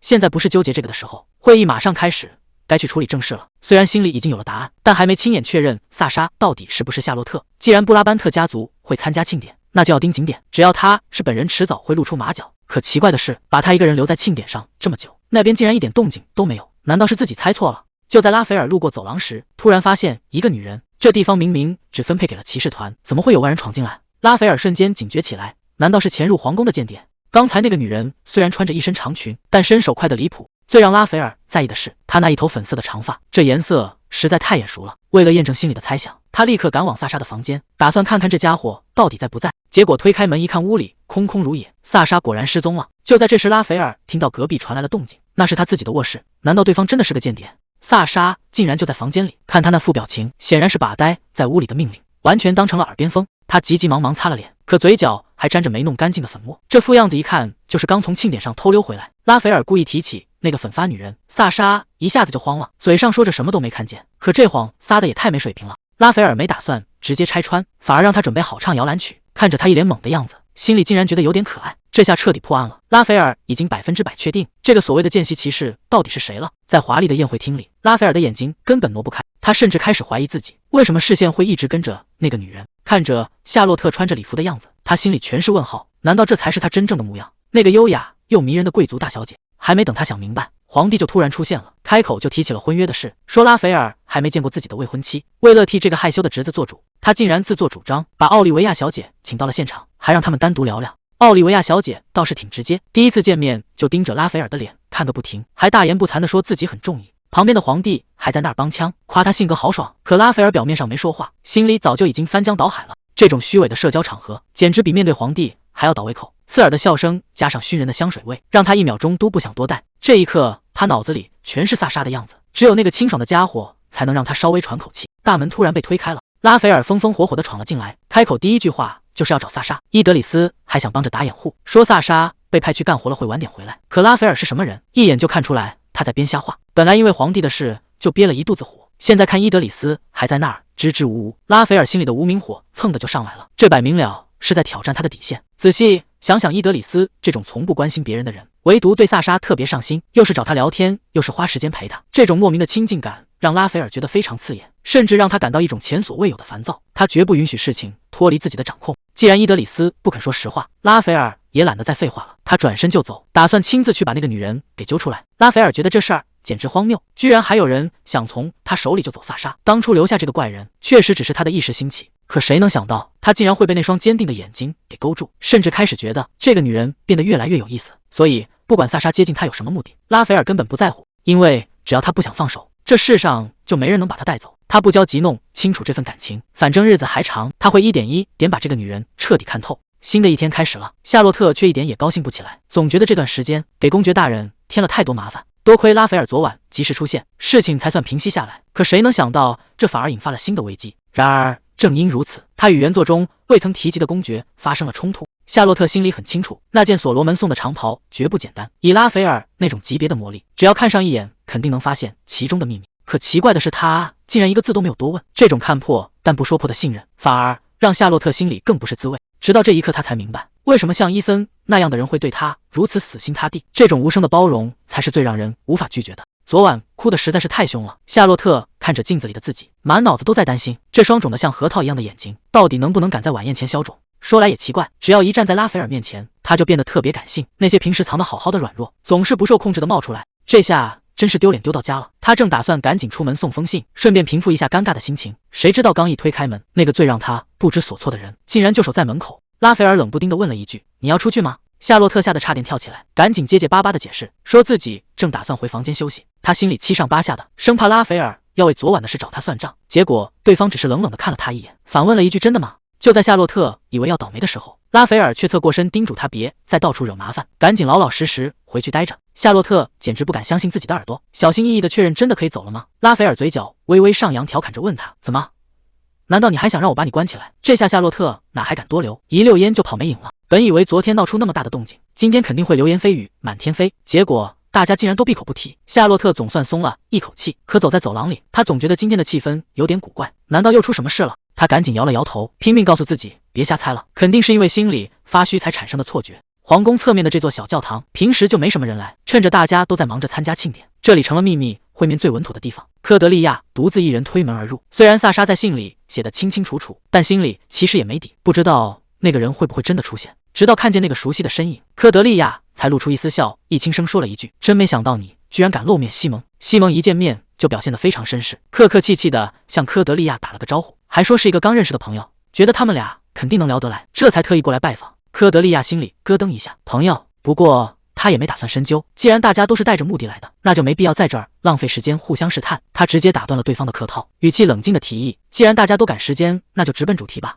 在金碧辉煌的大厅里，夏洛特规规矩矩地行了个礼，正式向皇后问安，每一个动作都表现得无懈可击。皇后看起来倒是挺和蔼，笑着欢迎他的到来，还顺口打听起他南边那趟旅程，问他玩得开不开心。夏洛特自然是条好听的说，直言那是一段非常愉快的时光，两人就这样你来我往的客套着。皇后对夏洛特确实没得说，临走前还特意嘱咐，希望庆典最后一天也能见到他。夏洛特自然是乖巧地答应了下来。其实这几年皇后一直挺照顾他，夏洛特自己也琢磨不透原因，难道是因为之前他好几次救过皇太子的命？正想着呢，约翰突然凑过来打了个招呼，还神神秘秘地提醒他，那位大公今天可能也要露面。夏洛特倒是表现得很淡定，只回了一句没关系，看来该来的总归是要来的。约翰凑在夏洛特耳边低声分析，既然皇帝和皇后今天都在，那位大公肯定不会露面凑热闹。夏洛特也跟着点头，说自己出门前还特意去查过岗，确定大公老老实实待在房间里。约翰这下总算松了口气，可他紧接着就提议，两人最好还是别站得太近。夏洛特一脸纳闷，约翰却在心里暗暗叫苦，离你太近，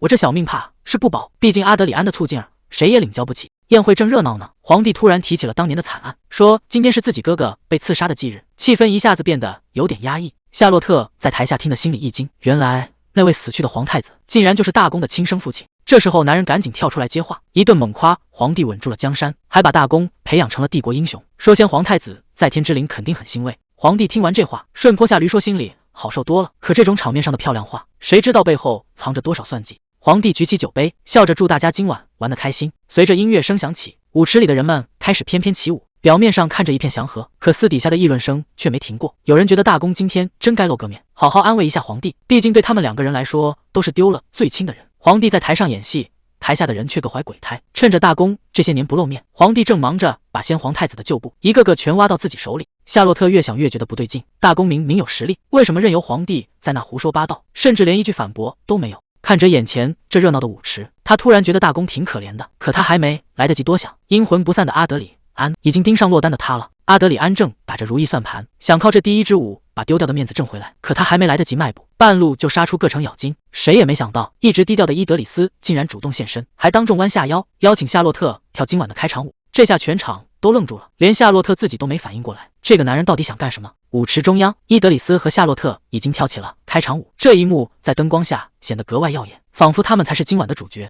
但镜头一转，角落里的阿德里安正死死盯着这一幕，他攥紧了拳头，显然已经快到爆发的边缘了。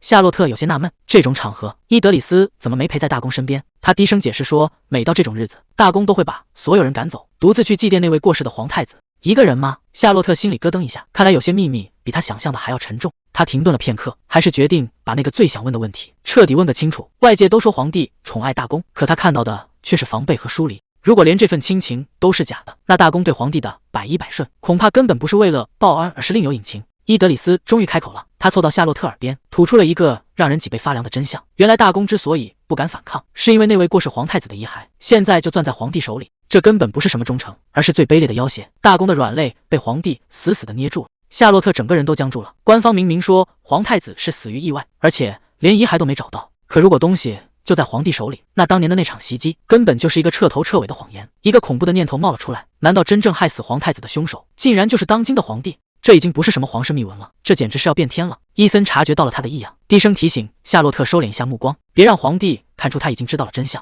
夏洛特终于明白了，大公那所谓的绝对忠诚背后竟然全是血淋淋的要挟。这舞会再华丽，也掩盖不住这股让人窒息的寒意。在这个所有人都在欢庆的日子里，大公一直独自哀悼父亲的逝世。夏洛特心里很不安，这种掉脑袋的秘密为什么要告诉他呢？他忍不住问伊德里斯，万一我把这事儿说出去，你难道就不怕吗？结果伊德里斯只是温柔地看着他，轻声说了一句，因为我也同样信任你。一曲舞完，夏洛特客客气气递到了线，打算功成身，恢复萨莎的身份。可就在他转身的一瞬间，伊德里斯突然伸手死死抓住了他的手腕。他看着夏洛特，想当众说出我不希望你离开。就在最后一刻，伊德里斯还是理智地松开了手，改口让他路上小心。看着夏洛特头也不回地离开，他盯着自己的手掌，忍不住自嘲了一句，真是疯了，明明知道他是去见别人，刚才竟然还想强行把他留下，这种失控的占有欲连他自己都觉得可怕。随从怎么也没想到，一向冷淡的伊德里斯竟然会主动请夏洛特跳舞。他忍不住提醒，这可是大王子看上的人，你这么做不是明摆着抢人吗？谁知伊德里斯不仅没否认，反而冷冷地回了一句，我就是因为这个才请他的。等独自离开舞厅时，他才意识到，原来这份不受控的在意，早在骑士团出剑时就注定了。画面一转，回到了那个让伊森念念不忘的瞬间。夏洛特练剑时那种自由的生命力，曾彻底惊艳了他的世界。可现实却像一盆冷水，哪怕心里再怎么想念，他也只能强迫自己清醒过来。作为侍奉神灵的祭司，他根本没有资格沉溺于私情，更不能让这份感情被任何人察觉。这种极致的克制，注定了他只能在黑暗中独自挣扎。夏洛特在门口急得团团转，进还是不进，这让他纠结到了极点。虽然大家都觉得拉斐尔无坚不摧，甚至连他的爱人都不觉得他需要安慰，但夏洛特太清楚失去至亲的滋味了，哪怕会被当成是多管闲事，他也决定要敲开这扇门。因为在这样的日子里，谁都不该被独自留在孤独里。既然决定要管，夏洛特就打算死磕到底。他在门口疯狂敲门，屋里的拉斐尔终于被彻底惹毛了，门猛地被拽开，他一把掐住夏洛特的脸，质问是不是觉得上司好欺负。夏洛特只能硬着头皮继续演戏，嘴上说着最肉麻的关心，心里却咯噔一下。这扑面而来的酒气让他意识到，现在的拉斐尔已经彻底失控了，满屋子的酒气，看来拉斐尔今晚是打算借酒消愁了。夏洛特刚想凑近看看，结果直接被抓了个现行。两人一见面就开始掐架，明明是这么沉重的日子，气氛硬是被这俩人带偏了。拉斐尔冷着脸下逐客令，催着这个小屁孩赶紧去睡觉。夏洛特当然不服气，嚷嚷着自己马上就要成年了，可在这位大公爵眼里，他永远只是个让人头疼的小麻烦。夏洛特愣住了，他还是第一次见到那个不可一世的大公爵露出这么疲惫落寞的样子。他没有听话离开，反而主动走上前问他要不要再多喝几杯。拉斐尔自嘲地笑了笑，说除了喝酒，已经没别的方法能熬过这长夜了。既然你时间这么多，那就留下来吧。既然酒喝不下去，夏洛特干脆提议换个心情。他兴冲冲地凑到拉斐尔面前，想拉着这位大公爵去逛庆典。他说外面广场热闹得很，既然你不准我乱跑，那咱们干脆一起去怎么样？拉斐尔沉默地盯着他，最后还是冷冰冰地开了口，说他最讨厌人多的地方。不过他破天荒地松了口，允许夏洛特一个人去玩，这下反而让他有点没反应过来。听到拉斐尔让他一个人去，夏洛特这下可急了，他赶紧胡编乱造了一个借口，说万一在外面遇到死对头，没他在身边保护可不行。拉斐尔坐在那儿一动不动，心里早就把他看穿了。这丫头明知道对方不在广场，却还在那儿卖力的演戏。看着他那副可怜巴巴的样子，拉斐尔无奈的叹了口气。既然这谎话编得这么拙劣，那就干脆陪他演完这一场吧。拉斐尔最后还是妥协了，他站起身淡淡的说：“行吧，那咱们就一起去。”这下可把夏洛特给乐坏了，整个人兴奋的差点跳起来。好不容易出来逛个庆典，夏洛特整个人都玩嗨了，满大街全是好吃的，根本看不过来。结果刚走没2步，就被路过的守卫给盯上了，问他是不是一个人偷跑出来的。他赶紧摆手解释，自己可是带了同伴的，转头就开始催促身后的拉斐尔，嫌他走的实在太慢。这一焦急，差点把殿下2个字喊出口，吓得他赶紧捂住嘴。不过转念一想，这人挤人的地方，谁能想到堂堂大公爵会躲在斗篷里逛大街呢？既然都出来玩了，夏洛特索性把烦恼全抛到脑后，拉着拉斐尔直奔路边摊。这精力旺盛的让人没法拒绝。他盯着烤串两眼放光，嫌小份的吃着不过瘾，张口就要了3串最大的，连摊主都纳闷这小姑娘胃口真不小。拿着刚出炉的战利品，他兴冲冲地跑回拉斐尔身边，虽然担心这位大公爵吃不惯，但还是霸气地宣布：“今天我请客，不管合不合胃口，你都得给我全部吃光。”谁能想到，这种随处可见的路边摊，对常年在战场厮杀的拉斐尔来说，竟然是想都不敢想的奢侈品。夏洛特听得心里一阵发酸，但他马上拍拍脸颊，提醒自己今天可是来寻开心的，绝对不能让气氛冷掉。他拽着拉斐尔在人群里穿梭，生怕浪费一丁点庆典的时间。结果路过花摊的时候，这个冷冰冰的男人竟然停下了脚步。他随手递给老板1枚金币，这一下轮到夏洛特半天没说出话来。两人就这样并肩站在人群中，看者台上的表演。本以为是浪漫的深夜游船，结果拉斐尔一开口就杀风景。他嫌弃夏洛特体力太差，甚至打算回去给他加练。夏洛特听完直接翻了个白眼，吐槽这全是因为被他吓的，谁家好人逛个路边摊，随手就甩出1块大金币啊！他一边心疼钱，一边祝拉斐尔以后娶个懂理财的老婆。没想到这个冷冰冰的男人竟然笑着回了一句他会努力。看着拉斐尔划船的侧脸，夏洛特突然觉得这人只要不开口说话，长得确实没得挑。眼看小船离闹市区越来越远，夏洛特心里直犯嘀咕，这大半夜的他到底要带自己去哪？当小船绕过弯道，满天的孔明灯瞬间铺满了整个湖面，夏洛特整个人都看呆了。拉斐尔看着他的样子，轻声问喜不喜欢。夏洛特头点得像拨浪鼓一样，他好奇这个整天待在军营里的男人怎么会知道这么浪漫的地方。拉斐尔坦白说自己小时候常偷偷跑出来，那时候他对宫墙外的世界充满了好奇。夏洛特趁机调侃他，难怪你对物价一窍不通，原来从小就是大少爷。拉斐尔也没生气，反而提到了一个从小跟着他的神秘助手。虽然嘴上嫌弃对方像水蛭一样缠人，但提起那个人时，他的眼神却格外温柔。夏洛特敏锐地察觉到，那个被他吐槽的人一定是他生命中非常珍视的朋友。夏洛特本以为从小一起长大的伙伴肯定很有默契，可拉斐尔的一句话却让气氛瞬间降到了冰点。他说那些人确实一直跟着他，哪怕他冷脸驱赶也赶不走。可结果呢？他们全都死在了那场惨烈的战争里。看着拉斐尔平静的侧脸，夏洛特心里像被针扎一样难受。这个男人为了活下去，从小就不得不拿起剑去面对死亡。谁能想到，现在能坐在这里云淡风轻聊天的他，内心深处到底埋了多少永远无法愈合的伤口？夏洛特突然意识到，这个看似冷酷的大公爵，其实比任何人都更渴望那一点点温暖。夏洛特看着满天灯火，轻声安慰拉斐尔，希望今晚这些美好的回忆能让他想起父亲时不再只有痛苦。可能是酒精上头，也可能是真的累了。拉斐尔坐在船上昏昏欲睡，夏洛特见状直接霸气上手，一把将他的头按在了自己腿上。每当他感到沮丧时，格蕾丝总有个万无一失的方法。看着这个不可一世的男人，此刻像个孩子一样枕在自己膝头，夏洛特温柔地拨开他的碎发，心里只希望时间能过得慢一点。在这静谧的湖面上，拉斐尔终于放下了所有的戒备。这一晚的灯火和温柔，或许真的能治愈他心底的伤痕。夏洛特看着漫天繁星般的灯火，心里默默许了个愿，希望很多年以后回想起来，这一刻的温柔依然清晰可见。他指着天空感叹灯笼真美，拉斐尔却一直盯着他的笑脸，轻声说了句是很美。镜头一转，回到骑士团总部，夏洛特正躺在床上呼呼大睡，嘴里还嘟囔着吃不下了。拉斐尔听得一脸黑线，这姑娘在祭典上已经吃了一整路，结果做梦竟然还在加餐，真是个让人没法拒绝的小吃货。看着他毫无防备的睡颜，拉斐尔无奈地叹了口气，虽然嘴上嫌弃他麻烦，但眼神里的宠溺早就藏不住了。谁能想到这个叫夏洛特的女孩会像个意外一样，突然闯进拉斐尔死水般的生活？她总是大大咧咧的管东管西，完全不把自己当外人，甚至让拉斐尔做出了很多以前绝对不会做的傻事。可奇怪的是，拉斐尔发现自己竟然一点都不讨厌，看着他熟睡的样子，他第一次觉得这种失控也挺好。虽然他无数次告诉自己要压抑住这份不该有的情感，可只要夏洛特一回头，笑着拉住他的手喊一声殿下，拉斐尔就知道他这辈子算是彻底栽在这个女孩手里了。深夜里，拉斐尔守在床边，看着熟睡的夏洛特，低声自语。他终于承认，这个女孩总能轻易勾起他的渴望，让他彻底乱了阵脚。可还没等这份暧昧发酵，第二天夏洛特就进了宫，因为救了大皇子立了大功，皇后专门请他来花园喝茶。谁知道皇后本人没露面，坐在凉亭里的竟然是阿德里安。这位大皇子笑得一脸温柔，问能不能由他来陪夏洛特喝茶。夏洛特客气地说，能跟大皇子一起喝茶真是我的荣幸，但这毕竟是皇室休息的地方，我坐在这儿真的合适吗？阿德里安笑着安慰他，既然皇后都点头了，你就别再担心了。他还特意嘱咐我要带你好好逛逛这片花园。夏洛特表面上礼貌回应，心里却早就乱成一团。今天是庆典最后一天，明明还有一堆正事要办，姐姐还特意交代过，一定要留心皇后的态度。现在这情况显然已经超出了社交范围，这种单独相处的机会，怎么看都觉得压力山大。夏洛特坐在花园里，心里却一点都不轻松。这地方可是皇帝亲自管的，能进来的贵族一只手都数得过来，大皇子偏偏把他带到这儿，这压力谁受得了？阿德里安察觉到他的拘谨，轻声问是不是哪里不舒服。夏洛特赶紧摆手否认，说能见到这种稀罕地方，自己高兴还来不及呢。就在这时，阿德里安突然提了一句，听说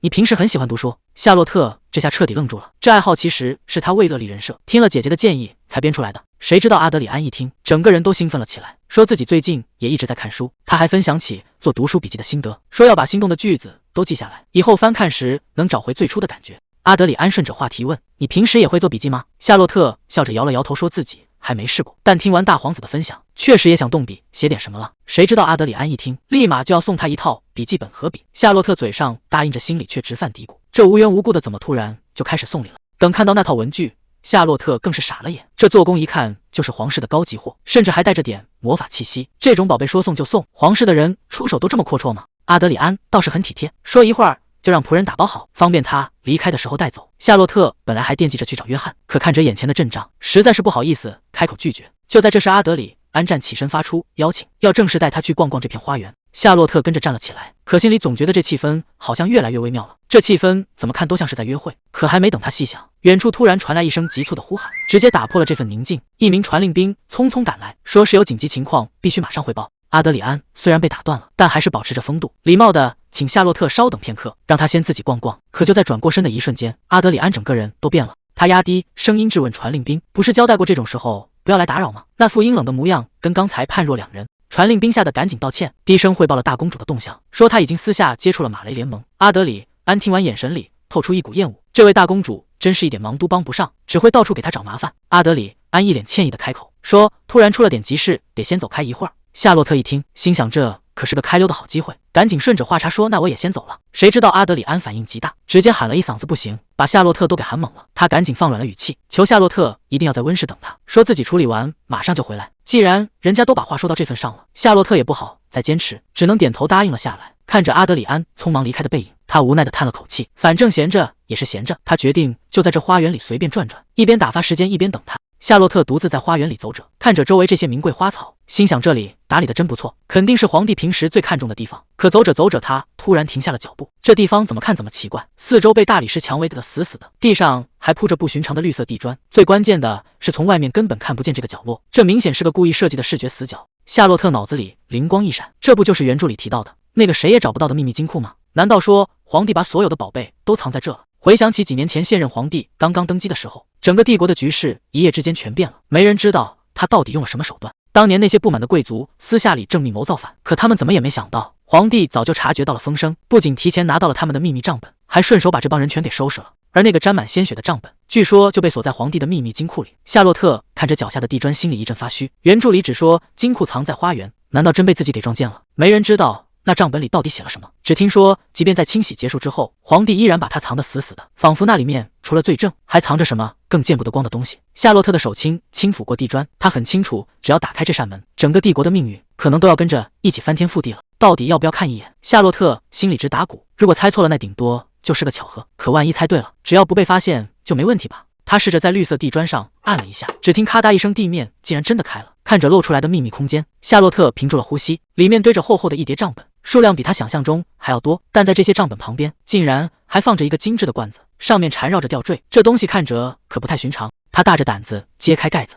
难道说前任皇太子的遗骸？趁着大皇子还没赶过来，花园里还算安静。夏洛特知道这可能是他唯一的机会了。只要把这些东西带走，公爵多年的心愿就能达成，再也不用听命于皇帝那些离谱的要求，甚至连伊森西征的计划也能被彻底拦下来。既然已经拿到了底牌，夏洛特深吸一口气，就这么办吧，现在撤离还来得及。约翰一边伸着懒腰一边抱怨，这破祭典总算要完了，现在只想赶紧回家睡觉。结果他刚一抬头，整个人直接定在了原地。萨莎等他看清夏洛特的样子，眉头立刻皱了起来。他疑惑地问：“你怎么还在这？而且你这副样子到底是怎么回事？”夏洛特一把抓住约翰，声音都在发颤。他说自己做到了，已经把那件东西偷了出来。约翰听得一头雾水，他赶紧安抚夏洛特，让他先冷静下来，毕竟连偷的是什么都还没搞清楚。可当夏洛特说出那是皇帝的秘密账本时，约翰整个人都傻了。这种掉脑袋的东西怎么可能落到他手里？他起初还以为是个玩笑，劝夏洛特别乱说话，万一被发现就彻底完了。可当他打开一看，半天说不出话来，这简直太疯狂了。夏洛特压低声音补充说，里面的内容全是真的，这本账本简直就是催命符，里面清清楚楚记着谁给皇帝送了礼，送了多少。约翰心里很清楚，这东西只要在手里多留1秒，命就随时可能丢掉。夏洛特低着头小声道歉，他说当时实在走投无路，脑子里唯一能想到的人就只有约翰一个，却忘了这会把他推向火坑。看着夏洛特现在的处境，约翰终究还是狠不下心。他说只要夏洛特肯说实话，他就一定会帮到底。现在就看夏洛特敢不敢全盘托出了。夏洛特终于说出了真相，皇帝竟然用前太子的遗骸在暗中威胁公爵，而那本致命的账本就藏在皇帝的秘密金库里。约翰听得整个人都愣住了，他完全不敢相信这两个大人物之间竟然有这种见不得人的交易，但他还是冷静地问，你怎么能确定那真的就是前太子的遗骸？万一只是个挂了牌子的假货呢？夏洛特低声解释说，他亲眼见过那个吊坠，公爵甚至动用了魔法道具来确认，绝对不会有错。而且就算遗骸是假的，只要带上那个身份牌，对公爵来说就足够了，这就是最好的筹码。夏洛特最后说出了他的计划，他要用这具遗骸去跟公爵做交易，只要能换回姐姐的自由，让赫尔曼公爵取消那场婚约，他什么都愿意做。约翰失声叫了出来，什么？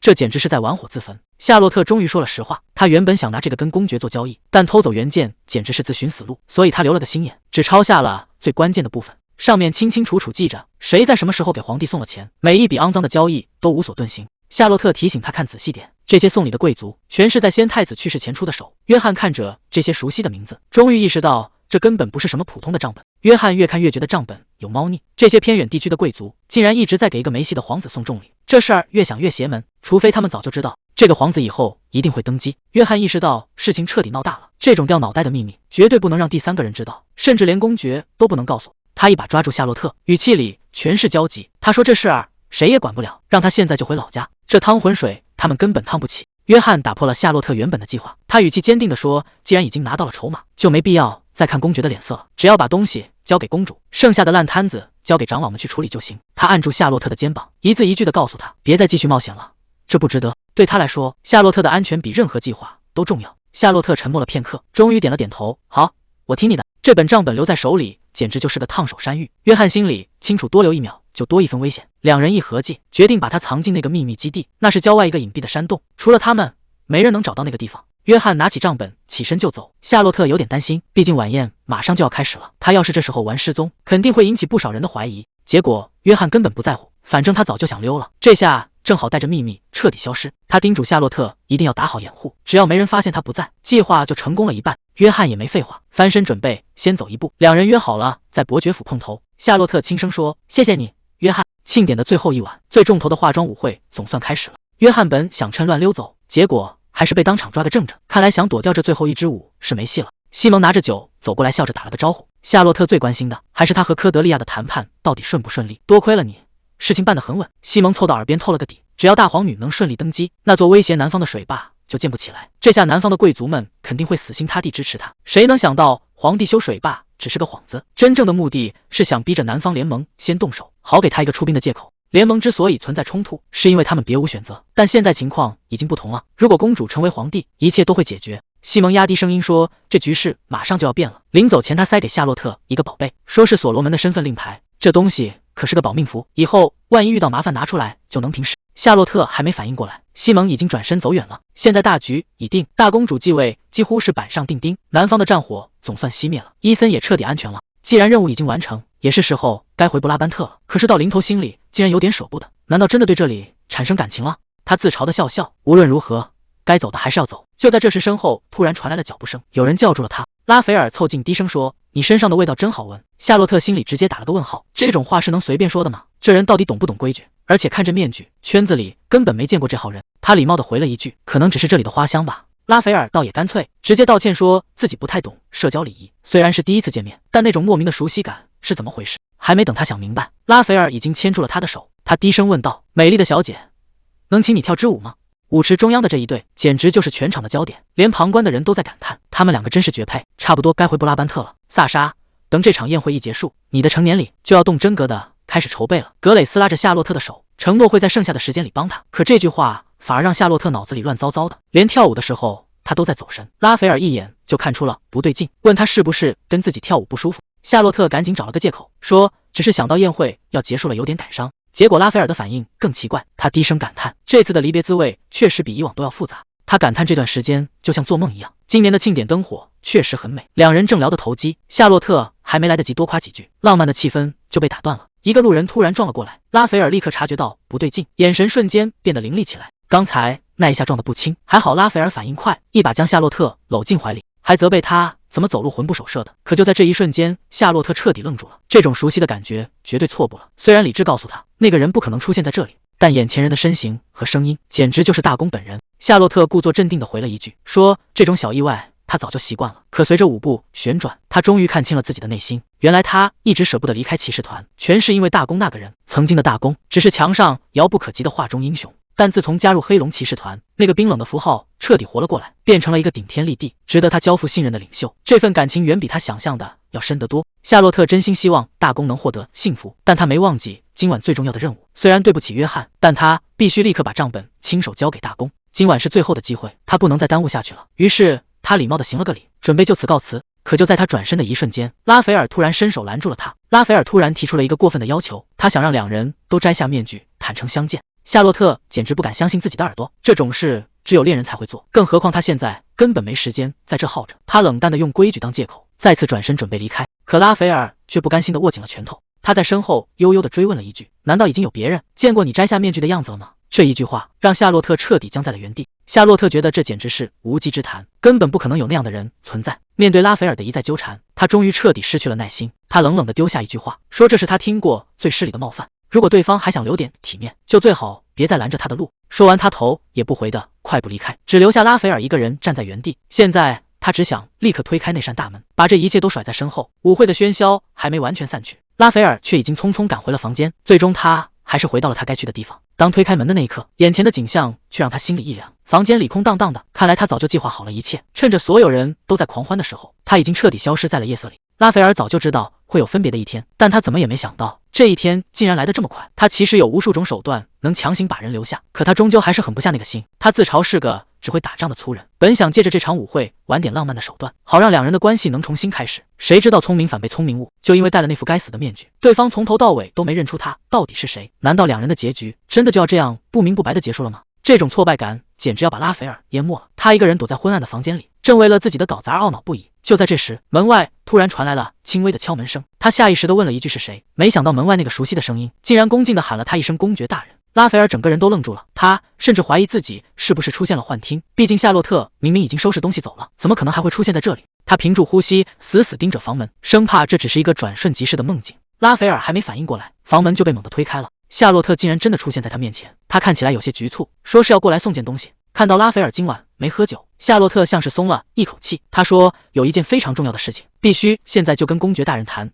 夏洛特在心里不停地给自己打气，因为他知道接下来的这番话可能会彻底改变两人的关系。虽然他的行为看起来疑点重重，但他只想证明一件事，那就是他永远都会站在拉斐尔这一边。夏洛特递过来一本厚重的古籍，他说这是他亲手带出来的，里面竟然是皇帝最隐秘的账本副本。拉斐尔整个人都愣住了，他根本不敢相信这种东西会出现在他手里。夏洛特心里很清楚，这本账本如果落到科德利亚手里，绝对能成为跟皇帝谈判的绝佳筹码。到时候消息会被彻底封锁，科德利亚能得到他想要的权势。可要是真那样做了，拉斐尔就永远没机会查清他父亲死因的真相了。为了帮他拿回这个公道，夏洛特决定背叛原本的计划，把这个足以翻天的秘密交到他手中。账本虽然已经拿到了手，但拉斐尔的语气却冷得吓人。他盯着夏洛特问：“既然东西送到了，你是不是又打算一走了之？”夏洛特整个人都懵了，他完全没明白公爵在说什么。他下意识的想要解释，说自己从来没想过要离开，一直都会守在他身边。可拉斐尔根本不想听这些。就在夏洛特愣神的这一秒，他突然伸手死死抓住了他。拉斐尔捧起夏洛特的脸，语气里满是无奈和委屈。他说：“夏洛特总是让他整个人都乱了。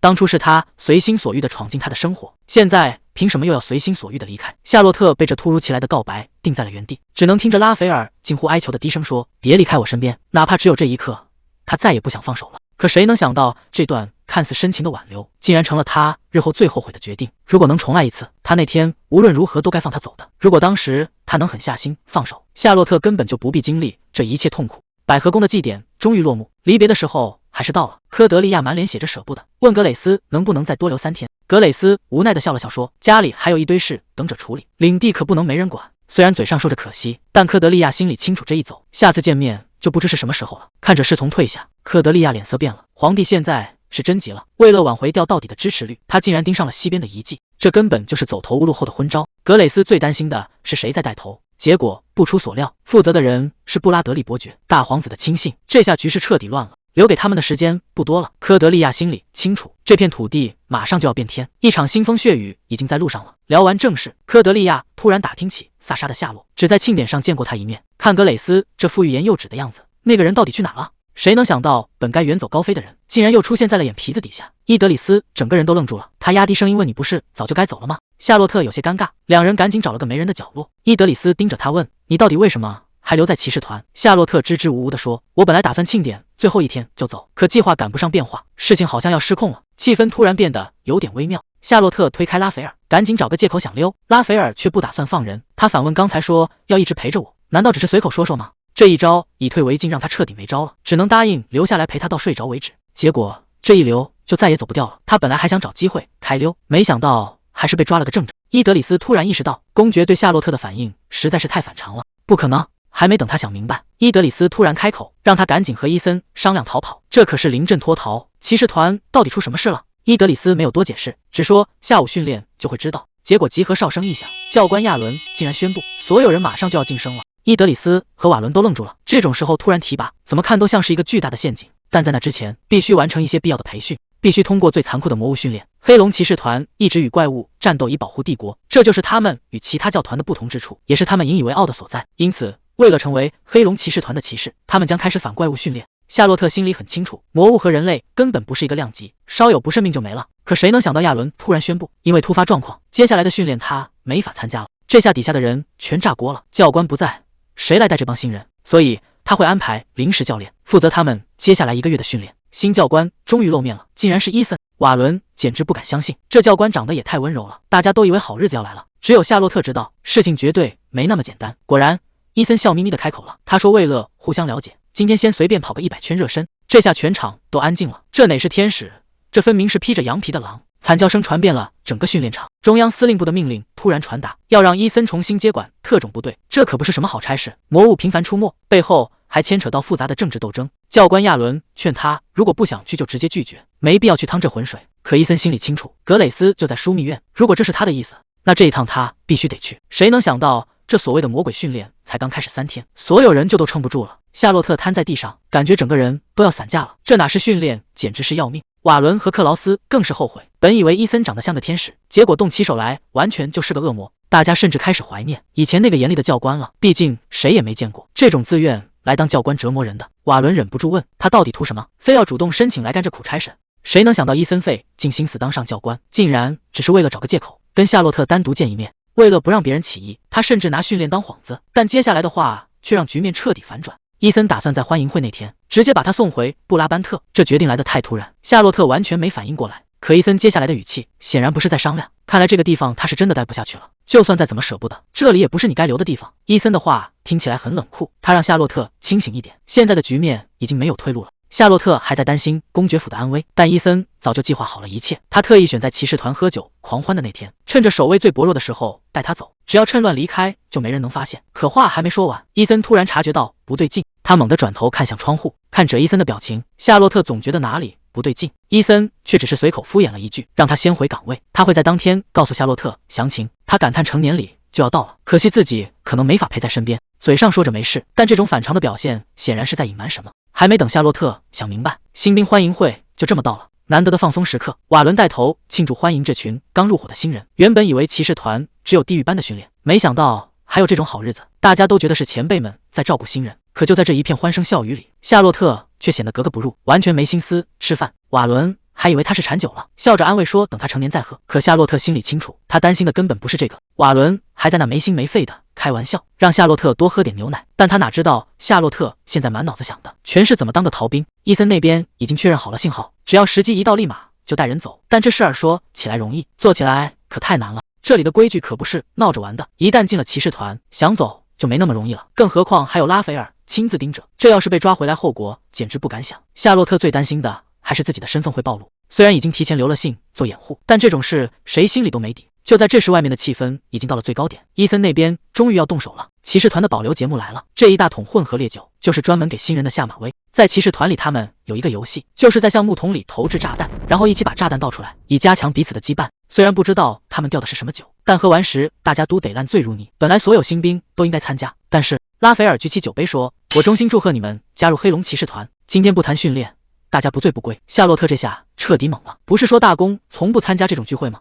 他今天突然现身，绝对没那么简单。这下麻烦大了，如果大公在场，骑士们就无法舒适的享受欢迎派对，自然会有更少的骑士完全醉倒。夏洛特这下彻底僵住了，原本指望趁乱溜走，结果现在全员清醒，这逃跑计划还没开始，难道就要直接泡汤？就在这时，拉斐尔嘴角勾起一抹浅笑，看他这副样子，恐怕早就把一切都看穿了。夏洛特硬着头皮开口，想请这位大人物挪个地儿，毕竟他在这一座，周围的气压都不对了。拉斐尔倒是一脸淡定，反问是不是有什么问题。这下夏洛特心里彻底炸了，最大的问题不就是你吗？谁能想到这位公爵大人竟然打算赖着不走了，还让大家自便，这下可好，旁边的人动都不敢动。夏洛特更是欲哭无泪，如果大公一直坐在他旁边，他都很难离开座位。其实拉斐尔早就收到了消息，这位顶级骑士放着正事不干，偏偏要在出征前跑来当教官，这时间点选的实在太巧了。谁都看得出来，伊森这回绝对是醉翁之意不在酒，他到底在打什么主意？就在拉斐尔还在怀疑的时候，伊森已经拎着酒杯直接朝这边走过来了。伊森拿着酒杯走上前，直接向拉斐尔发起了邀请。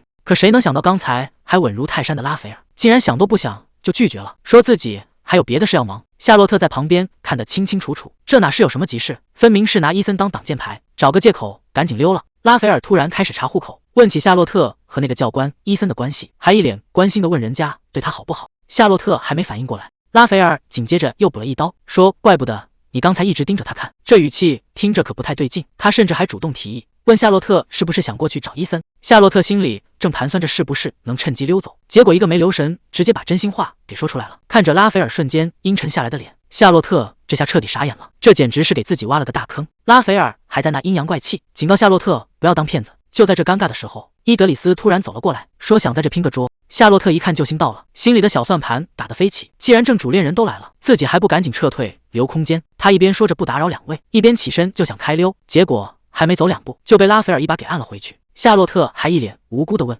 你们两位不是一对吗？这句话一出，两个大佬的脸瞬间全黑了。夏洛特还一脸不信，说社交界都传疯了，你们两个的关系早就不是秘密了。拉斐尔听完简直头大，解释说那全是没根据的谣言，纯粹是因为伊德里斯洁癖太重，看不得他衣服有一点乱，他本来是懒得去澄清，谁知道夏洛特竟然真信了，连伊德里斯都跟着补刀，说骑士团里根本没人信这种鬼话。这下夏洛特尴尬的想找个地缝钻进去，只能一个劲的道歉，觉得自己真是想太多了。可伊德里斯看着眼前的闹剧，心里却想起了另一件事，作为把一切献给神明的圣骑士，他从握剑的那一刻起，就注定不能为乐私情动用力量。原本伊德里斯一直以为自己的剑指为神明而挥动，直到他见识了夏洛特的剑术，心里那股不服输的劲头彻底被点燃了。他不顾一切的去找拉斐尔决斗，想要挑战这个传闻中大陆最强的男人，结果却输得一败涂地，所有的骄傲在那一刻碎成了渣。拉斐尔居高临下的提醒他，别忘了决斗前的赌约，输了的人就要听从胜者的差遣。那一刻，伊德里斯才发现自己以前那些所谓的名声，不过是活在温室里的假象。在真正的强者面前，他就像个没见过世面的井底之蛙。为了能看清这个世界，也为了变得比现在更强，他决定丢掉那些虚伪的束缚，哪怕是作为随从，也要留在那个男人身边。从那天起，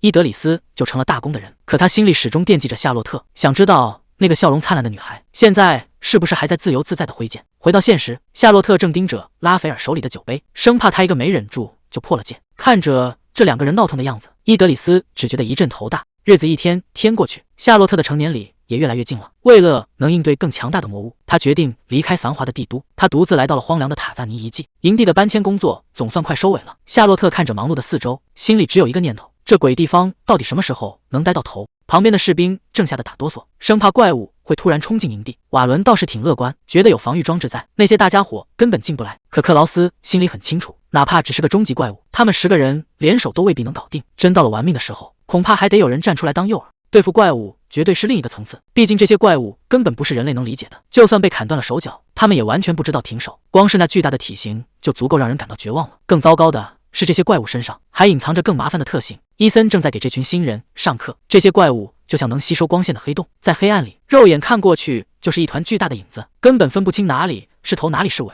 但只要是生物就有命门，怪物的核心就是他们的心脏。伊森拿出了他在西方战场缴获的战利品，告诉大家想要活命就必须彻底击碎这个东西。底下的士兵听得心里发虚，忍不住问：这玩意儿真的能破坏吗？伊森没有废话，直接拔出了腰间的长剑。虽然这事儿听起来不容易，但只要能把剑气注入到刀刃上，哪怕只有一点点，这些坚硬的核心也会像玻璃一样脆弱。就像这样，伊森这一剑挥出，强大的剑气简直要划破天空。他告诉大家，只要配合好神器和体力，你们也能做到这种程度。看着这华丽的招式，夏洛特心里忍不住感叹，伊森简直就是拿了男主剧本，帅得让人没话说。可崇拜归崇拜，随着队伍离遗迹越来越近，夏洛特心里也开始没底，那种莫名的不安感正一点点把他吞没。瓦伦看出了他的局促，大大咧咧地搂住他的肩膀，问他当初冲进遗迹的时候，脑子里到底在想什么。其实没必要这么紧张，毕竟那些真正恐怖的魔物都有前辈和大公亲自出手，咱们这群人只要打起精神，别掉队就行了。被大家这么一挤，夏洛特也开始放狠话了。他不服气地反问：难道他看起来真的很胆小吗？咱们走着瞧，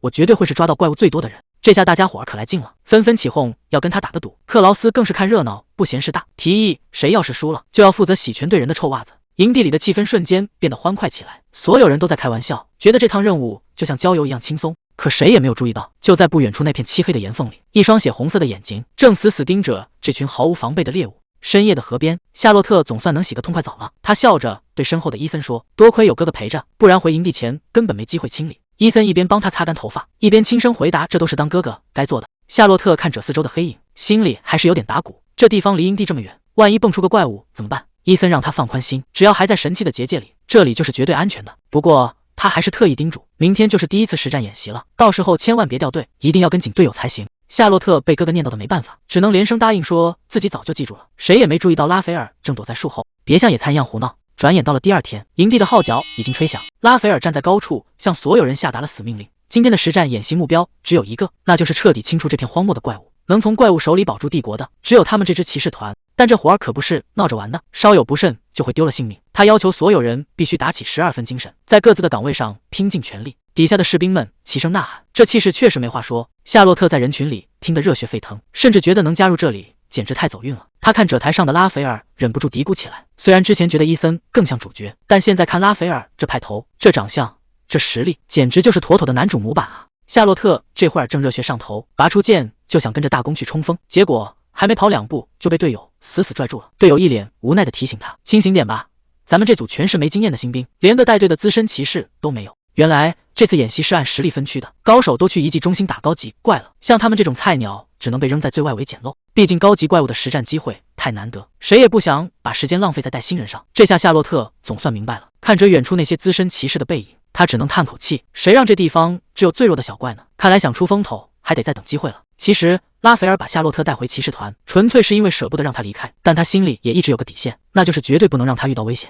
为了确保万无一失，他特意找来罗密欧确认，问他外围区域是不是真的没怪物。罗密欧拍着胸脯保证说，那里早就布置了最强的防御神器，除非是那种超大型的怪物，否则根本没东西能闯进去。听完这话，拉斐尔总算放下了心，他眼神一沉，立刻下达了出发的指令。既然外围已经绝对安全，那他就能心无旁骛地带着主力去彻底清理高层区域的怪物了。谁也没想到，原本以为是新手村的外围区域，战斗竟然会这么惨烈，士兵们一个个累得瘫倒在地，连自己杀了多少怪物都记不清了。大家心里都在犯嘀咕，如果连外围都这么难打，那深处的高级区域得有多恐怖？更糟糕的是，太阳马上就要落山了，到时候怪物的战斗力还会翻倍。幸好这支小队里有夏洛特坐镇，他不仅实力强悍，还想出了一个绝招，直接把防御神器当成照明灯，在这片漆黑的荒野上强行撑起了一道救命的光亮。夏洛特这会儿正得意呢，觉得自己跟伊森学的那几招，关键时刻还真救了大家的命。虽然这招其实是他从原著里借来的，但只要能拖延时间，等资深骑士们回来就行。可就在大家刚想松口气的时候，周围的空气突然凝固了。夏洛特敏锐地察觉到不对劲，天色怎么黑得这么快？而且脚下的地面竟然开始微微打颤。还没等他反应过来，一个巨大的阴影就笼罩了全身。夏洛特扯开嗓子大喊：“快拔剑！全都站起来！”谁能想到，之前罗密欧保证的绝对安全，在这一刻彻底崩盘了。一只巨大的怪物正死死地盯着他们。面对突然冒出来的巨型怪物，夏洛特已经做好了拼死一搏的准备。他大声提醒队友，这东西的个头完全超出了预期。可还没等他出手，一道耀眼的蓝色剑光就直接撕开了眼前的黑暗，伴随着一声巨响，刚才还不可一世的怪物瞬间就被劈成了两半。夏洛特愣在原地，看着那个熟悉的身影，伊森竟然在最关键的时刻提着剑赶到了。伊森很快就发现了不对劲，这里的怪物跟以前遇到的完全不同，他们好像长了脑子一样，竟然会刻意躲避致命伤。就在这时，旁边的骑士差点被怪物扑倒。可奇怪的事情发生了，这些怪物一击不中，竟然没有继续纠缠，而是扭头就跑。先是主动偷袭，发现没机会就立刻撤退，这根本不是野兽该有的反应。伊森死死握住剑柄，心里那种不安的感觉越来越强烈，这帮畜生绝对是在憋什么坏主意。拉斐尔随手解决掉最后一只怪物，开口问罗密欧：“这一路上咱们到底碰到了多少只？”罗密欧记得清清楚楚，一共100多只小的，大的才只有7只。听到这个数字，拉斐尔的脸色沉了下来，这数量实在太少了。要知道，在他成名之前，这里每天光是大型怪物就有50多只，现在的安静反而透着一股说不出的诡异。就在他怀疑怪物都躲哪儿去的时候，旁边的侦察兵突然大喊：“殿下，那边有人过来了！”伊森骑着马一路狂奔过来，还没停稳就大喊着让拉斐尔赶紧撤退，必须立刻回到下层区域。拉斐尔却表现得异常冷静，他甚至还在质问伊森知不知道擅自离开防区会有什么后果。伊森急得直接打断了他的话，现在根本不是纠结规矩的时候，因为那些怪物全都疯了。根据最新的情报，那些怪物为了躲避某种更可怕的威胁，竟然全部掉头冲向了下层区域。听到这个消息，旁边的罗密欧彻底懵了。如果怪物都去了后方，那他们现在的防线不就成了一个笑话吗？拉斐尔简直不敢相信，这些怪物竟然能感知到剑气，而且他们的目标非常明确，就是冲着那群毫无防备的学员去的。这种反常的行为以前从未有过。拉斐尔心里咯噔一下，他现在满脑子只有一个名字：萨莎。拉斐尔骑上战马，大声下令，所有人立刻撤回下层区域，立刻给所有训练小队发信号，一个都不能落下。那些还在训练的学员，现在全都在鬼门关门口徘徊。可就在救援还没出发的时候，远处的荒地上只剩下一把孤零零的细剑，斜插在干裂的土里。这一剑下去，终极怪物还能勉强应付，但眼前这个庞然大物完全不是一个量级的，难怪神器的光越来越弱，原来怪物已经离得这么近了。同伴急得大喊：“援军到底什么时候能到？”夏洛特一边安抚大家，一边发出了求救信号。另一人倒是挺乐观，觉得这就是展现训练成果的时候。虽然表面上士气提振了不少，但夏洛特心里很清楚，他们根本撑不到援军赶来的那一刻。光是应付这20多只终极怪物就已经够呛了，那个大家伙根本没法处理。夏洛特还没想出对策，耳边突然传来一声嘶吼，还没等众人反应过来，瓦伦就被怪物的尾巴死死缠住，整个人直接被拎到了半空中。夏洛特撕心裂肺的大喊：“瓦伦！”夏洛特在心里发誓，绝对不能再让身边的人白白送命，他不想再失去任何真实的东西了。就在这千钧一发的时刻，他整个人像离弦的箭一样冲了出去，一道寒光闪过，怪物的尾巴被齐根斩断，瓦伦重重的摔在地上，同伴急切的大喊：“瓦伦，你还好吗？”瓦伦刚捡回一条命，约翰急忙追问夏洛特的下落，结果抬头一看，所有人都傻眼了。夏洛特正站在巨大的怪物面前，扯着嗓子拼命挑衅，把怪物的注意力全引到了自己身上。他故意用受伤的手臂吸引火力，想给同伴争取喘息的机会。同伴急得大骂：“那个笨蛋到底在干什么？现在全靠神器的光撑着，要是这最后一点亮光也熄灭了，夏洛特就真的没命了。为了让大家活命，必须有人站出来当诱饵，把那个大家伙引开。”谁也没想到，夏洛特竟然是那个生存率最高的人，因为只有他自己知道，他手里握着这个世界的剧本。瓦伦急得嗓子都哑了，拼了命想冲过去，却被同伴死死按住。夏洛特回头看向大家，脸上带着最后的微笑，大声喊道：“都要活下去，咱们回头见！”与此同时，拉斐尔正带着骑兵队在荒原上疾驰，情况比他预想的还要糟糕，怪物全都疯了似的往郊外涌。他紧紧攥着缰绳，心里只有一个念头：那帮孩子千万要撑住。就在这时，前方传来了罗密欧的喊声：“发现学员了！”可当拉斐尔看清眼前的景象，心瞬间凉了半截。就在怪物要下死手的瞬间，拉斐尔终于赶到了。他怒吼一声，手中的巨剑带着破空声直接劈下。这一剑硬生生把怪物从学员身边逼退。死里逃生的学员还没回过神，拉斐尔已经翻身下马。萨莎在哪？快告诉我他在哪里！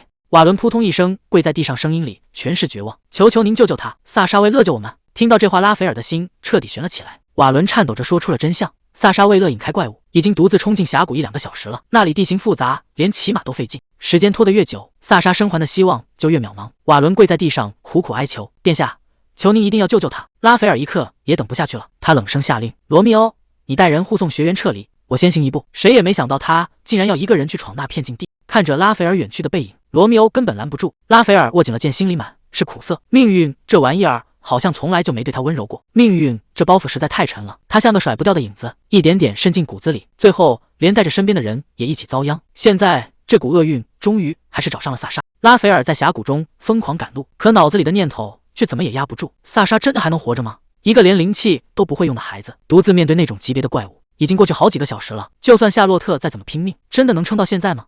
拉斐尔心里全是后悔，如果那天能狠下心放他走，也许一切都不会变成这样。可现在说什么都晚了，他只能祈祷那个总是带给他惊喜的女孩能再创造一次奇迹。拉斐尔还在不停地自责，如果不是因为他的自私，萨莎根本不会被卷进这场噩梦。可就在他抬头的一瞬间，整个人彻底僵住了。萨莎！他撕心裂肺地吼了出来。就在不远处的空地上，那个巨大的怪物正俯视着夏洛特，而夏洛特已经虚弱的连站都站不稳了。听到这熟悉的声音，夏洛特慢慢转过头，眼神里全是不可思议。殿下，真的是您吗？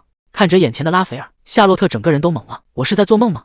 殿下怎么可能出现在这种地方？拉斐尔猛地冲上前，一把将摇摇欲坠的他搂进怀里。这一刻，他所有的理智都快崩了。他捧着夏洛特的脸，声音里全是压不住的怒火。你到底为什么要这么做？为了那些才认识几个月的人，搭上自己的命，值得吗？夏洛特看着他生气的样子，反而虚弱的笑出了声。还能看到您发火，说明我还活着呢。都这种时候了，你竟然还笑得出来？拉斐尔看着怀里的女孩，又是心疼又是无奈。夏洛特一直紧绷的那根弦，在见到拉斐尔的一瞬间彻底断了。他看着眼前的男人，积压已久的恐惧终于爆发出来。我以为我要死了，我真的以为再也见不到你了，我好害怕。他一遍又一遍的重复着，声音里全是死里逃生后的后怕。拉斐尔什么都没说，只是用力把他按进怀里，像是要把他揉进身体里一样。没事了，别怕，以后有我在，谁也别想再动你一根头发。谁能想到堂堂公爵大人竟然会亲自背着他走在这荒郊野岭？趴在拉斐尔宽厚的背上，夏洛特心里乱成一团，想起刚才哭鼻子的样子，真是恨不得找个地缝钻进去。为了打破这尴尬的沉默，他小声问了一句：咱们还有多久才能到驻点？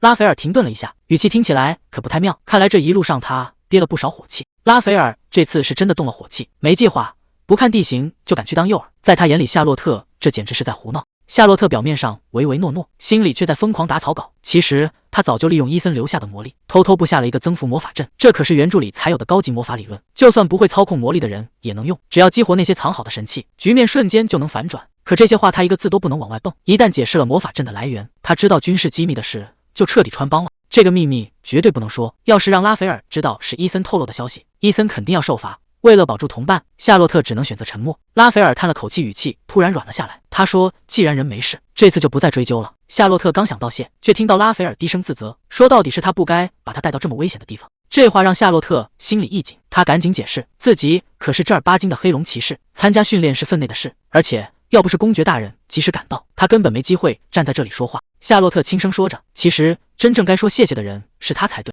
在那段最绝望的时刻，是拉斐尔的声音硬生生把他从边缘拉了回来。看着他当时不顾一切冲过来的样子，夏洛特心里很清楚，如果没有他，自己根本活不到现在。这份救命的恩情实在太重，重到他甚至不知道以后该拿什么去还。拉斐尔突然提了个要求，他说从现在开始让夏洛特直接叫他的名字，这可把夏洛特吓得够呛，对方可是正儿八经的上级，直呼其名简直是坏了规矩。可拉斐尔根本不在乎，他说反正这名字也没人叫了，既然你想报答救命之恩，这个要求难道很难吗？夏洛特被对的没话说了，只能弱弱的商量，那能不能只在私下没人的时候叫？这已经是他勇气的极限了。拉斐尔最后还是妥协了，既然他这么坚持，那就按这个折中方案来。他催促着夏洛特，让他现在就试着叫一声听听。夏洛特犹豫了半天，终于小声喊出了那个名字。明明只是一个简单的称呼，可夏洛特却觉得脸烫得厉害，这种心跳加速的感觉让他完全不知道该怎么应对。就在这气氛最微妙的时候，远处突然传来一声大喊，直接打破了两人之间的宁静。远处传来的呼喊声越来越近，伊森带着大部队终于赶到了。看着眼前这群熟悉的面孔，夏洛特悬着的心总算落了地。原来大家都还活着，这比什么都重要。原本紧绷的气氛一下子缓和了不少。伊森赶紧上前请罪，说是因为学员们实在不放心，非要跟着一起冲过来。拉斐尔摆了摆手，只要人没事，这些规矩已经不重要了。看着夏洛特平安归来，瓦伦这帮老哥们儿总算松了口气，虽然嘴上还在责备他太鲁莽，但手却一直紧紧抓着他的肩膀，生怕他再跑丢了。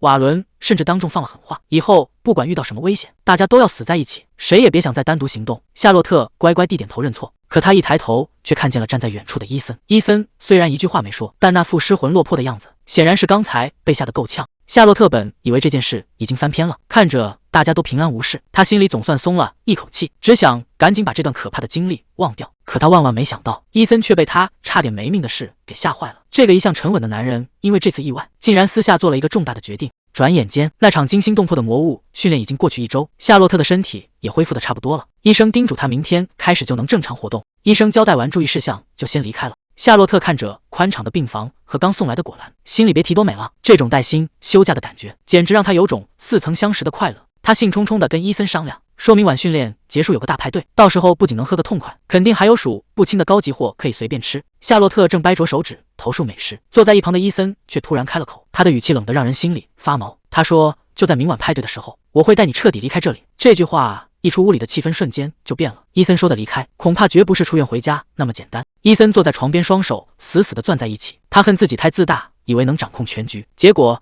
却差点亲手害死了最想保护的人。夏洛特赶紧出声安慰，说明天自己就能活蹦乱跳。可伊森根本听不进去，他已经找好了强力外援，发誓明天绝不会再重演之前的悲剧。看着哥哥这副拼命的样子，夏洛特沉默了很久，他突然冒出一个极其大胆的想法：“哥哥，要不我们干脆摊牌吧，把我的真实身份全部告诉大公。”听到夏洛特想去坦白身份，伊森整个人都愣住了，他怎么也没想到妹妹竟然会想出这么危险的主意。夏洛特也有自己的顾虑，他觉得就算现在能一走了之，事后的调查也绝对躲不过去，到时候不仅是伊森，连帮忙的伊德里斯大人也会被牵连。他天真的以为大公或许并不像传闻中那么冷血，只要实话实说，没准儿对方能网开一面。可伊森想都没想就拒绝了，他的语气里透着一种从未有过的恐惧，因为只有他清楚那位大公的手段到底有多狠毒。在你眼里他可能是个好人，但在我看来，他远比你想象的要可怕10000倍。伊森的话像一盆冷水，彻底浇灭了夏洛特天真的幻想。他说大公的世界和普通人完全不同，那里只有数不清的背叛和暗杀，甚至连亲骨肉之间都没有信任可言。夏洛特看着哥哥严肃的脸，终于明白了他的良苦用心。所以你是不想拿我的命去赌那个万一，对吗？伊森沉默着没有回答，但他的眼神已经说明了一切。夏洛特在心里暗暗下了决定，既然哥哥为了保护他已经精疲力竭，那他绝不能再让他担惊受怕了。夏洛特最后还是点头了，他说会听从哥哥的所有安排。伊森也为自己之前的自作主张道了歉，虽然现在出发确实有点晚，但只要能平安离开，一切都还来得及。看着伊森那副愧疚的样子，夏洛特觉得屋里的气氛实在太压抑了。他眼珠一转，突然冒出一句惊人之语：“你要是真觉得对不起我，那就赶紧努力一下，早点当我姐夫吧。”这一记直球把伊森整不会了，他只能尴尬地笑了笑，说自己会好好考虑。原本紧绷的气氛总算在这一刻彻底放松了下来。伊森嘱咐完最后几句，就推门离开了房间。随着房门轻轻合上，屋子里瞬间陷入了一片死寂。夏洛特独自坐在床边，听着窗外传来的阵阵嘈杂声，看来是真的到了该离开的时候了。趁着大家都在训练，夏洛特独自回到了宿舍。他已经决定了，就在今晚彻底离开这个地方。本以为走的时候会很轻松，可真到了这一刻，心里反而乱糟糟的。没想到在这短短的时间里，竟然对这里有了留恋。他原本准备了一封信，编了个假理由，想让大家放心。可手刚碰到信封，他又犹豫了。他不想用谎言来告别，与其留下一个骗局，不如写下真心话。他重新铺开信纸，一笔一画地写下那些藏在心底的真相。就在夏洛特准备离开时，瓦伦和克劳斯突然推门进来。瓦伦大嗓门地嚷嚷着，非要拉着他去参加训练晚宴。克劳斯也跟着过来凑热闹，大家你一言我一语，根本不给夏洛特拒绝的机会。看着这群吵吵闹闹的伙伴，夏洛特最后还是妥协了。他被大家簇拥着走出房门，去享受这最后的晚餐。只是谁也没注意到，桌上静静躺着一封信，那是他留下的真相。信里写着他失去双亲的过去，还有他唯一的姐姐正面临一场被迫的婚姻，这就是他必须离开的理由。为了守护唯一的亲人，夏洛特已经下定决心，哪怕相处的时间很短，他也要在信的末尾郑重地对大家说一声谢谢。可现实的画风转得太快，宴会现场简直乱成了一锅粥，同伴喝得烂醉如泥，死皮赖脸的缠着夏洛特不撒手，气得他直翻白眼。这哪像是纪律严明的骑士团，简直就是个闹哄哄的酒馆。夏洛特一边应付着醉鬼，一边冷静地观察着四周。他发现只有高台上的长官们还算清醒，尤其是坐在主位的拉斐尔，他面色冷峻，正听着手下低声汇报，看起来忙得不可开交，完全没注意到这边的动静。以前他总是守在身边，现在却连看都不看一眼，这种形同陌路的感觉让夏洛特心里五味杂陈。可他很清楚，今晚就是离开的最后期限。他用力甩了甩头，强迫自己清醒一点。既然已经决定要走，就没必要再留恋什么。只要看不见他，那些动摇的念头就会消失。他打算先回宿舍躲起来，一直等到逃跑的时间。可就在他起身准备溜走时，一只手突然按住了他的肩膀，动作快得让他根本没法反应。拉斐尔低沉的声音在耳边响起，他说：“等一下，我有话要跟你说。”夏洛特整个人都僵住了，在这个节骨眼上被抓个正着，他只能硬着头皮问：“现在吗？”拉斐尔根本不给他拒绝的机会，直接把他带到了办公室。夏洛特本以为是要交代工作，谁知道这个男人竟然慢条斯理地倒起了酒。看着眼前的酒杯，夏洛特彻底懵了。拉斐尔却一脸淡定地说，他还没冷酷到要让一个伤员连夜加班。这酒的味道很特别，完全不像是拉斐尔平时的风格。夏洛特忍不住调侃，您这种身份的人，难道也会跟着外面赶时髦吗？拉斐尔端起酒杯反问，怎么？难道我不行吗？这种难得的轻松气氛，反而让夏洛特更加坐立难安。拉斐尔抿了一口酒，眉头微微皱起，吐槽这酒实在是太甜了，简直就是专门给小姑娘喝的。夏洛特心里很清楚，这种酒根本不对她的胃口，她分明是在迁就自己，于是故意反驳说，我觉得挺好喝的呀。没想到一向固执的拉斐尔竟然破天荒的改了口，顺着他的意思说，仔细想想确实也不错。看到这个冷面长官吃瘪的样子，夏洛特忍不住笑出了声。他还是第一次见到拉斐尔会因为别人的话改变主意，有时他会展现出意想不到的一面。可还没等他笑完，拉斐尔的语气突然变得沉重，他提起了在遗迹里的那次意外。他说当时看到你陷入危险，我整个人大脑一片空白，那一刻我什么都看不见了。拉斐尔低着头，声音听起来有些沙哑。他说当时自己像疯了一样，甚至向从不相信的神祈祷，只要能救下夏洛特，让他付出什么代价都行。这番话像是一记重锤敲在了夏洛特心上，他觉得浑身发烫，心里那种痒痒的感觉让他分不清到底是酒劲上来了，还是因为眼前的这个男人。他低声说了句谢谢，如果没有拉斐尔及时出现，他恐怕早就没命了。借着这股酒劲，他终于敢承认自己其实很胆小，怕疼，怕死，怕得要命。可他最害怕的是自己一旦出了事，会让那个唯一珍贵的人伤心。听到这里，拉斐尔的眼神瞬间变了，他急着追问，那个珍贵的人到底是谁？夏洛特却笑着摇了摇头，就算你是救命恩人，这种丢脸的秘密也绝对不能告诉你。看着他避而不谈的样子，拉斐尔心里那股无名火瞬间就烧了起来。夏洛特有些意外，没想到拉斐尔记性这么好，竟然还记得他加入骑士团是为了保护那个珍贵的人。他自嘲只是个小小的见习生，以为这种话对方根本不会往心里去。拉斐尔一边倒酒一边回应，语气里带着不容置疑的坚定。他说自己当然记得，而且这辈子都不可能忘记。气氛正暧昧到极点，夏洛特却因为酒劲上头，直接一歪脑袋，在沙发上睡得死沉死沉的。拉斐尔看着这个没心没肺的女人，无奈的叹了口气，这防备心也实在是太差了。罗密欧急匆匆地赶来汇报，说外面的守卫突然被伊德里斯调换了，显然有人在暗中搞鬼，询问要不要立刻采取行动。拉斐尔冷冷地交代了一句，就当什么都没发生。罗密欧还是觉得不放心，他压低声音提醒拉斐尔，就算对方是副团长，这次手也伸得太长了，这明摆着是在越权挑衅。拉斐尔却显得异常冷静，他淡淡地回了一句，这种事今晚是最后一次，随后便示意罗密欧可以退下了。等房门关上的那一刻，所有的喧嚣都被隔绝在外。拉斐尔独自回到床边，看着还在熟睡的夏洛特，眼神里的冰冷瞬间消散。他轻轻碰了碰夏洛特，低声命令他赶紧起床。他说，如果你再这么躺下去，我可就真的不想放你走了，趁我现在还没改变主意，赶紧给我起来。夏洛特这下彻底懵了，自己居然就这么睡熟了，简直是疯了。刚想赶紧开溜，却发现身边沉甸甸的。公爵大人怎么会躺在这里？离近了看，拉斐尔这长相确实没话说，但这根本不是重点。现在不是犯花痴的时候，万一他醒了，这局面可就真收不了场了。趁着他还没动静，必须得神不知鬼不觉的赶紧从这逃出去。夏洛特这下真的被难住了，拉斐尔睡熟了也死沉死沉的，根本推不动。看来他平时压力确实大，连睡觉都这么紧绷，这身体硬得跟石头一样。没办法了，只能先像哄小孩一样拍拍他。没想到这招还真管用，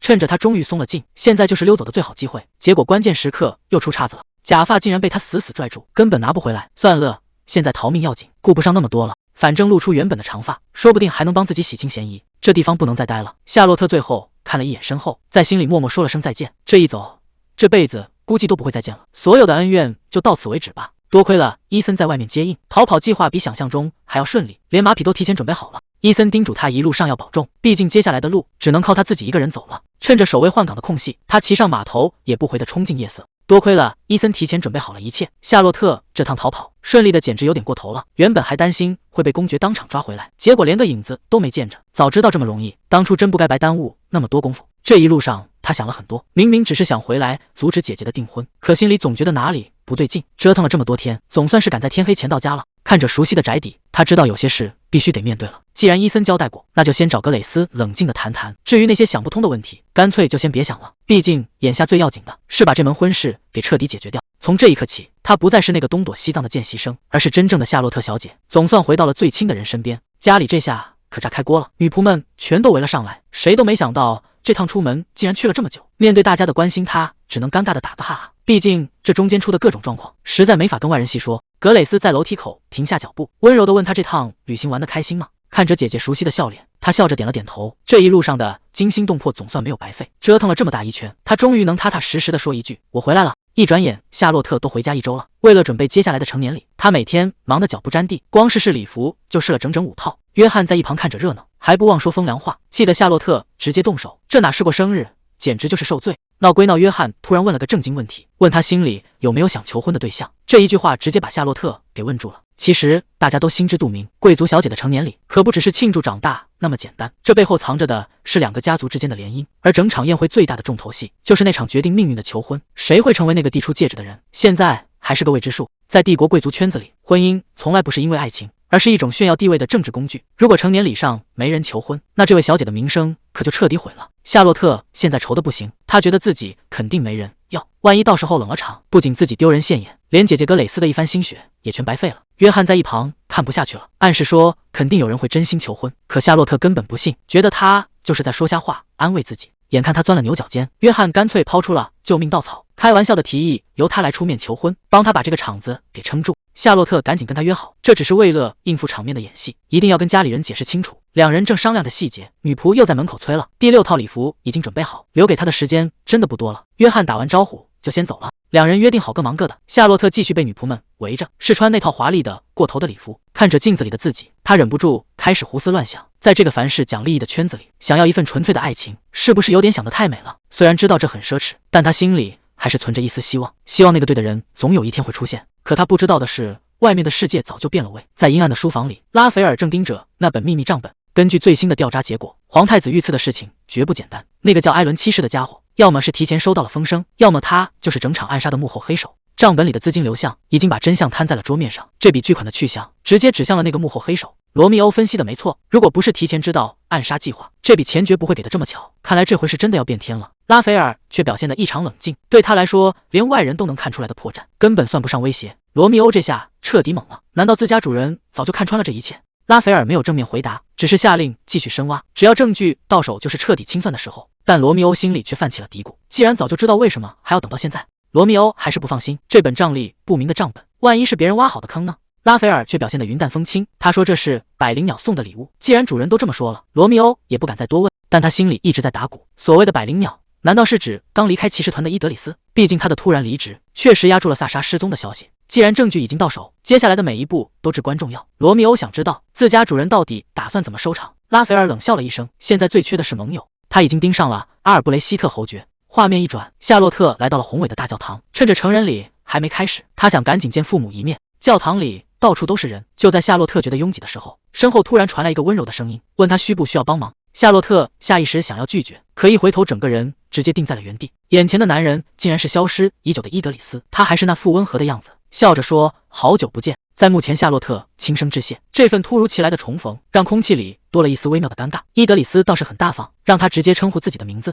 虽然夏洛特嘴上改了口，但心里还是觉得这个男人比以前更体贴了。在这种地方见面，确实让人有些意想不到。夏洛特随口问了一句：“这个点还在教堂，难道是在执行公务？”伊德里斯沉默了一下，随后抛出一个重磅消息：他已经在几天前重新回到了圣骑士团。夏洛特整个人都僵住了，他第一反应就是，难道是因为之前帮了自己，才逼得他不得不回去？伊德里斯摇了摇头，让他别把责任往自己身上揽。他说这本来就是计划好的，根本不需要担心。可夏洛特心里很清楚，黑龙骑士团那种地方从来就没有活着离开的先例。伊德里斯让夏洛特放宽心，虽然离开骑士团的审查很严，但好在大公爵并没有深究，看来那封信确实起到了作用。夏洛特显然没料到会这么顺利，伊德里斯甚至调侃说，这位大公爵似乎比想象中要感性得多。但实际上伊德里斯心里也没底，因为拉斐尔竟然亲自下令停止搜寻萨莎，甚至不准任何人再提起这件事。这只有两种可能，要么是他觉得夏洛特根本不值一提，要么他早就看穿了夏洛特的真实身份。如果真的是后者，那事情可就彻底大条了。伊德里斯只能在心里祈祷，千万别是这种最坏的情况。就在这时，保姆的声音从远处传来，夏洛特这才意识到自己出来的实在太久了。夏洛特正打算告辞，伊德里斯轻声说很高兴能再次重逢，可谁能想到他紧接着又补了一句生日快乐。这一下把夏洛特给问住了，看来是哥哥伊森早就把这件事告诉了他。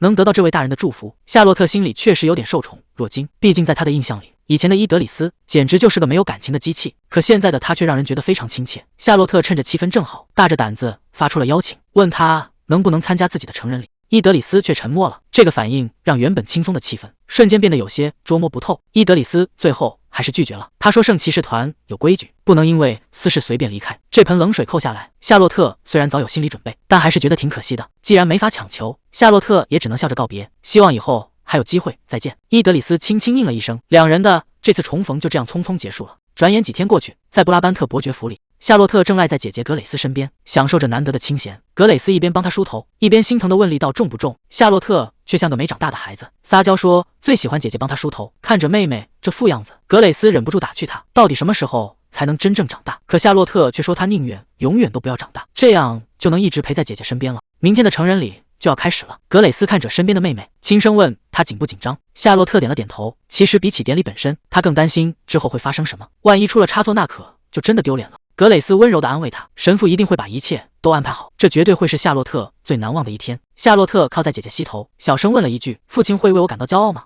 格蕾丝笑着说，他肯定会一边哭一边夸你是全世界最漂亮的女孩。夏洛特乖巧地闭上眼，可她心里却异常清醒。等成人礼一结束，有一件更重要的事情必须立刻解决，那就是关于姐姐格蕾丝那桩麻烦的婚约。阿德里安这次是铁了心，他直接跟母亲摊牌，说自己要向夏洛特求婚，而且不管谁反对，他都绝对不会回头。可谁能想到，皇后不但没生气，反而一脸淡定地说，她早就等着这一天了。阿德里安这点小心思，在亲妈眼里根本藏不住。皇后看着他，语气里全是看透一切的从容。接着他取下一枚珍贵的戒指，他说在这个充满算计的帝国，站在高处的人身边多的是心怀鬼胎的家伙，所以他一直希望能有人真心实意地陪着儿子。这枚皇帝亲赐的戒指，就是他给阿德里安去追求幸福的最大底牌。不知不觉，夏洛特已经回来2周了。明天的成年礼一结束，姐姐的婚约恐怕就要提速了。这段时间两人都忙得见不到面，或者说姐姐是在故意躲着这个话题。伊森曾经提醒过她，只要回来和格蕾丝聊聊，就能找到解决办法。可到现在她还没明白那个办法到底是什么。唯一值得庆幸的是，姐姐并不是因为走投无路才接受这份婚约的。她看着熟睡的格蕾丝，轻声唤了一句姐姐。明天过后，夏洛特也将正式成年。他握住姐姐的手，在心里默默许下承诺。以前是姐姐在遮风挡雨，以后换她来撑起这个家。成年礼现场，所有宾客都看傻了眼，大家都在私下议论，布拉班特家的这位小姐怎么跟传闻中完全不一样？这一身华丽的装扮，让她简直像换了个人，每一步踏下都带着不容置疑的气场。她心里很清楚，这场社交首秀绝不仅仅是跳支舞那么简单，在这华丽的舞池背后，全是利益和权力的博弈。这场成年礼已经成了各方势力博弈的战场，各路权贵齐聚一堂，都想趁机拉拢关系。夏洛特本想先去找姐姐，可一抬头，整个人都愣住了。大皇子阿德里安竟然亲自到场，这太不合常理了。一个伯爵女儿的成年礼，怎么可能惊动皇室成员？还没等他缓过神来，门口又传来一阵骚动。这下全场彻底炸开了锅。拉斐尔大公竟然也来了，这位权倾朝野的大人物怎么会出现在这里？看到拉斐尔的那一刻，夏洛特心都凉了半截。难道自己女扮男装混进骑士团的事这么快就暴露了？他是专门来抓自己的吗？冷静下来想想，这根本不合逻辑。谁能想到堂堂伯爵家的大小姐会跑去当大头兵？只要自己不露馅，应该没人能认出来。果然，拉斐尔径直走向了远处的侯爵。看来他是为了当年的授业恩师，才破例参加这种社交活动。只要他的目标不是自己，那就还有转圜的余地。萨莎听到这声亲切的呼唤，夏洛特紧绷的神经总算松了下来。姐姐格蕾丝正微笑着走过来，眼里满是惊艳。今天的你真漂亮。面对姐姐的夸奖，夏洛特赶紧迎了上去。在这危机四伏的宴会上，只有姐姐身边才是最安全的。格蕾丝拉着妹妹的手，眼里满是欣慰。她说想早点下来陪着夏洛特，毕竟看着曾经的小女孩，如今出落得这么亭亭玉立，当姐姐的打心底里高兴。随着清脆的酒杯敲击声，喧闹的会场瞬间安静下来。格蕾丝站在台前，向所有到场的权贵致谢。今天是夏洛特最重要的日子，格蕾丝当众宣布，从这一刻起，她的妹妹将正式成年，成为一个能独当一面的大人。格蕾丝的话掷地有声，她希望在座的每一个人都能见证夏洛特的成长，并给予她应有的尊重。最后，格蕾丝转过身，对着夏洛特露出了最温柔的笑容，轻轻说了一句生日快乐。谢谢姐姐。夏洛特轻声回应。在众人的掌声中，姐妹俩紧紧拥抱在一起。可就在拥抱的时候，夏洛特无意间抬起头，正好撞上了拉斐尔大公的视线，那眼神深邃的让人捉摸不透。他为什么要这样盯着自己？还没等他细想，周围的宾客就围了上来，祝贺声和赞美声此起彼伏，大家都夸今天的夏洛特是全场最耀眼的明珠。夏洛特只能收起心思，礼貌地应对这些社交辞令。他本想找机会问问姐姐关于大皇子和拉斐尔的事，可宾客实在太多了，根本没法说悄悄话。看着拉斐尔转身去和别人交谈，夏洛特总算松了口气。看来这位冷酷的大公对自己并没有什么特别的兴趣，只要能平安度过今晚，一切就都好说。约翰深吸一口气，准备按照计划，在众目睽睽之下向夏洛特求婚。只要走完这个过场，他就能功成身退了。可就在他单膝跪地，刚喊出夏洛特名字的时候，一个不速之客突然闯入。大皇子阿德里安竟然当众截胡，直接邀请夏洛特跳开场舞。这下全场都懵了。阿德里安的话说得冠冕堂皇，他可不想错过和这位绝世美女共舞的机会，这明摆着是要跟约翰抢人。你愿意赐予我这支舞的荣誉吗？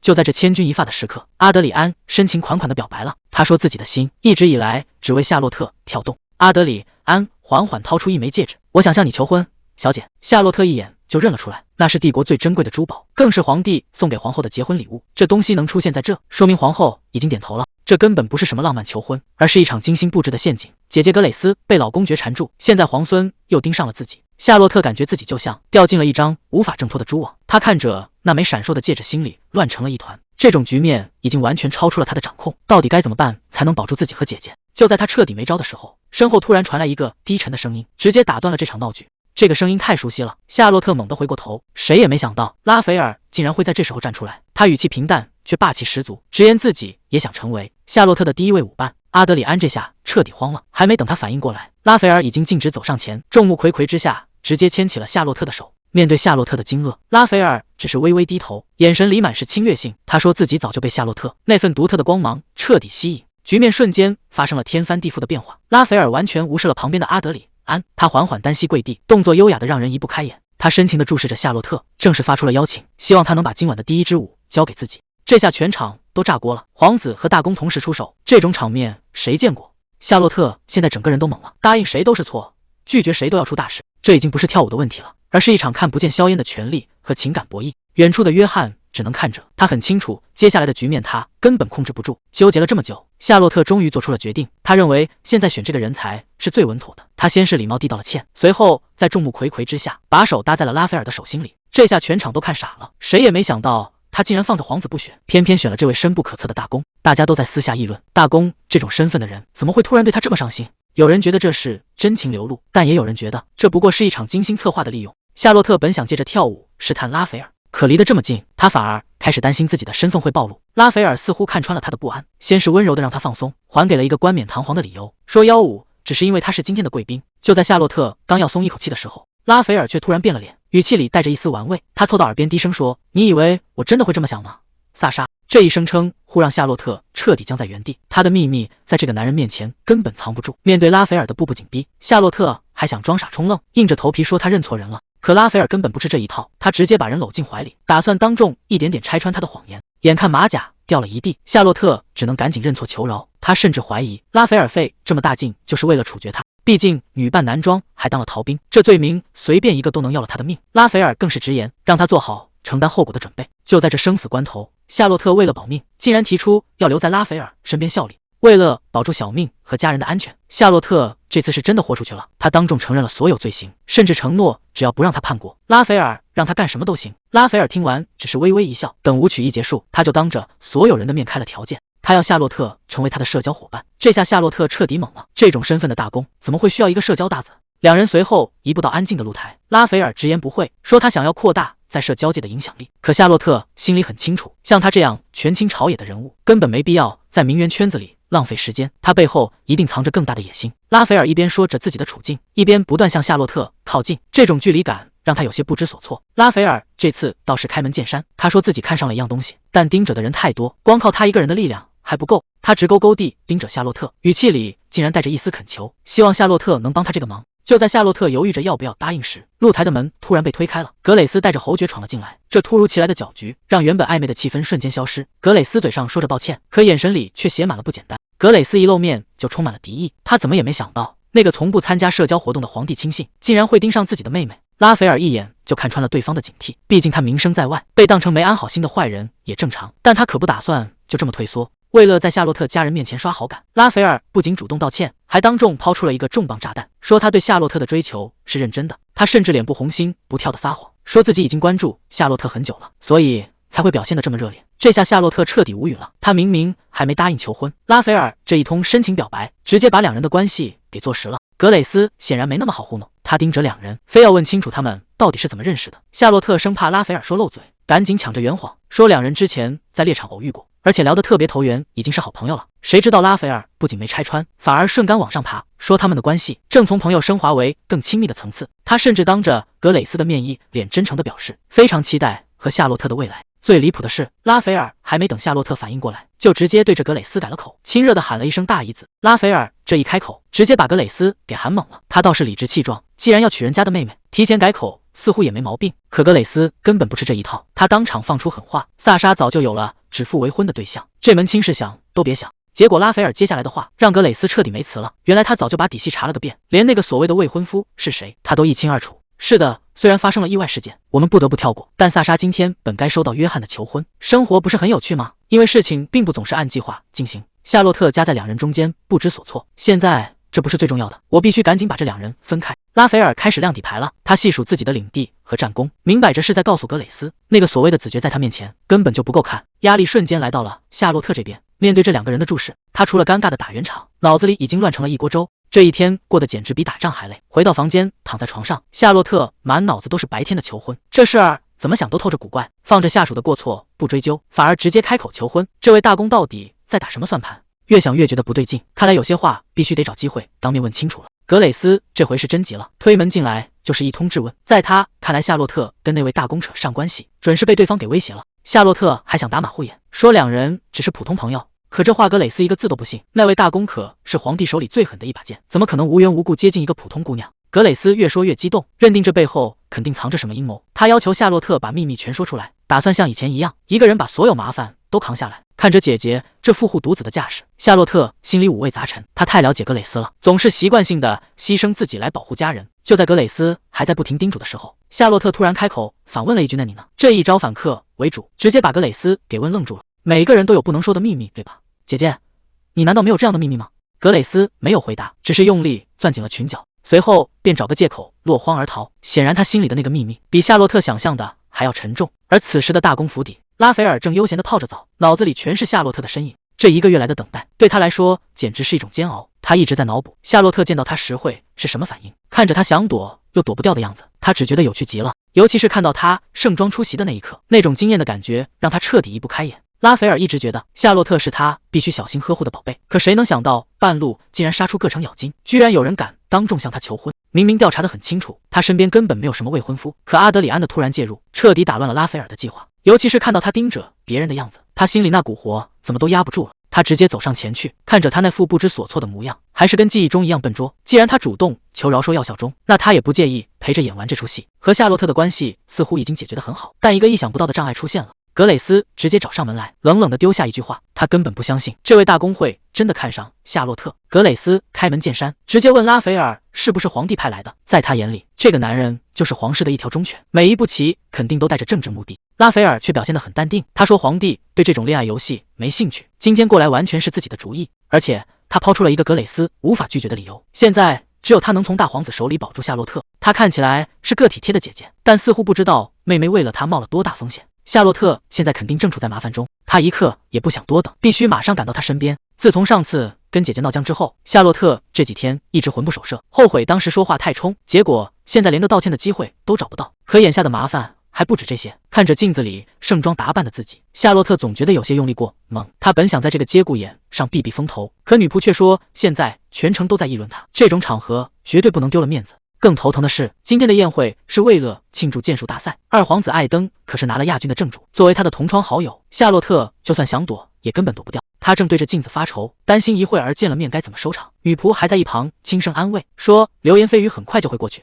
话还没说完，房门突然被人猛地推开，看这架势，显然是有什么急事发生了。小姐，我觉得你现在就要去外面。夏洛特刚准备出门，就被眼前的阵仗给镇住了。拉斐尔竟然亲自守在门口，手里还捧着一束鲜花，显然已经等了很久。夏洛特完全没搞清楚状况，这位大公怎么会突然出现？拉斐尔却理直气壮地说，既然说好了要留在他身边，那一起参加宴会就是理所应当。他甚至还准备了最华丽的马车，摆明了是要让全城都知道。夏洛特根本没法拒绝，毕竟自己的把柄还在人家手里，只能硬着头皮接下花束。周围的人越聚越多，各种流言蜚语瞬间炸开了锅，大家都以为大公真的求婚了。拉斐尔却笑得一脸深意，这正是他想要的效果。夏洛特现在只想赶紧离开，这种万众瞩目的感觉并不好受。唯一值得庆幸的是，姐姐格蕾丝今天不在场，否则看到这一幕，家里非要翻天不可。拉斐尔就这样牵起夏洛特的手，完全不给对方拒绝的机会，直接走向那辆华丽的过分的马车。在帝国境内，圣廷是个谁也管不着的特殊地带，这里只听命于教规，至少传闻中是这样。卡里恩笑着问，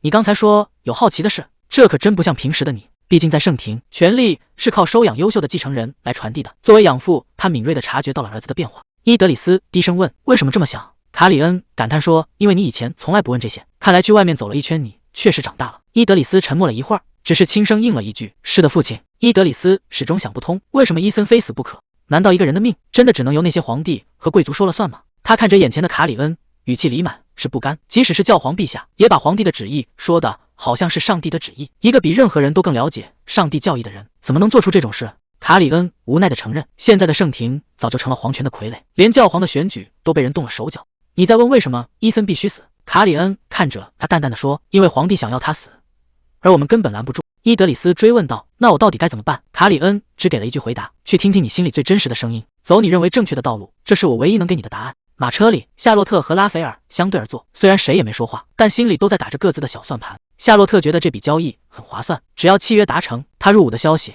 就再也瞒不住了，而且姐姐那边也能有个交代。这下不仅有了拒绝大皇子的借口，还能顺便牵制住那个老狐狸公爵，简直是一石二鸟。看着夏洛特把自己裹得严严实实，拉斐尔忍不住问，你这是在演哪一出？夏洛特没好气地回了一句，殿下，你该不会觉得我疯了吧？放心，等进了皇宫，我自然会脱掉。看着他这副样子，一向冷冰冰的拉斐尔竟然破天荒地露出了笑容，看来接下来的皇宫之行比想象中更有意思了。拉斐尔办事确实靠谱，他特意把随从全换成了领地的新人，这样就没人能认出夏洛特的身份。这份细心让夏洛特心里踏实了不少。可还没等他松口气，拉斐尔突然话锋一转，问他打算叫公爵大人到什么时候。夏洛特愣了一下，觉得这称呼没毛病啊，我难道不是明确告诉你叫我别的名字吗？夏洛特一脸疑惑，什么？我最近和大公在头衔上有过一致吗？既然这么想知道，以后就直接叫我的名字。这下他想起来了，他难道是让我叫他名字？夏洛特整个人都懵了，他赶紧摆手拒绝，觉得现在这种关系直呼其名实在太越界了。拉斐尔却步步紧逼，他说既然都已经订婚了，叫名字不是理所应当吗？看着夏洛特还在犹豫，他甚至还装出一副很失望的样子。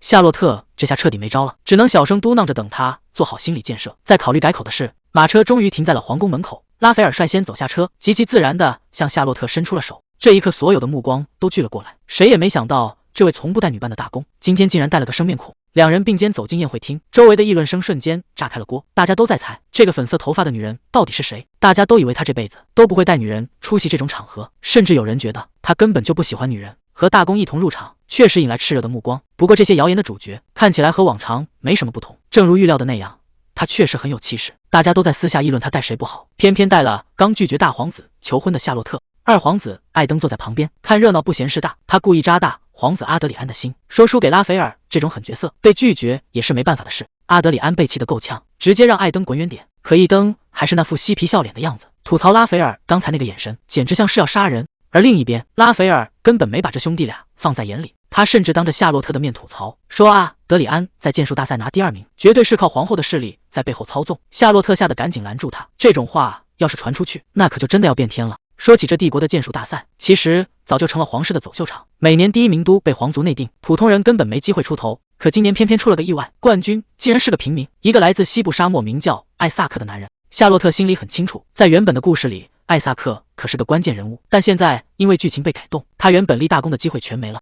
夏洛特正纳闷呢，想看看这位冠军长什么样，结果王陵讲席上一看，位置竟然是空的。此时的艾萨克正狠狠地捶着门，他咬牙切齿地骂了一句：“这群该死的帝国混蛋！”颁奖礼马上就要开始了，可第1名的位置居然是空的，艾萨克到底去哪了？夏洛特心里很清楚，按照原著剧情，他现在肯定遇上大麻烦了。他急着要去找人，拉斐尔却一脸纳闷：“你又不认识他，干嘛这么伤心？”夏洛特没法解释，只能硬着头皮说：“先救人要紧。”没想到拉斐尔直接跟了上来。这下好了，有这个强力帮手在，事情总算稳了一半。艾萨克怎么也没想到，自己竟然会栽在这么低级的谎言里，被关在这一步都动不了。他本来想直接破门逃走，可那些贵族居然拿他的家人当筹码，只要敢弄坏这里的一丁点东西，全家都要跟着遭殃。这帮人费尽心思把他锁死，就是为了不让一个平民在颁奖礼上抢了贵族的风头。就在他快要绝望的时候，门外突然传来了脚步声。艾萨克在屋里听到了动静，但他根本不敢求救，这地方这么偏，万一是那帮贵族回来找麻烦呢？可门外的夏洛特等不及了，魔法感应明明就在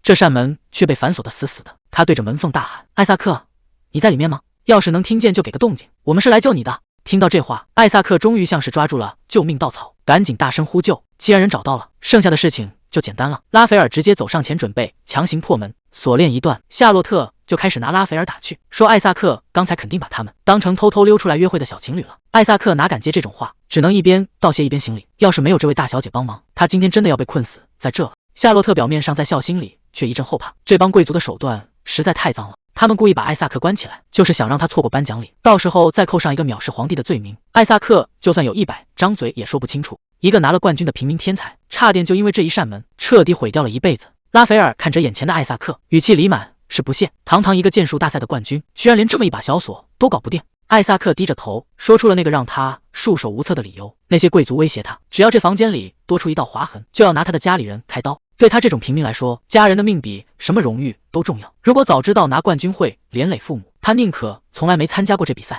这番话一出，连一向冷冰冰的拉斐尔都愣住了。他显然没料到这个看似懦弱的男人，其实是在用另一种方式保护最爱的人。夏洛特拉起艾萨克的手，展示出自己手心练剑留下的茧。他说自己也曾累到想逃跑，但为了护着姐姐，他必须咬牙坚持下去。这番话直接说到了艾萨克心坎里，两人正感同身受呢。旁边的拉斐尔终于忍不住了，一把甩开两人的手，问他们到底打算握到什么时候。正事要紧，夏洛特赶紧打听那帮坏人的长相。艾萨克虽然不认识那些贵族，但他记住了对方衣服上的细节，那是一个同色边框，中间绣着大鹿角的纽扣。夏洛特一听就心里有数了，切尔西子绝佳。拉斐尔一眼就看穿了那枚纽扣，同色边框说明对方只是个跑腿的家仆。如果只是个小小的子爵，他随手就能打发掉。但麻烦的是子爵背后的主子赫尔曼公爵。夏洛特这下彻底犯了难。他虽然想帮艾萨克，可一旦跟公爵硬碰硬，很可能会把自己的家族也搭进去。这种无力感让他觉得很差劲。就在他打算退缩的时候，拉斐尔却突然凑近，语气里带着不容置疑的自信。他说那个子爵不过是公爵的一条狗，只要夏洛特愿意，完全可以拿他当枪使。毕竟在这帝国理论权力和地位，还没人能跟他拉斐尔相提并论。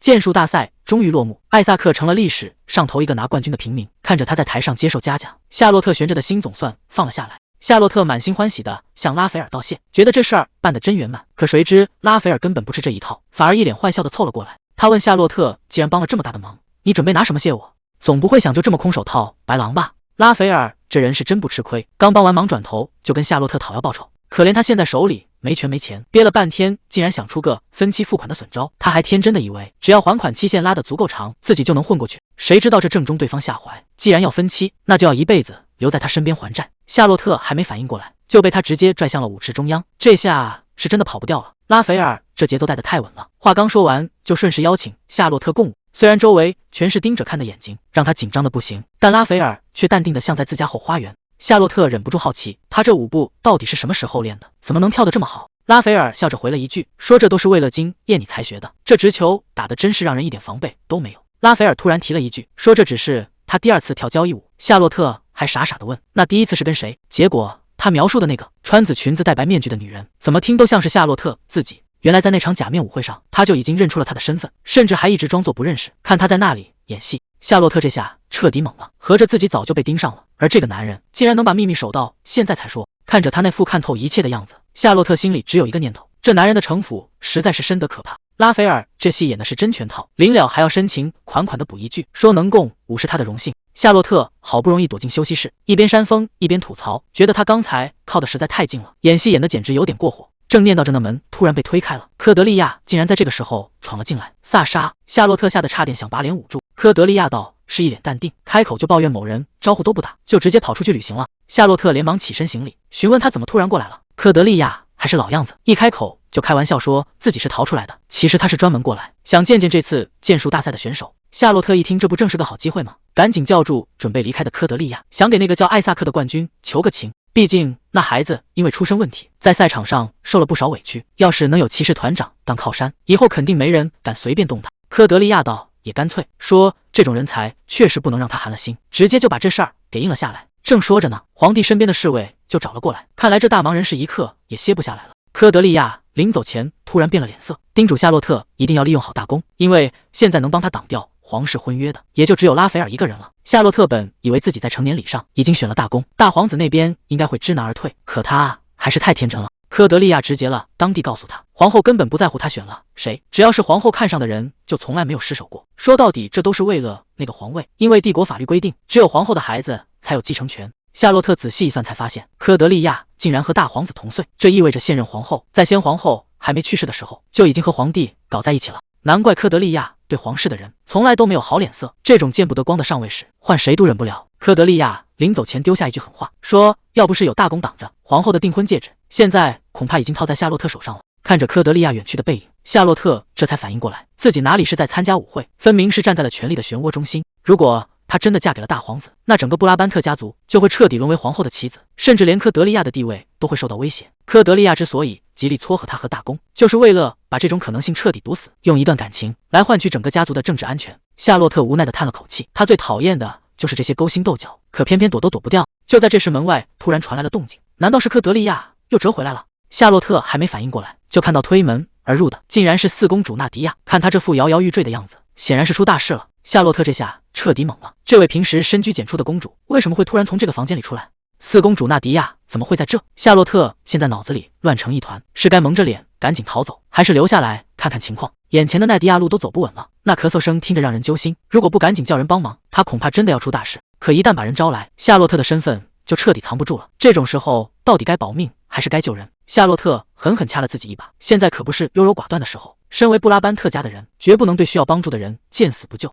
夏洛特这回是彻底豁出去了，管他什么身份不身份的，救人要紧。他直接冲到了内迪亚身边，夏洛特一边安抚一边引导，总算让奈迪亚的呼吸顺了过来。可就在这缓口气的功夫，纳迪亚盯着那头粉发愣住了。难道是？纳迪亚一眼就认出了救命恩人。纳迪亚这一声骑士大人，直接让夏洛特的老底掉了个精光。既然已经被认出来了，再编瞎话也没什么意义。夏洛特干脆把心一横，把自己怎么女扮男装，又是怎么混进宫里的破事，全都一五一十交代了。他低着头给纳迪亚道歉，还厚着脸皮求人家千万别说出去，甚至说只要能保住这个秘密，让他接受什么惩罚都行。纳迪亚听完赶紧把他拦住，救命恩人的请求哪有不答应的道理？更何况还是为了救他才冒的险。这下夏洛特总算能松口气了，不仅没被治罪，反而还多了个靠谱的盟友。这波坦白局真是不亏。看着眼前的奈迪亚，夏洛特心里五味杂陈。这位别人口中的傻瓜公主，其实活得比谁都清醒。皇帝通过几位贵族情妇育有子女，但由于纳迪亚的母亲出身低微，纳迪亚为获得皇帝的保护，纳迪亚自嘲地提起皇室往事，除了姐姐科德利亚，根本没人把她当回事。身体虚弱反而成了她的挡箭牌，让她能名正言顺地躲开那些明争暗斗。纳迪亚声音里带着一丝哽咽，她说夏洛特是第一个愿意为勒他这种透明人去冒险的人。这份沉甸甸的谢意让夏洛特一时间不知道该说什么。纳迪亚再次郑重承诺会保守秘密。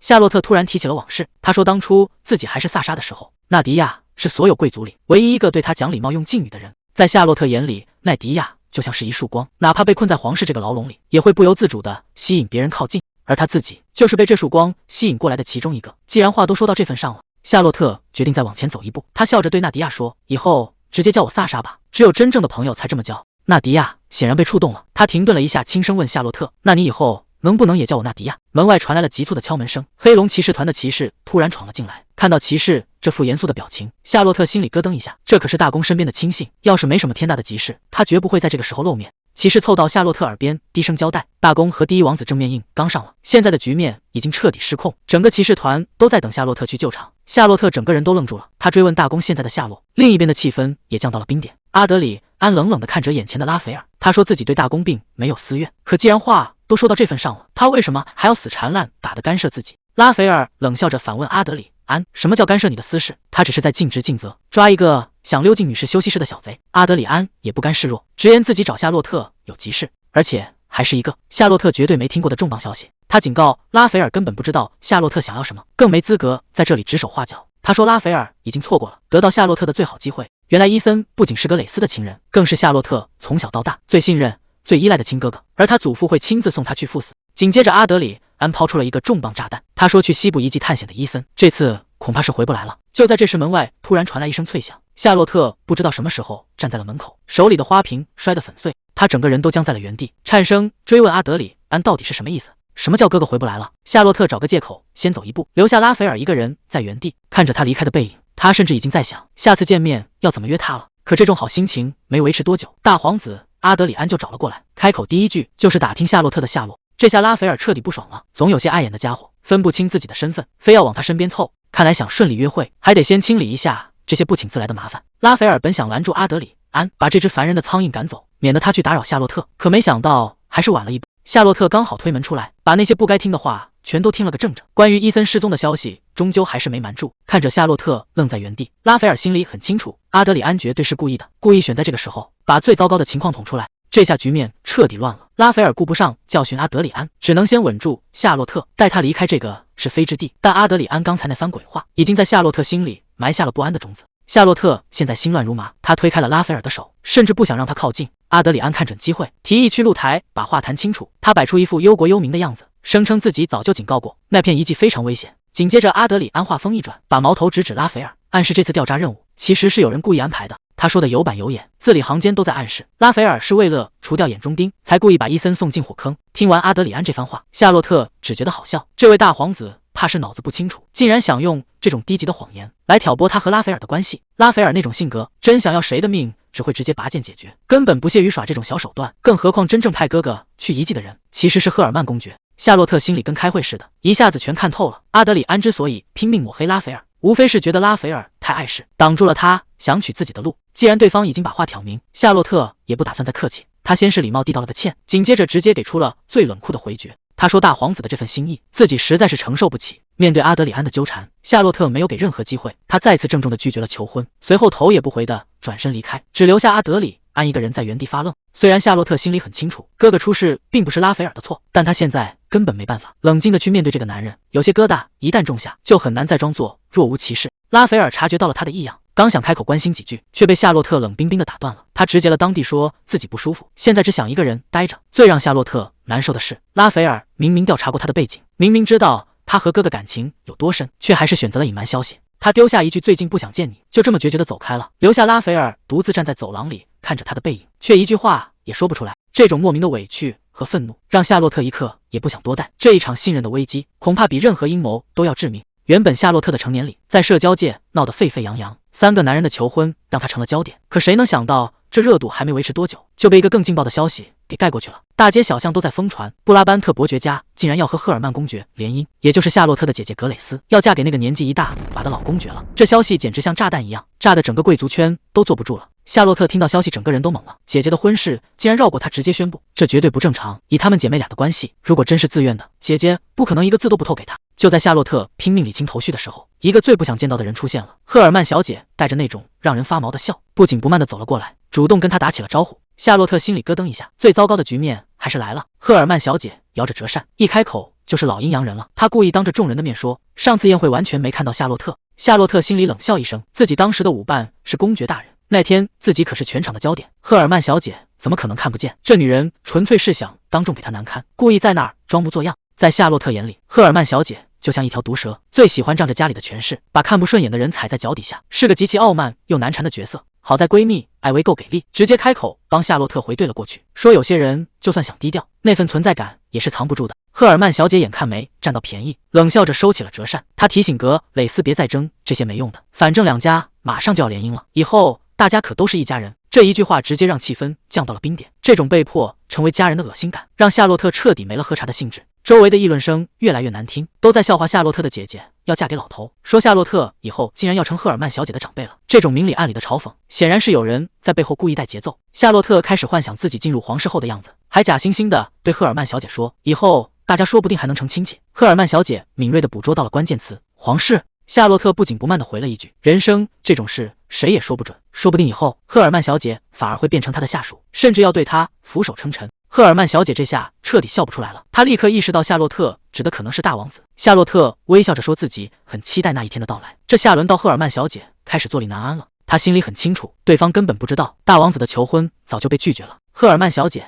还在纠结，说夏洛特既然跟了大公出场，怎么又要嫁给别人？结果夏洛特反手就是一个坑，既然你说没看见我，又是怎么知道谁送我进场的？谎言被当场戳穿，赫尔曼小姐这下彻底没话说了。夏洛特乘胜追击，既然你喜欢聊还没发生的事，那我也陪你聊聊。就在这时，正主居然现身了。拉斐尔直接接过了话茬，说皇室联姻这事儿确实没说错。这下局面彻底失控了，谁也没想到大公会在这时候出现。夏洛特问他怎么在这，拉斐尔说有很重要的事情要谈，但这地方人多眼杂，还是换个安静的地方比较稳妥。拉斐尔一眼看穿了他的心思，问他是不是想拿人多当借口，好逃避叫他的名字。夏洛特这下没话说了，拉斐尔甚至开起了玩笑，说再不叫他的名字，自己都要等得枯萎了。夏洛特下意识喊了一声大公，结果对方更不满意了，周围的人下巴都要掉地上了。谁能想到连皇帝都不敢直呼其名的大公，竟然给了夏洛特这种特权？这下某人的醋坛子彻底翻了。夏洛特悄悄凑到他耳朵旁，让他一会儿靠近自己一点。拉斐尔微笑着答应了，说一切都如他所愿。夏洛特这下演得更起劲了，直接挽住他的胳膊，亲昵地叫着他的名字。这一套连招下来，对面的赫尔曼小姐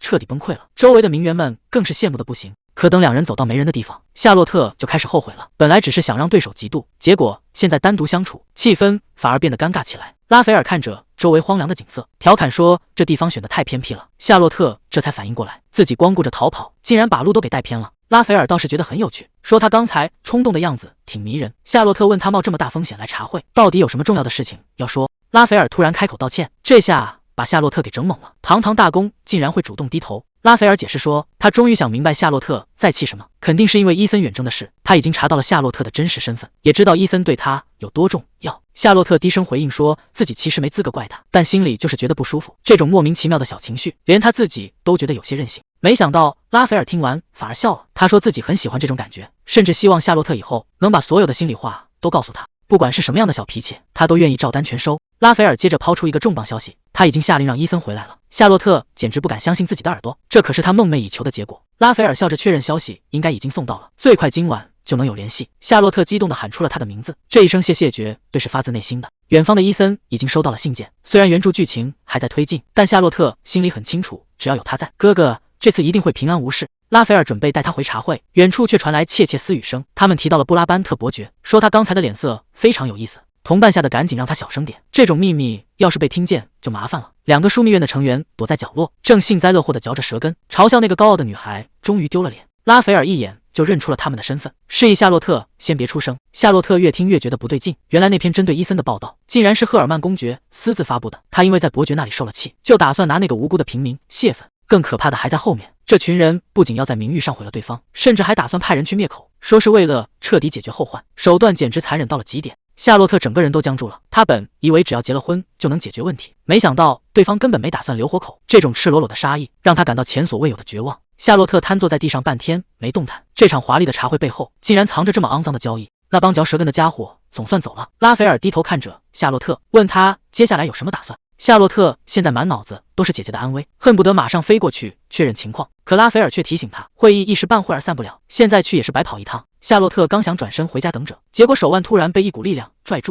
拉斐尔这波操作有点霸道，他说既然现在还有空，那就要把之前的账算一算。夏洛特下意识又喊了一声大公，这下可把拉斐尔给惹毛了，他再次强调要叫他的名字，眼神里全是那种不容拒绝的劲儿。还提醒夏洛特别忘了，他身上可还欠着一份人情呢。拉斐尔嘴角带着笑意，语气却不容置疑。他说：“择日不如撞日，那份人情就在今天还了吧。”谁能想到，在这皇宫深处，竟然藏着这么一个神仙地方？夏洛特整个人都看呆了，直夸这里简直完美，每一个角落都能看出主人的用心。拉斐尔却表现得很淡定，甚至觉得这里并不算华丽，这反应明显有点不对劲。面对夏洛特的追问，他沉默了片刻，终于说出了实情。原来这个花园曾是他母亲亲手打理的地方，一段尘封的往事就这样被揭开了。拉斐尔淡淡的提起往事，说这里曾是宫里最温暖的地方，可等他从战场回来，一切早就物是人非了。看着夏洛特满脸担忧的样子，他反而笑了，轻声提醒他别露出这种表情。他带夏洛特来这里是为了让他放松心情，可不是为了换取谁的同情。还没等夏洛特开口反驳，拉斐尔已经走到了他面前，动作温柔却又带着点霸道。他伸手捏了捏夏洛特的脸颊，让他赶紧变回平时那个样子。这一下，刚才那股伤感的气氛全没了。被捏了脸的夏洛特这下真急了，当场就开始抗议，说这种行为对淑女太不礼貌，还一脸严肃的纠正自己叫夏洛特·布拉班特，不叫萨莎。拉斐尔嘴上说着道歉，可那副样子怎么看都像是在逗他玩，气得夏洛特直跺脚，觉得他肯定又在憋什么坏主意。拉斐尔没再接话，而是直接牵起他的手往前走。他早就看穿了夏洛特这人最大的弱点，就是对那些看起来脆弱的人完全没辙。不管是面对公主还是同僚，他总是控制不住那点同情心。既然这样，拉斐尔干脆转过头，半开玩笑的提了个要求。他说：“既然你这么爱操心，那就对我再多一点同情吧。反正这件事他本人已经大方的准了。”听着拉斐尔那些不着边际的话，夏洛特忍不住笑出了声。他觉得这男人肯定是看自己太纠结，才故意说这些话来转移注意力。可拉斐尔却突然停下脚步，反过来问他为什么要用那种眼神看着自己？难道真的在同情他吗？夏洛特没有正面回答，反而把球踢了回去，想知道在拉斐尔眼里自己到底是个什么样的人。拉斐尔倒是挺直接，他说别的不敢保证，但有一点他心里很清楚，那就是夏洛特绝对不讨厌他。这一记直球让夏洛特彻底没话说了，只能在心里暗暗感叹，这夏欠他的人情债恐怕是越来越难还清了。转眼天色已晚，拉斐尔绅士的扶他下车，还不忘提醒他天黑路滑。拉斐尔正扶着夏洛特下车，嘴里还还说着些暧昧的俏皮话。萨莎一抬头，姐姐格蕾丝竟然已经站在了门口，这下气氛瞬间变得有点尴尬。格蕾丝说自己是听说妹妹受了委屈，才特意推掉会议，提前赶回来的。可她一进门，视线就死死盯着两人还没松开的手，显然这才是她现在最在意的麻烦。夏洛特急忙想要解释，说大公在茶会上帮了自己不少忙。可格蕾丝根本不想听这些，她先是礼貌性递到了谢，紧接着语气就变得强硬起来。她说自己有重要的家事要谈，希望大公能立刻松手，然后赶紧离开这里。谁也没想到，拉斐尔竟然在最后关头一把将夏洛特搂进怀里。这个突如其来的拥抱让在场的人都猝不及防。他在夏洛特耳边低声叮嘱，让他待会儿想说什么就说什么，不用有任何顾虑，只要记得最后回到他身边就行。格蕾丝看着这一幕，脸色变得更加难看。随着沉重的大门被关上，夏洛特只能独自面对姐姐接下来的质问。有了拉斐尔的支持，夏洛特深吸一口气，决定找姐姐格蕾丝好好谈谈。可还没等她开口，姐姐竟然先摊牌了。格蕾丝直接了当地承认，最近确实和那位赫尔曼老公爵走得很近，还说在自己最难熬的时候，是那个老男人给了她不少安慰。夏洛特一听就急了，她觉得这根本就是个谎言，那个老狐狸肯定是抓住了什么把柄，才逼得姐姐不得不低头。可格蕾丝根本不吃这一套，她话锋一转，反倒质问起夏洛特为什么要违背之前的警告，今天又跟那位拉斐尔大公混在一起。夏洛特觉得姐姐是在故意转移话题，想掩盖自己被威胁的真相，可格蕾丝的眼神却异常冰冷。她摆出一副长姐的架势，说订婚的事她自有分寸，让夏洛特别再瞎操心了。看着姐姐这副敷衍的样子，夏洛特终于忍不住了，他直接抛出了一个重磅消息，问姐姐知不知道伊森已经去了西边废墟。原本以为格蕾丝会感到意外，可房间里却陷入了死一般的寂静。过了好半天，格蕾丝才冷冷地回了一句，她早就知道了。夏洛特整个人都愣住了，他怎么也没想到这么危险的事情姐姐不仅知情，甚至还一直瞒着自己。格蕾丝那副理所当然的样子让夏洛特感到一阵心寒，这个家里到底还藏着多少他不知道的秘密。夏洛特终于忍不住了，他质问格蕾丝，难道你真的一点都不担心伊森吗？格蕾丝表现得异常冷静，在他看来，伊森既然选择了当骑士，就该去完成那些危险的任务，这叫尊重他的选择。可夏洛特接下来的话直接撕碎了这份冷静，老公爵根本不是让他去执行任务，而是想要他的命。这下格蕾丝彻底没话说了。格蕾丝一开始还不信，觉得老公爵没理由下死手，可现实却非常残酷。为了在婚前彻底压住流言，除掉伊森竟然成了最稳妥的选择，这下局面彻底乱了。夏洛特看着眼前的格蕾丝，实在想不通，当初为什么要答应这门亲事，现在连唯一的盟友都指望不上。与其在这里坐以待毙，不如换个活法。夏洛特主动提出要帮忙，可话还没说完，就被对方冷冷地叫住了全名。格蕾丝这次是动真格了，他直接拿出家主的身份压人，明确告诉夏洛特这门亲事谁也别想反对，再多说一句就是越权。夏洛特怎么也没想到姐姐会变得这么冷酷，他还记得伊森曾经说过，只要拿出真心就能互相理解，可现在看来这个想法简直太天真了。格蕾丝根本不给解释的机会，直接下令让他回房反省。看着姐姐决绝的手势，夏洛特第一次感到这么无助，既然话不投机，再待下去也没意义了。夏洛特推开房门，心里却已经有了别的打算。夏洛特推门离开，临走前还不忘感慨，至少大公还愿意跟他沟通，不像姐姐这样完全没法说话。随着房门关上，屋里只剩下格蕾丝一个人，刚才那副冷冰冰的样子，这下再也撑不住了。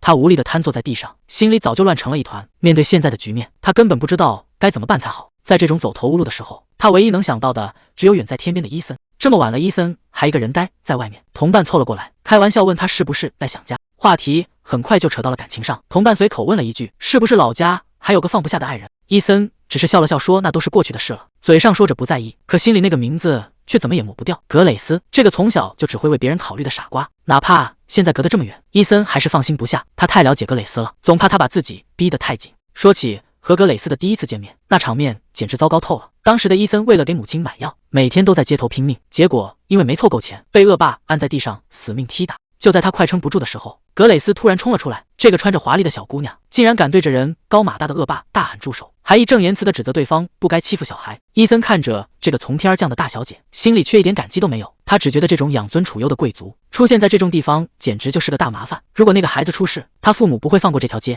果然恶霸根本没被格蕾丝的身份吓住，在这条无法无天的街道上，常识根本就不管用。他们看着格蕾丝，心里已经开始盘算，把这个贵族小鬼卖掉能换多少钱。伊森拉起格蕾丝的手大，喊一声快跑，两个孩子在小巷里拼命穿梭，总算甩掉了后面的追兵。伊森刚停下脚步，不仅没有半点谢意，反而对着格蕾丝大发雷霆，觉得全是这个贵族大小姐在添乱。格蕾丝觉得很委屈，她说自己只是想帮忙，而且家里的护卫马上就到了。可这句话彻底点燃了伊森的怒火，谁要你帮忙了？伊森大声吼道，你以为我会感激你吗？你这种人真的很烦人，就因为你那点廉价的同情心，我把地盘上的老大都得醉光了，现在工作丢了，以后在这条街上再也混不下去了。伊森变得有些歇斯底里，他把所有的恐惧和愤怒全都撒在了格蕾丝身上，甚至恶狠狠地威胁要把这个大小姐卖掉换钱。他恨格蕾丝毁了他的以后，只想让这个麻烦精赶紧消失。格蕾丝沉默了很久，低声说了一句对不起，承认是自己考虑不周。伊森正想接着骂回去，格蕾丝却突然抬起头，语气变得异常坚定。他说自己出手帮忙根本就不是因为什么同情，看到不公平的事情发生却选择做事不管，那绝对是不对的。他站出来只是因为这是正确的事。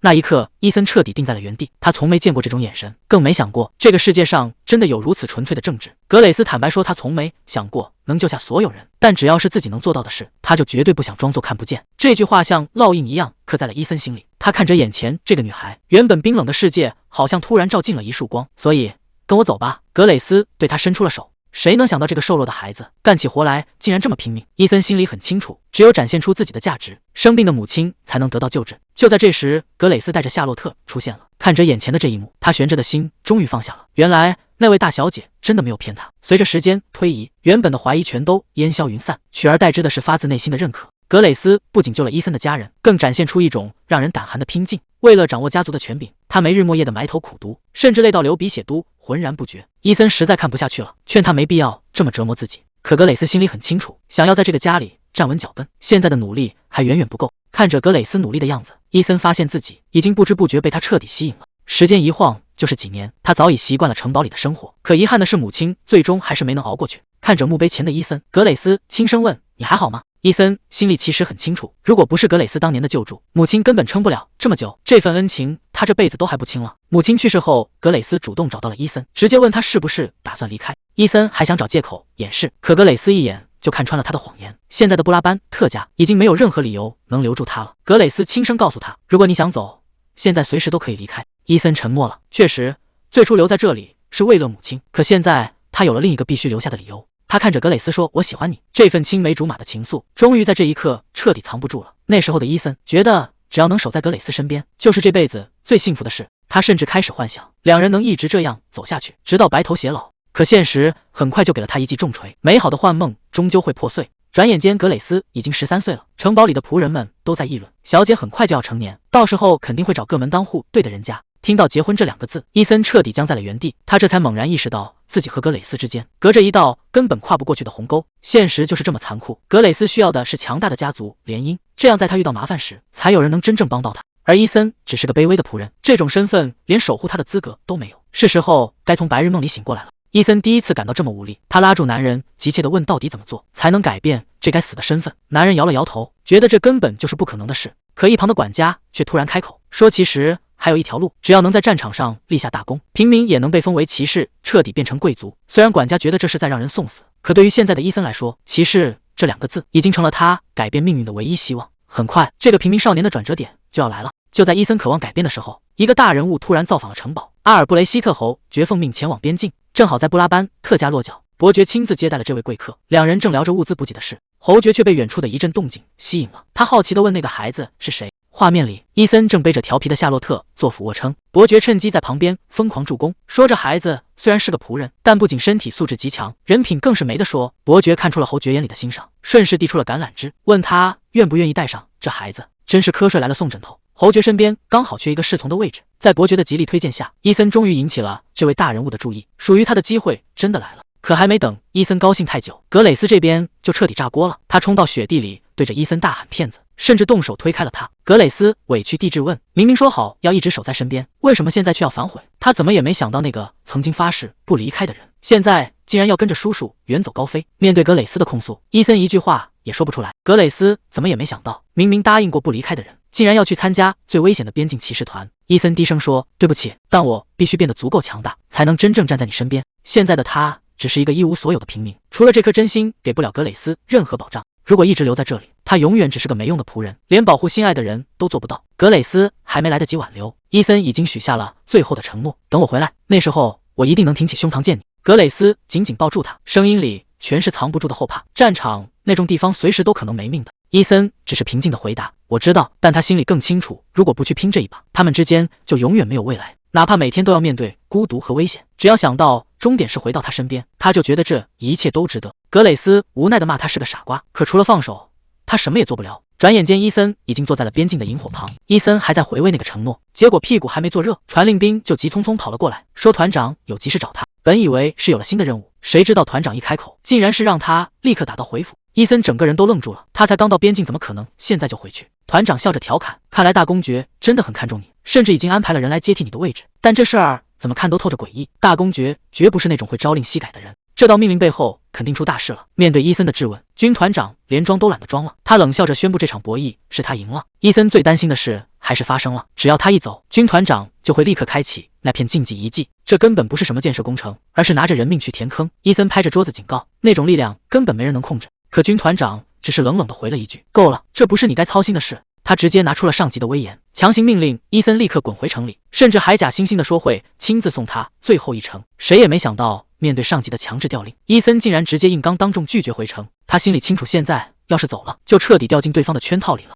与此同时，布拉班特伯爵府里气氛也压抑到了极点。夏洛特已经整整2天没吃东西了，不管女仆怎么苦苦哀求，他都无动于衷。他现在唯一关心的是姐姐愿不愿意跟他谈谈，可等来的却是最冰冷的回答。家主说他没什么好谈的。这顿闭门羹让夏洛特彻底陷入了绝望，这对姐妹的关系恐怕已经到了崩塌的边缘。既然姐姐不肯沟通，夏洛特也彻底杠上了。他把自己关在房间里绝食，想用这种方式逼姐姐露面。就在他以为要僵持下去时，女仆急匆匆地送来一封信，还兴奋地说这肯定是和解信，给2姐妹找个台阶下。夏洛特心里燃起了一丝希望，他赶紧坐起身拆开信封，可看清内容的那一刻，心彻底凉透了。信里一个字都没提感情，只是冷冰冰地命令他4天后去接待到访的法比亚诺公爵。这根本不是什么和解，而是公事公办的最后通牒。夏洛特气得当场把信揉成了碎片，让女仆转告姐姐，她绝不接受。可姐姐似乎早就料到了这一幕，甚至连她私信后的反应都提前安排好了应对方案。格蕾斯留下的后手简直比那封信还要伤人，他竟然自作主张要把夏洛特嫁给法比亚诺公爵。在姐姐眼里，这似乎是唯一的保护方式，只要有了公爵夫人的身份，就算家族倒了，夏洛特也能有个避风港。可这种不商量就决定的未来，对夏洛特来说根本不是保护，而是赤裸裸的背叛。他成了姐姐手里最听话的棋子。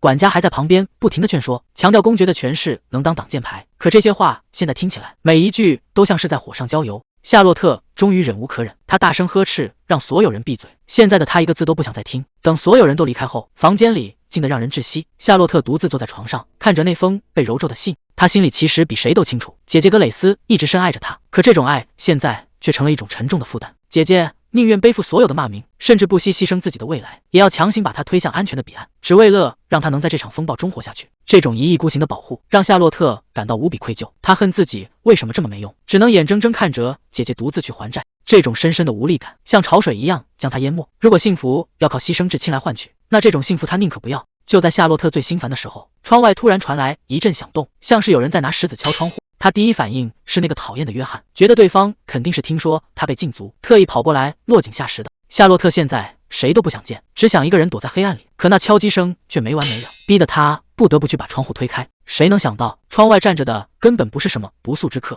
拉斐尔穿着一身黑色斗篷，像个深夜潜入的刺客，一见面就抱怨他开窗太慢，说自己等得都快没命了。夏洛特整个人都愣住了，他怎么也没想到，在这个最绝望的时刻，拉斐尔竟然会以这种方式重新出现在他面前。夏洛特简直不敢相信，拉斐尔竟然真的出现了。他急忙追问你怎么进来的，拉斐尔却一脸淡定地说，谁让我的爱人一直没消息呢？爱人这个词一出，夏洛特整个人都乱了，他赶紧纠正，那只是社交辞令，你别让人误会了。可拉斐尔根本不在乎，对他来说这两者没什么区别。夏洛特这才反应过来，这家伙放着正门不走，竟然是翻阳台进来的。还没等他把话说完，拉斐尔的手已经伸了过来。明明才分开了2天，拉斐尔却觉得过了很久。他看着眼前的夏洛特，语气里满是心疼，怎么才这么会儿功夫你就瘦成这样了？夏洛特刚想解释说自己只是没胃口，可拉斐尔根本不听这些，他的眼神里透着一种不容拒绝的霸道。还没等夏洛特反应过来，拉斐尔直接一个横抱，把他整个人带离了地面。这突如其来的举动把夏洛特吓得够呛。拉斐尔低声宣布，既然留在这里会让你受苦，那我现在就正式绑架你，只要把你带回我的地盘，你就再也跑不掉了。就这样，在寂静的深夜里，拉斐尔带着他的战利品直接回到了大公府邸。拉斐尔就这样大摇大摆的把夏洛特带回了大公府。面对侍从惊讶的目光，他直接当众宣布，这位是对我很重要的人，谁也不准打听他的身份。披着斗篷的夏洛特此时紧张到了极点，他怎么也没想到自己竟然会以这种方式重新踏入这个地方。等四下无人时，夏洛特终于忍不住了，他小声嘟囔，着想离开。毕竟这种深夜私会要是传出去就彻底完了。拉斐尔却显得很淡定，他说已经帮他遮住了脸，也下了封口令，绝对不会出什么岔子。可夏洛特还是不放心，万一身份真的暴露，自己的名声和地位就全毁了。谁知拉斐尔听完只是冷淡地回了一句，社交地位那是什么东西？夏洛特现在满脑子都是担心，毕竟黑龙骑士团就在附近，万一被那些熟人撞个正着，这出戏可就演不下去了。更让他别扭的是，自己现在不仅变成了女人，还得大摇大摆的假扮成拉斐尔的爱人，这身份转变实在是太快了。拉斐尔看出了他的不安，直接打断了他的碎碎念，还特意吩咐厨房准备了最容易消化的食物。这份突如其来的体贴，让夏洛特心里泛起了一丝异样。就在两人准备共进晚餐时，房门突然被人一把推开，罗密欧冒冒失失的闯了进来，一边大喊着公爵大人。夏洛特吓得魂儿都快飞了，因为罗密欧是见过他真面目的，这要是被看清了脸，身份可就彻底穿帮了。他只能拼命低着头，祈祷对方千万别认出自己。罗密欧站在拉斐尔面前，说话吞吞吐吐的，只说是有些例行公事要汇报，可那副欲言又止的样子，明摆着是有什么秘密。夏洛特在一旁冷眼旁观，他以前毕竟当过骑士，这种打马虎眼的套路他一眼就能看穿，显然是因为有他在场，对方才不敢把话说透。罗密欧凑到拉斐尔耳边，低声快速交代了实情。拉斐尔听完之后，虽然表面上还维持着冷静，但眼神已经变得严肃起来。他转过头，一脸歉意，说骑士团那边出了急事，今晚恐怕要放夏洛特鸽子了，让他一个人先吃饭，自己必须马上赶过去处理。夏洛特倒是表现得很体贴，让他赶紧去忙正事。可看着拉斐尔匆忙离开的背影，他心里很清楚，能让大公这么火急火燎的，绝对不是什么小麻烦。看着女仆低头撤走餐具，夏洛特忍不住感叹，拉斐尔在这府里到底有多威严？这些仆人干活的时候，竟然连大气都不敢喘一下。窗外到处是匆忙的人影，这种全员戒备的氛围，让习惯了战场的夏洛特闲得发慌。如果自己还是那个副官萨沙，现在肯定正陪在他身边处理军情。就在这时，他突然意识到一个严重的问题：深夜紧急调兵，难道是要去西边的遗迹？那个地方可是原著里一切悲剧的开始。按照剧情的发展，皇帝会强行命令黑龙骑士团出征。以前看书的时候还没觉得有什么，现在他才彻底看清了真相，这根本不是什么普通的调遣。皇帝手里握着致命的筹码，他利用先皇太子的遗骸作为要挟，逼得拉斐尔根本没有拒绝的余地。那是拉斐尔唯一的软肋，也是他拼了命也想夺回来的东西。如果皇帝真的盯上了西边遗迹，那拉斐尔现在根本就没得选，只能硬着头皮带兵出征。夏洛特急得团团转，恨自己怎么到现在才反应过来。按照原著的剧情发展，拉斐尔这一去不仅会损失惨重，甚至连命都差点丢在那儿。他必须赶在部队出发之前，把这个致命的消息告诉他。夏洛特猛地推开门冲了出去，吓得旁边的女仆不知所措。他脑子里只有一个念头，绝对不能眼睁睁看着悲剧重演，哪怕只有一线希望，也要去试试。可就在快要跑到门口的时候，他却突然僵在了原地。看着镜子里这身华丽的打扮，夏洛特陷入了纠结。要是就这么大摇大摆去骑士团，一旦被人认出他就是萨沙，不仅家里要闹翻天，连拉斐尔的名声也得跟着受损。可现在情况紧急，根本没时间让他慢慢换装。到底该怎么做才能既不暴露身份，又能把消息传达给拉斐尔呢？就在这时，他像是突然开了窍，管不了那么多了，只要把脸遮住不就行了？夏洛特猛地推开大门，对着拉斐尔大喊一声。这突如其来的动静把屋里的人都给整懵了。拉斐尔还没反应过来，就看到夏洛特顶着个破头盔，画风突变的站在他面前，急切的追问他是不是真的要被派往西边遗迹了？你怎么进来的？难道他之前偷听到了什么？旁边的骑士心里直犯嘀咕，这女人到底什么来头，竟然敢在公爵面前这么放肆？眼看局面就要失控，拉斐尔反应极快，直接伸手把人护在身后。他冷冷地告诉所有人，这是他的贵客，谁都不能没礼貌。今天的会议到此为止。看来为了保住这个秘密，他只能先强行清场了。拉斐尔终究还是心软了，面对这个不按常理出牌的夏洛特，他只能无奈地叹了口气，把目前最核心的军事机密权盘托出。本以为这只是在满足他的好奇心，谁知道夏洛特接下来的话让在场的所有人都变了脸色。他不仅断定传送门马上就会开启，甚至连皇帝还没下达的派兵指令都说得一清二楚。这下轮到拉斐尔和下属彻底懵了，这种连高层都不知道的消息，他一个外人到底是怎么敢肯定的？虽然拉斐尔亲自出面担保，但骑士这帮下属还是不信，毕竟一个来历不明的女人，凭什么知道这么多军方机密？就在气氛僵持不下的时候，夏洛特直接甩出了王炸，他随手掏出一块金灿灿的令牌，全场瞬间安静了。谁能想到，这竟然是所罗门国王的随身信物？见令牌如见本人，这下骑士彻底没话说了。夏洛特心里暗自得意，既然你们非要个解释，那就把这口锅甩给国王好了，反正死无对证，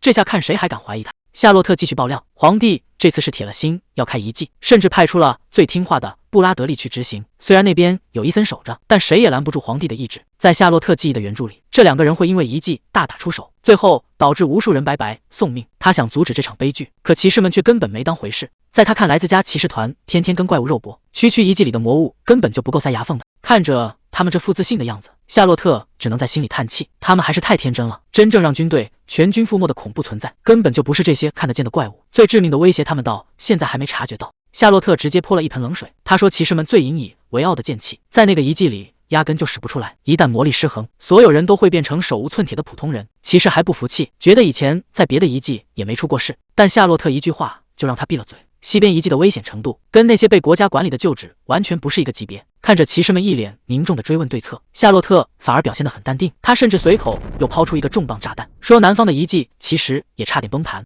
这可是军方封锁的顶级机密。拉斐尔和骑士听得一愣一愣的，这种事连他们都没听说过。夏洛特给出了最后的定心丸，既然所罗门国王以前能关掉传送门，那就说明这事儿绝对有救。拉斐尔听完总算松了一口气，主动握住他的手，真诚道谢。多亏了这些情报，骑士团总算不用去白白送死了。夏洛特也难得摘下头盔，说了几句掏心窝子的话。虽然他的身份是编的，但想保护同伴的心是真的。他不想看到任何一个人在那个鬼地方丢掉性命，毕竟大家都是一起拼过命的战友。这番话显然触动了拉斐尔，他低着头没说话。拉斐尔突然带来一个噩耗，伊森居然抗命不回，哪怕撤退命令已经下达，他还是坚持要留在那个鬼地方。夏洛特整个人都懵了，追问之下才知道，伊森是为了那个布拉德利才不肯走。这下事情彻底失控了，夏洛特心里全是绝望。难道伊森还是要像原著里那样，为了别人牺牲掉自己的命吗？哥哥就像姐姐一样，为什么大家从不考虑那些留下的人？就在夏洛特快要崩溃的时候，拉斐尔走到了他身边，语气坚定地给出了承诺。他让夏洛特放100个心，哪怕要豁出命去，他也一定会把伊森平安带回来。他半跪在夏洛特面前，说以后可能会后悔，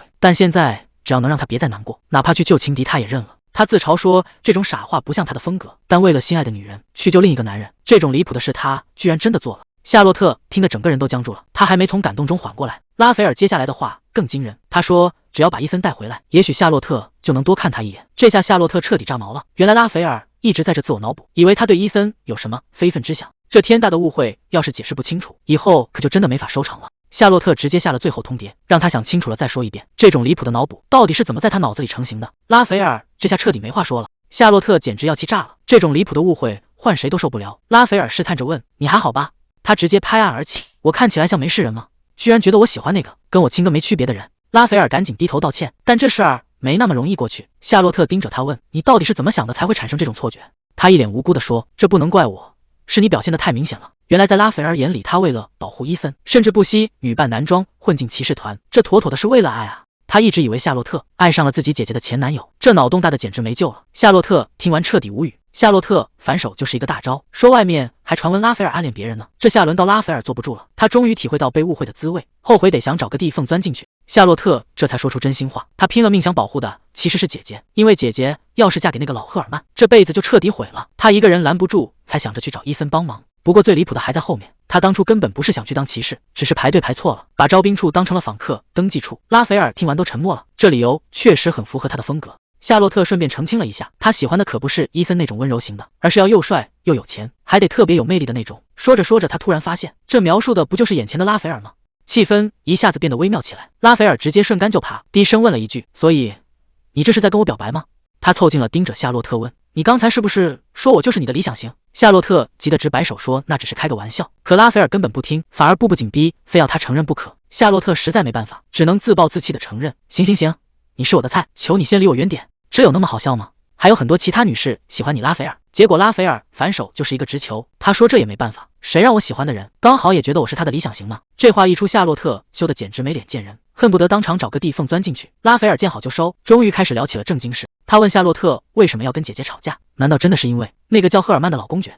夏洛特还在纠结刚才的话题，拉斐尔却已经把气氛带回了现实。原来他今天跟姐姐大吵一架，不只是因为那个老公爵，更是因为姐姐想把他给卖了。姐姐居然没商量就想私自定下他的婚约。拉斐尔听到这儿，语气瞬间就变了，这事儿显然踩到了他的底线。在姐姐眼里，法比亚诺家族是唯一的挡箭牌，只有联姻才能保住家族。在权力的游戏面前，夏洛特的幸福似乎根本不重要。拉斐尔这下彻底坐不住了，他直接打断了夏洛特，语气里满是不容置疑的霸气。他不准夏洛特嫁给任何人。看着一脸懵的夏洛特，拉斐尔干脆把话挑明了，既然有人想拿他当筹码，那他就亲自来当这个护身符。他承诺会挡下这世间所有的危险，绝不让他受半点委屈。拉斐尔这回不打算再等了，他紧紧握住夏洛特的手，直接抛出了重磅炸弹。他说，夏洛特嫁给我吧。这突如其来的求婚让夏洛特彻底没反应过来，他只能呆呆地追问，你真的想好了吗？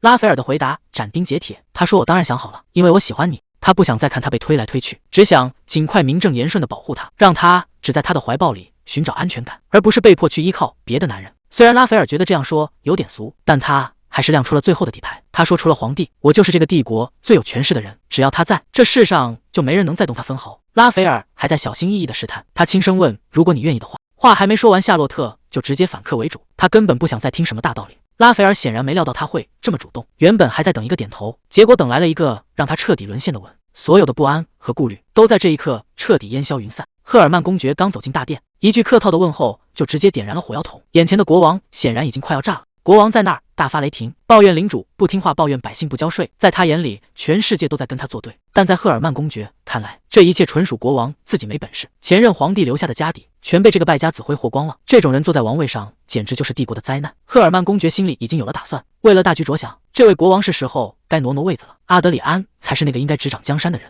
不过表面上他还是得顺着国王的话问下去。关于那个神秘的西部遗迹，国王还指望靠魔法团翻盘，但他根本不知道真正的变数已经在暗中酝酿了。面对国王的步步紧逼，赫尔曼公爵表现得滴水不漏，但他心里很清楚，眼前这个男人根本不配让他真正低头。之所以还在演戏，是因为他要把阿德里安推上王位。为了这个计划，他甚至把婚姻当成了交易的筹码，只要能各取所需，这笔买卖就绝对不亏。为了稳住局面，赫尔曼公爵开始给国王画大饼，什么古代魔法，什么万民敬仰，这些话直接说到了国王的心坎里。国王显然很吃这一套，但他最后留下的那句话却让气氛再次变得微妙起来。只要那个愿望没达成，这场豪赌就还没到收网的时候。国王为了让赫尔曼公爵卖命，这次可是下了血本，不仅许诺要封他做布拉班特公爵，甚至连阿德里安的前途都一并打包送上了。他以为只要给出足够的甜头，就能让这只老狐狸乖乖听话，却根本没意识到自己开出的这些条件全都在赫尔曼公爵的算计之内。他低声回应，愿意听从陛下的差遣。拉斐尔有些不好意思，觉得这身衣服委屈了夏洛特，结果他倒是一点不介意，反而觉得这衣服比家里的还舒服。夏洛特犹豫了半天，还是忍不住问出了心里话，刚才说的那些到底是不是认真的？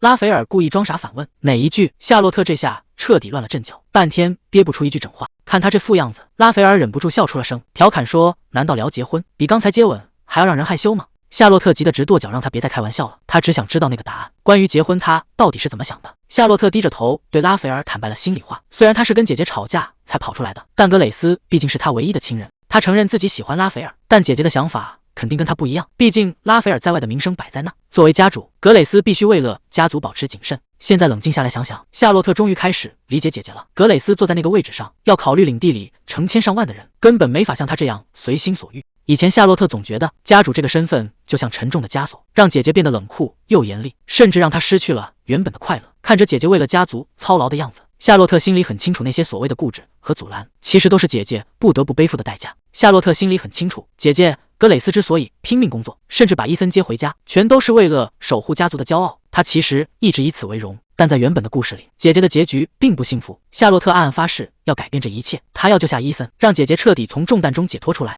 想到这，夏洛特一脸严肃地看向拉斐尔，他说，如果他是真心的，那就必须先过姐姐那一关，只有格蕾丝点头了才行。谁知道拉斐尔根本不按套路出牌，他笑着凑近问，那如果姐姐同意了，你是不是就会嫁给我，这辈子只爱我一个人？夏洛特这下彻底懵了，心想这进度条是不是拉得太快了？他赶紧摆手解释，姐姐的许可顶多算个预选赛，离结婚还远着呢。夏洛特还在纠结家里的规矩，觉得要是连他都不听姐姐的话，那格蕾丝这个家主就没威信了。结果拉斐尔听完微微一笑，说，那以后就多花点心思，把这位大姑姐也一起搞定。夏洛特还没从震惊中缓过神，拉斐尔就顺势往床上一躺，语气极其自然地问，既然以后都计划好了，那咱们是不是该睡觉了？夏洛特吓得差点跳起来，指着门口让他赶紧回自己屋。拉斐尔倒是一脸无辜，还提议说，要是嫌这儿挤，可以一起去他那边睡大床。夏洛特想都没想就拒绝了。拉斐尔见好就收，临走前还不忘补上一句，那就让未来的妻子好好休息。看着拉斐尔离开的背影，夏洛特抱着被子愣了半天。虽然这家伙总是不按常理出牌，但这一声温柔的晚安还是让他的心跳漏了一拍。天刚蒙蒙亮，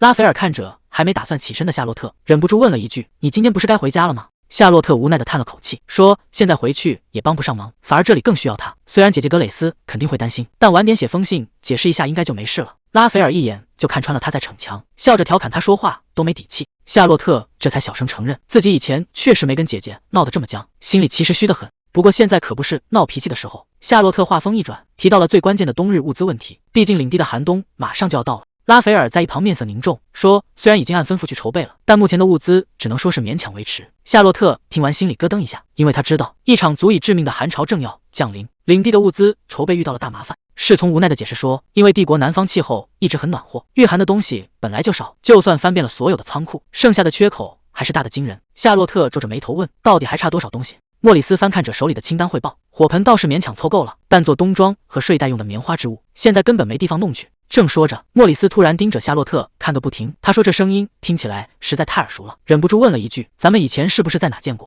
夏洛特心里咯噔一下，赶紧压低声音否认，说这绝对是两人第一次见面。拉斐尔见状，赶紧把话接了过去，问能不能去邻国想想办法，这才帮他把这尴尬的一幕给挡了回去。莫里斯看着地图直摇头，说马雷联邦那边物资确实多，但两边关系早就闹僵了，之前甚至差点打起来，现在想去求人家做生意，简直比登天还难。夏洛特沉默了一会儿，语气坚定地说：“这条路他必须去闯一闯。”随从突然一拍大腿，想起夏洛特手里还有个宝贝，那是所罗门亲手给的身份令牌，对方曾经承诺过会还他一个人情。虽然这事儿牵扯到两国关系，谁也没法保证一定能成，但夏洛特心里很清楚，现在哪怕只有1/1000的机会，也得死马当活马医了。拉斐尔还是有点不放心，问能不能把令牌交给别人，让手下替他跑这一趟，毕竟这一路风险实在太大。夏洛特想都没想就拒绝了。他说这种关键时刻只有亲自出面才能显出诚意，信任这种东西是任何令牌都代替不了的。拉斐尔见他态度这么坚决，也只能点头同意了。拉斐尔接着交代了备选方案，如果第一波行动没能成功，就等第二梯队带着物资赶到，到时候再想办法彻底封锁遗迹。底下的士兵们齐声领命，声音在走廊里回荡。拉斐尔转头看向窗外，语气冷峻地宣布了最后的期限，就在2天后，全军正式出征。出征前的最后一晚，拉斐尔突然推门进来，直接跟夏洛特摊牌了。他说自己没打招呼，就把他的真实身份全告诉罗密欧了。夏洛特整个人都愣住了，没想到秘密这么快就保不住。拉斐尔解释说，这全是为了他的安全，毕竟这次去南方实在太危险。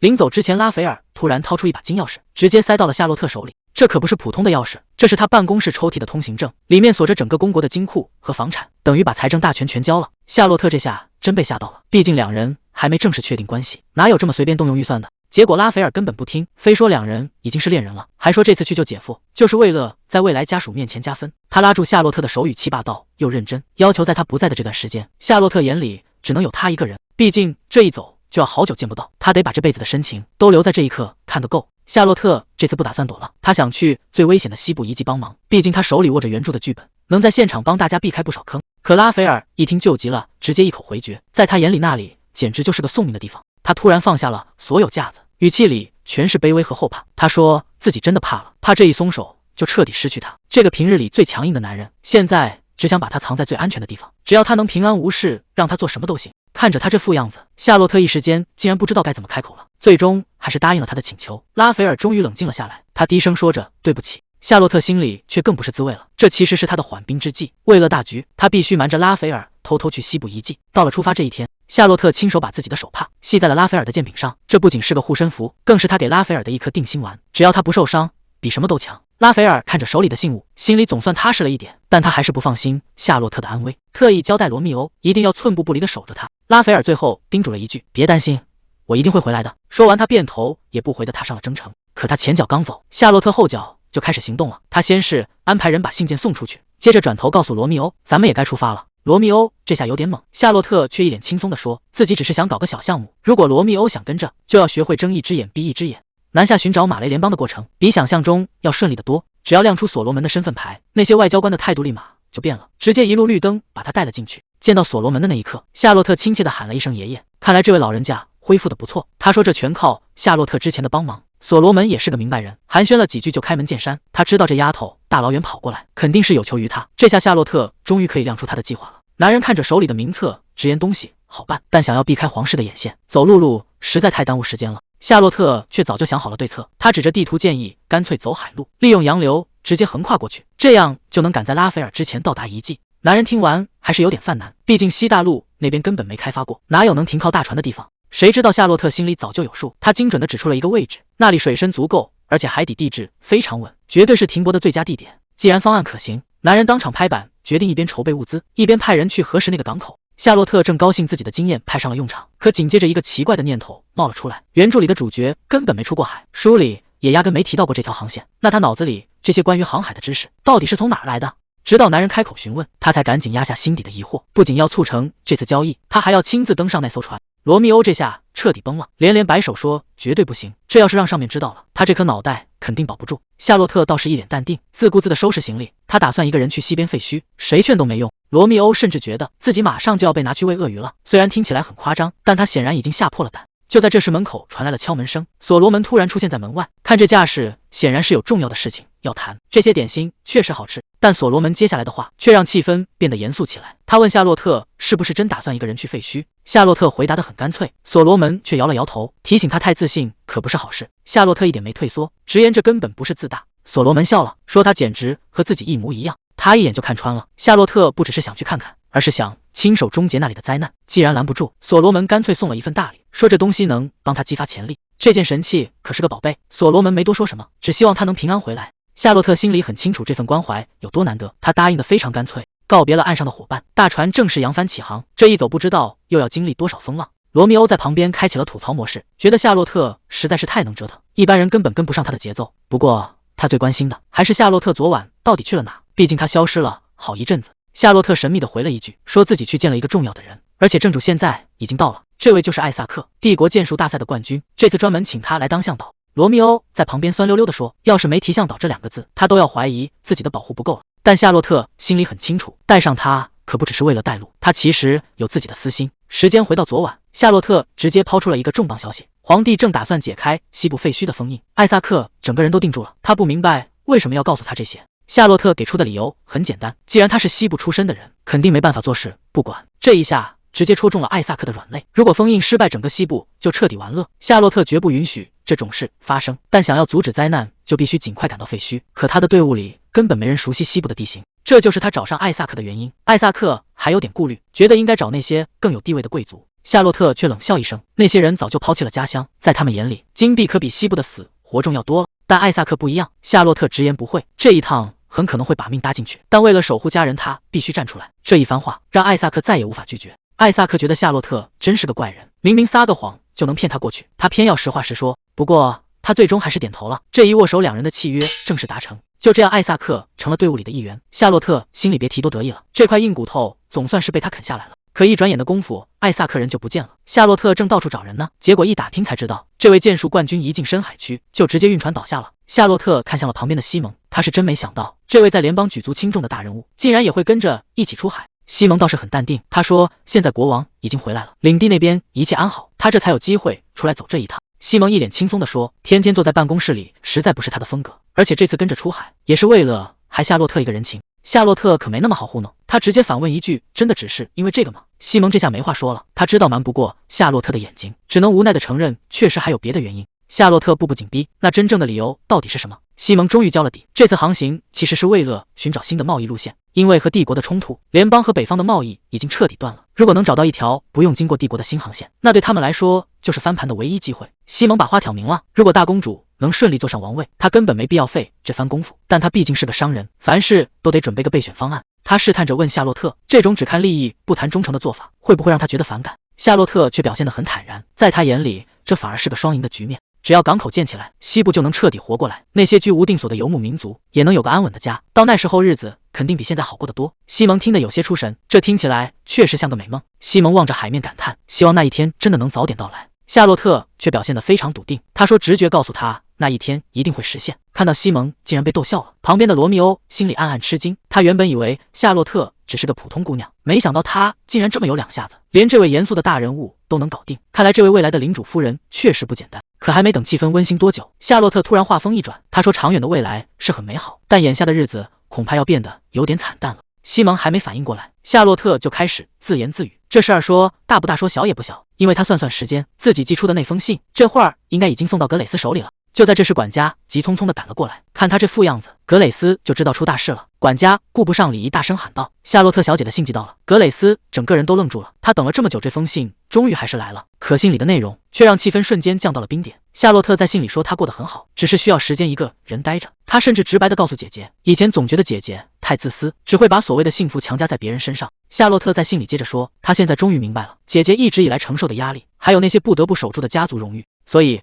这一次他决定为了姐姐的幸福，独自前往危险的西部沙漠。他要去阻止公爵的阴谋，还要把被困的伊森救回来。格蕾斯看到这里彻底慌了，他怎么也没想到平时听话的妹妹竟然会为了他去冒这种险。信的最后，夏洛特只留下了一句话，他说只要姐姐能幸福，就是他最大的快乐。格蕾斯忍不住呢喃，傻妹妹，只要大家都能平平安安的，那才是真正的幸福啊。他绝对不能再让萨莎出事。这一刻他不再选择退缩，既然对方步步紧逼，那就干脆反击到底。他立刻吩咐管家去联系科德利亚小姐，告诉她我们也该开始准备了。与此同时，在遥远的边境沙漠，拉斐尔也收到了关键的消息，东部总督那边已经点头了，愿意接受他们的提议。这下赫尔曼公爵要倒大霉了。助手带回了一个致命的账本，里面记录的全是东部总督马丁的罪证。这个马丁不仅是公爵的亲侄子，更是个彻头彻尾的混蛋。他在东部不仅疯狂加税，甚至在领地闹饥荒的时候，连中央派发的救命粮都敢抢。拉斐尔翻看着账本，越看越觉得讽刺。这家伙为了掩盖罪行，竟然还做了2套假账。他随手把账本一扔，吩咐助手按照原计划把这些证据全发给东部家族。既然马丁这么不干人事，那就让那些受苦的家族亲手送他上路。拉斐尔忍不住感叹：亲侄子亲手把叔叔送进火坑，这出好戏真是越来越精彩了。拉斐尔已经能想象到赫尔曼公爵知道真相后的表情了，那场面绝对精彩。至于手里的这些证据，正好拿去给未来的姐姐格蕾丝，顺便邀个功。没过几天，整个王都就炸开了锅，漫天的报纸都在传一个惊人的消息：东部总督马丁被暗杀了，而且死状极其凄惨。这下赫尔曼公爵彻底坐不住了，他在会议上猛地拍案而起，气急败坏地大喊：“这简直就是谋反！”但在座的没一个人惯着他，甚至有人当众提醒：“公爵大人，在陛下面前，你说话最好注意点分寸。”赫尔曼公爵这演技不拿个奖，真是可惜了。他扑通一声跪在皇帝面前，哭天喊地要为侄子讨个公道，口口声声说马丁是忠臣，是国家的顶梁柱，求陛下一定要查出真相。结果呢，皇帝连眼皮都没抬一下，他直接把一份文件甩在公爵面前，问他知不知道这是什么。公爵低头一看，整个人都僵住了。这是科德利亚亲手查出来的关于马丁的家底清单，一个地方总督家产竟然比京城的贵族还要多。这下赫尔曼公爵彻底懵了，他怎么也没想到科德利亚的动作会这么快，直接把他的后路给抄了。赫尔曼公爵现在是彻底豁出去了，面对铁证，他竟然开始睁眼说瞎话。他说马丁总督那些钱都是靠开矿赚的，还说贵族们谁还没点这种额外收入，这简直是把在场所有人都拉下水。这老狐狸甚至反咬一口，说这些证据都是为了掩盖谋杀案的伪证。他当众跪下请命，非要亲自去查马丁的死因。其实他心里算盘打得响，谁要是敢在这时候揪着不放，他就把所有人的烂账全翻出来，大不了大家一起鱼死网破。他倒要看看现在还有谁敢站出来说话。赫尔曼公爵这老狐狸正得意呢，觉得这局稳赢了，正准备开口彻底反击，结果门突然开了。谁都没想到格蕾丝竟然在这时候杀了个回马枪。他一进门就直奔主题，说要当众揭开马丁死亡的真相。赫尔曼公爵在心里都要气疯了。但这还没完，格蕾丝接着说，马丁的贴身管家就在门外，随时可以进来作证。赫尔曼公爵还想垂死挣扎，冷笑着说，证人这种东西随便花点钱就能伪造。结果格蕾丝根本不跟他废话，直接亮出了最后的大杀器，那是马丁生前的秘密账本，上面清清楚楚记录了赫尔曼公爵是怎么帮他掩盖罪行的。这下实锤直接砸在了脸上，赫尔曼公爵看着那个账本，整个人都傻了。赫尔曼公爵彻底疯了，他在大殿上歇斯底里的大喊，说这些证据全是伪造的，简直是胡闹。可皇帝翻开账本一看，上面的印章和记录一点错都没有，这下实锤的死死的。皇帝这回是真火了，他盯着赫尔曼公爵问，你是不是觉得朕很好骗？东部领地闹饥荒，朕为了安抚百姓操碎了心，你倒好，不仅知情不报，还把朕当猴耍，这已经不是贪钱的问题了。皇帝当场下令，让赫尔曼公爵滚回自己的领地，没他的命令不准回来。这公爵算是彻底凉了，大家总算松了一口气。那个不可一世的公爵竟然也有今天，这下不仅赫尔曼公爵倒了，连他背后的那些势力恐怕也要跟着倒霉了。虽然暂时争取到了一点喘息的机会，但科德利亚心里很清楚，现在还远远没到庆祝的时候。他必须立刻动身去东部领地，那里的情况已经火烧眉毛了。总督被刺杀，要是再没人过去主持大局，恐怕整个东部都要乱成一锅粥。格蕾丝却有些担心，毕竟科德利亚这一走，第一皇子肯定会趁机跳出来揽权。但科德利亚已经想好了，东部可是帝国的粮仓，只有赢得了那里的民心，他们手里才有真正翻盘的底牌。更何况他们当初可是拉过钩的，一定要给萨莎准备一个可以平平安安回来的家。格蕾丝没再多说什么，既然路已经选好了，那就没什么好犹豫的。真正的反击从这一刻起才算正式开始。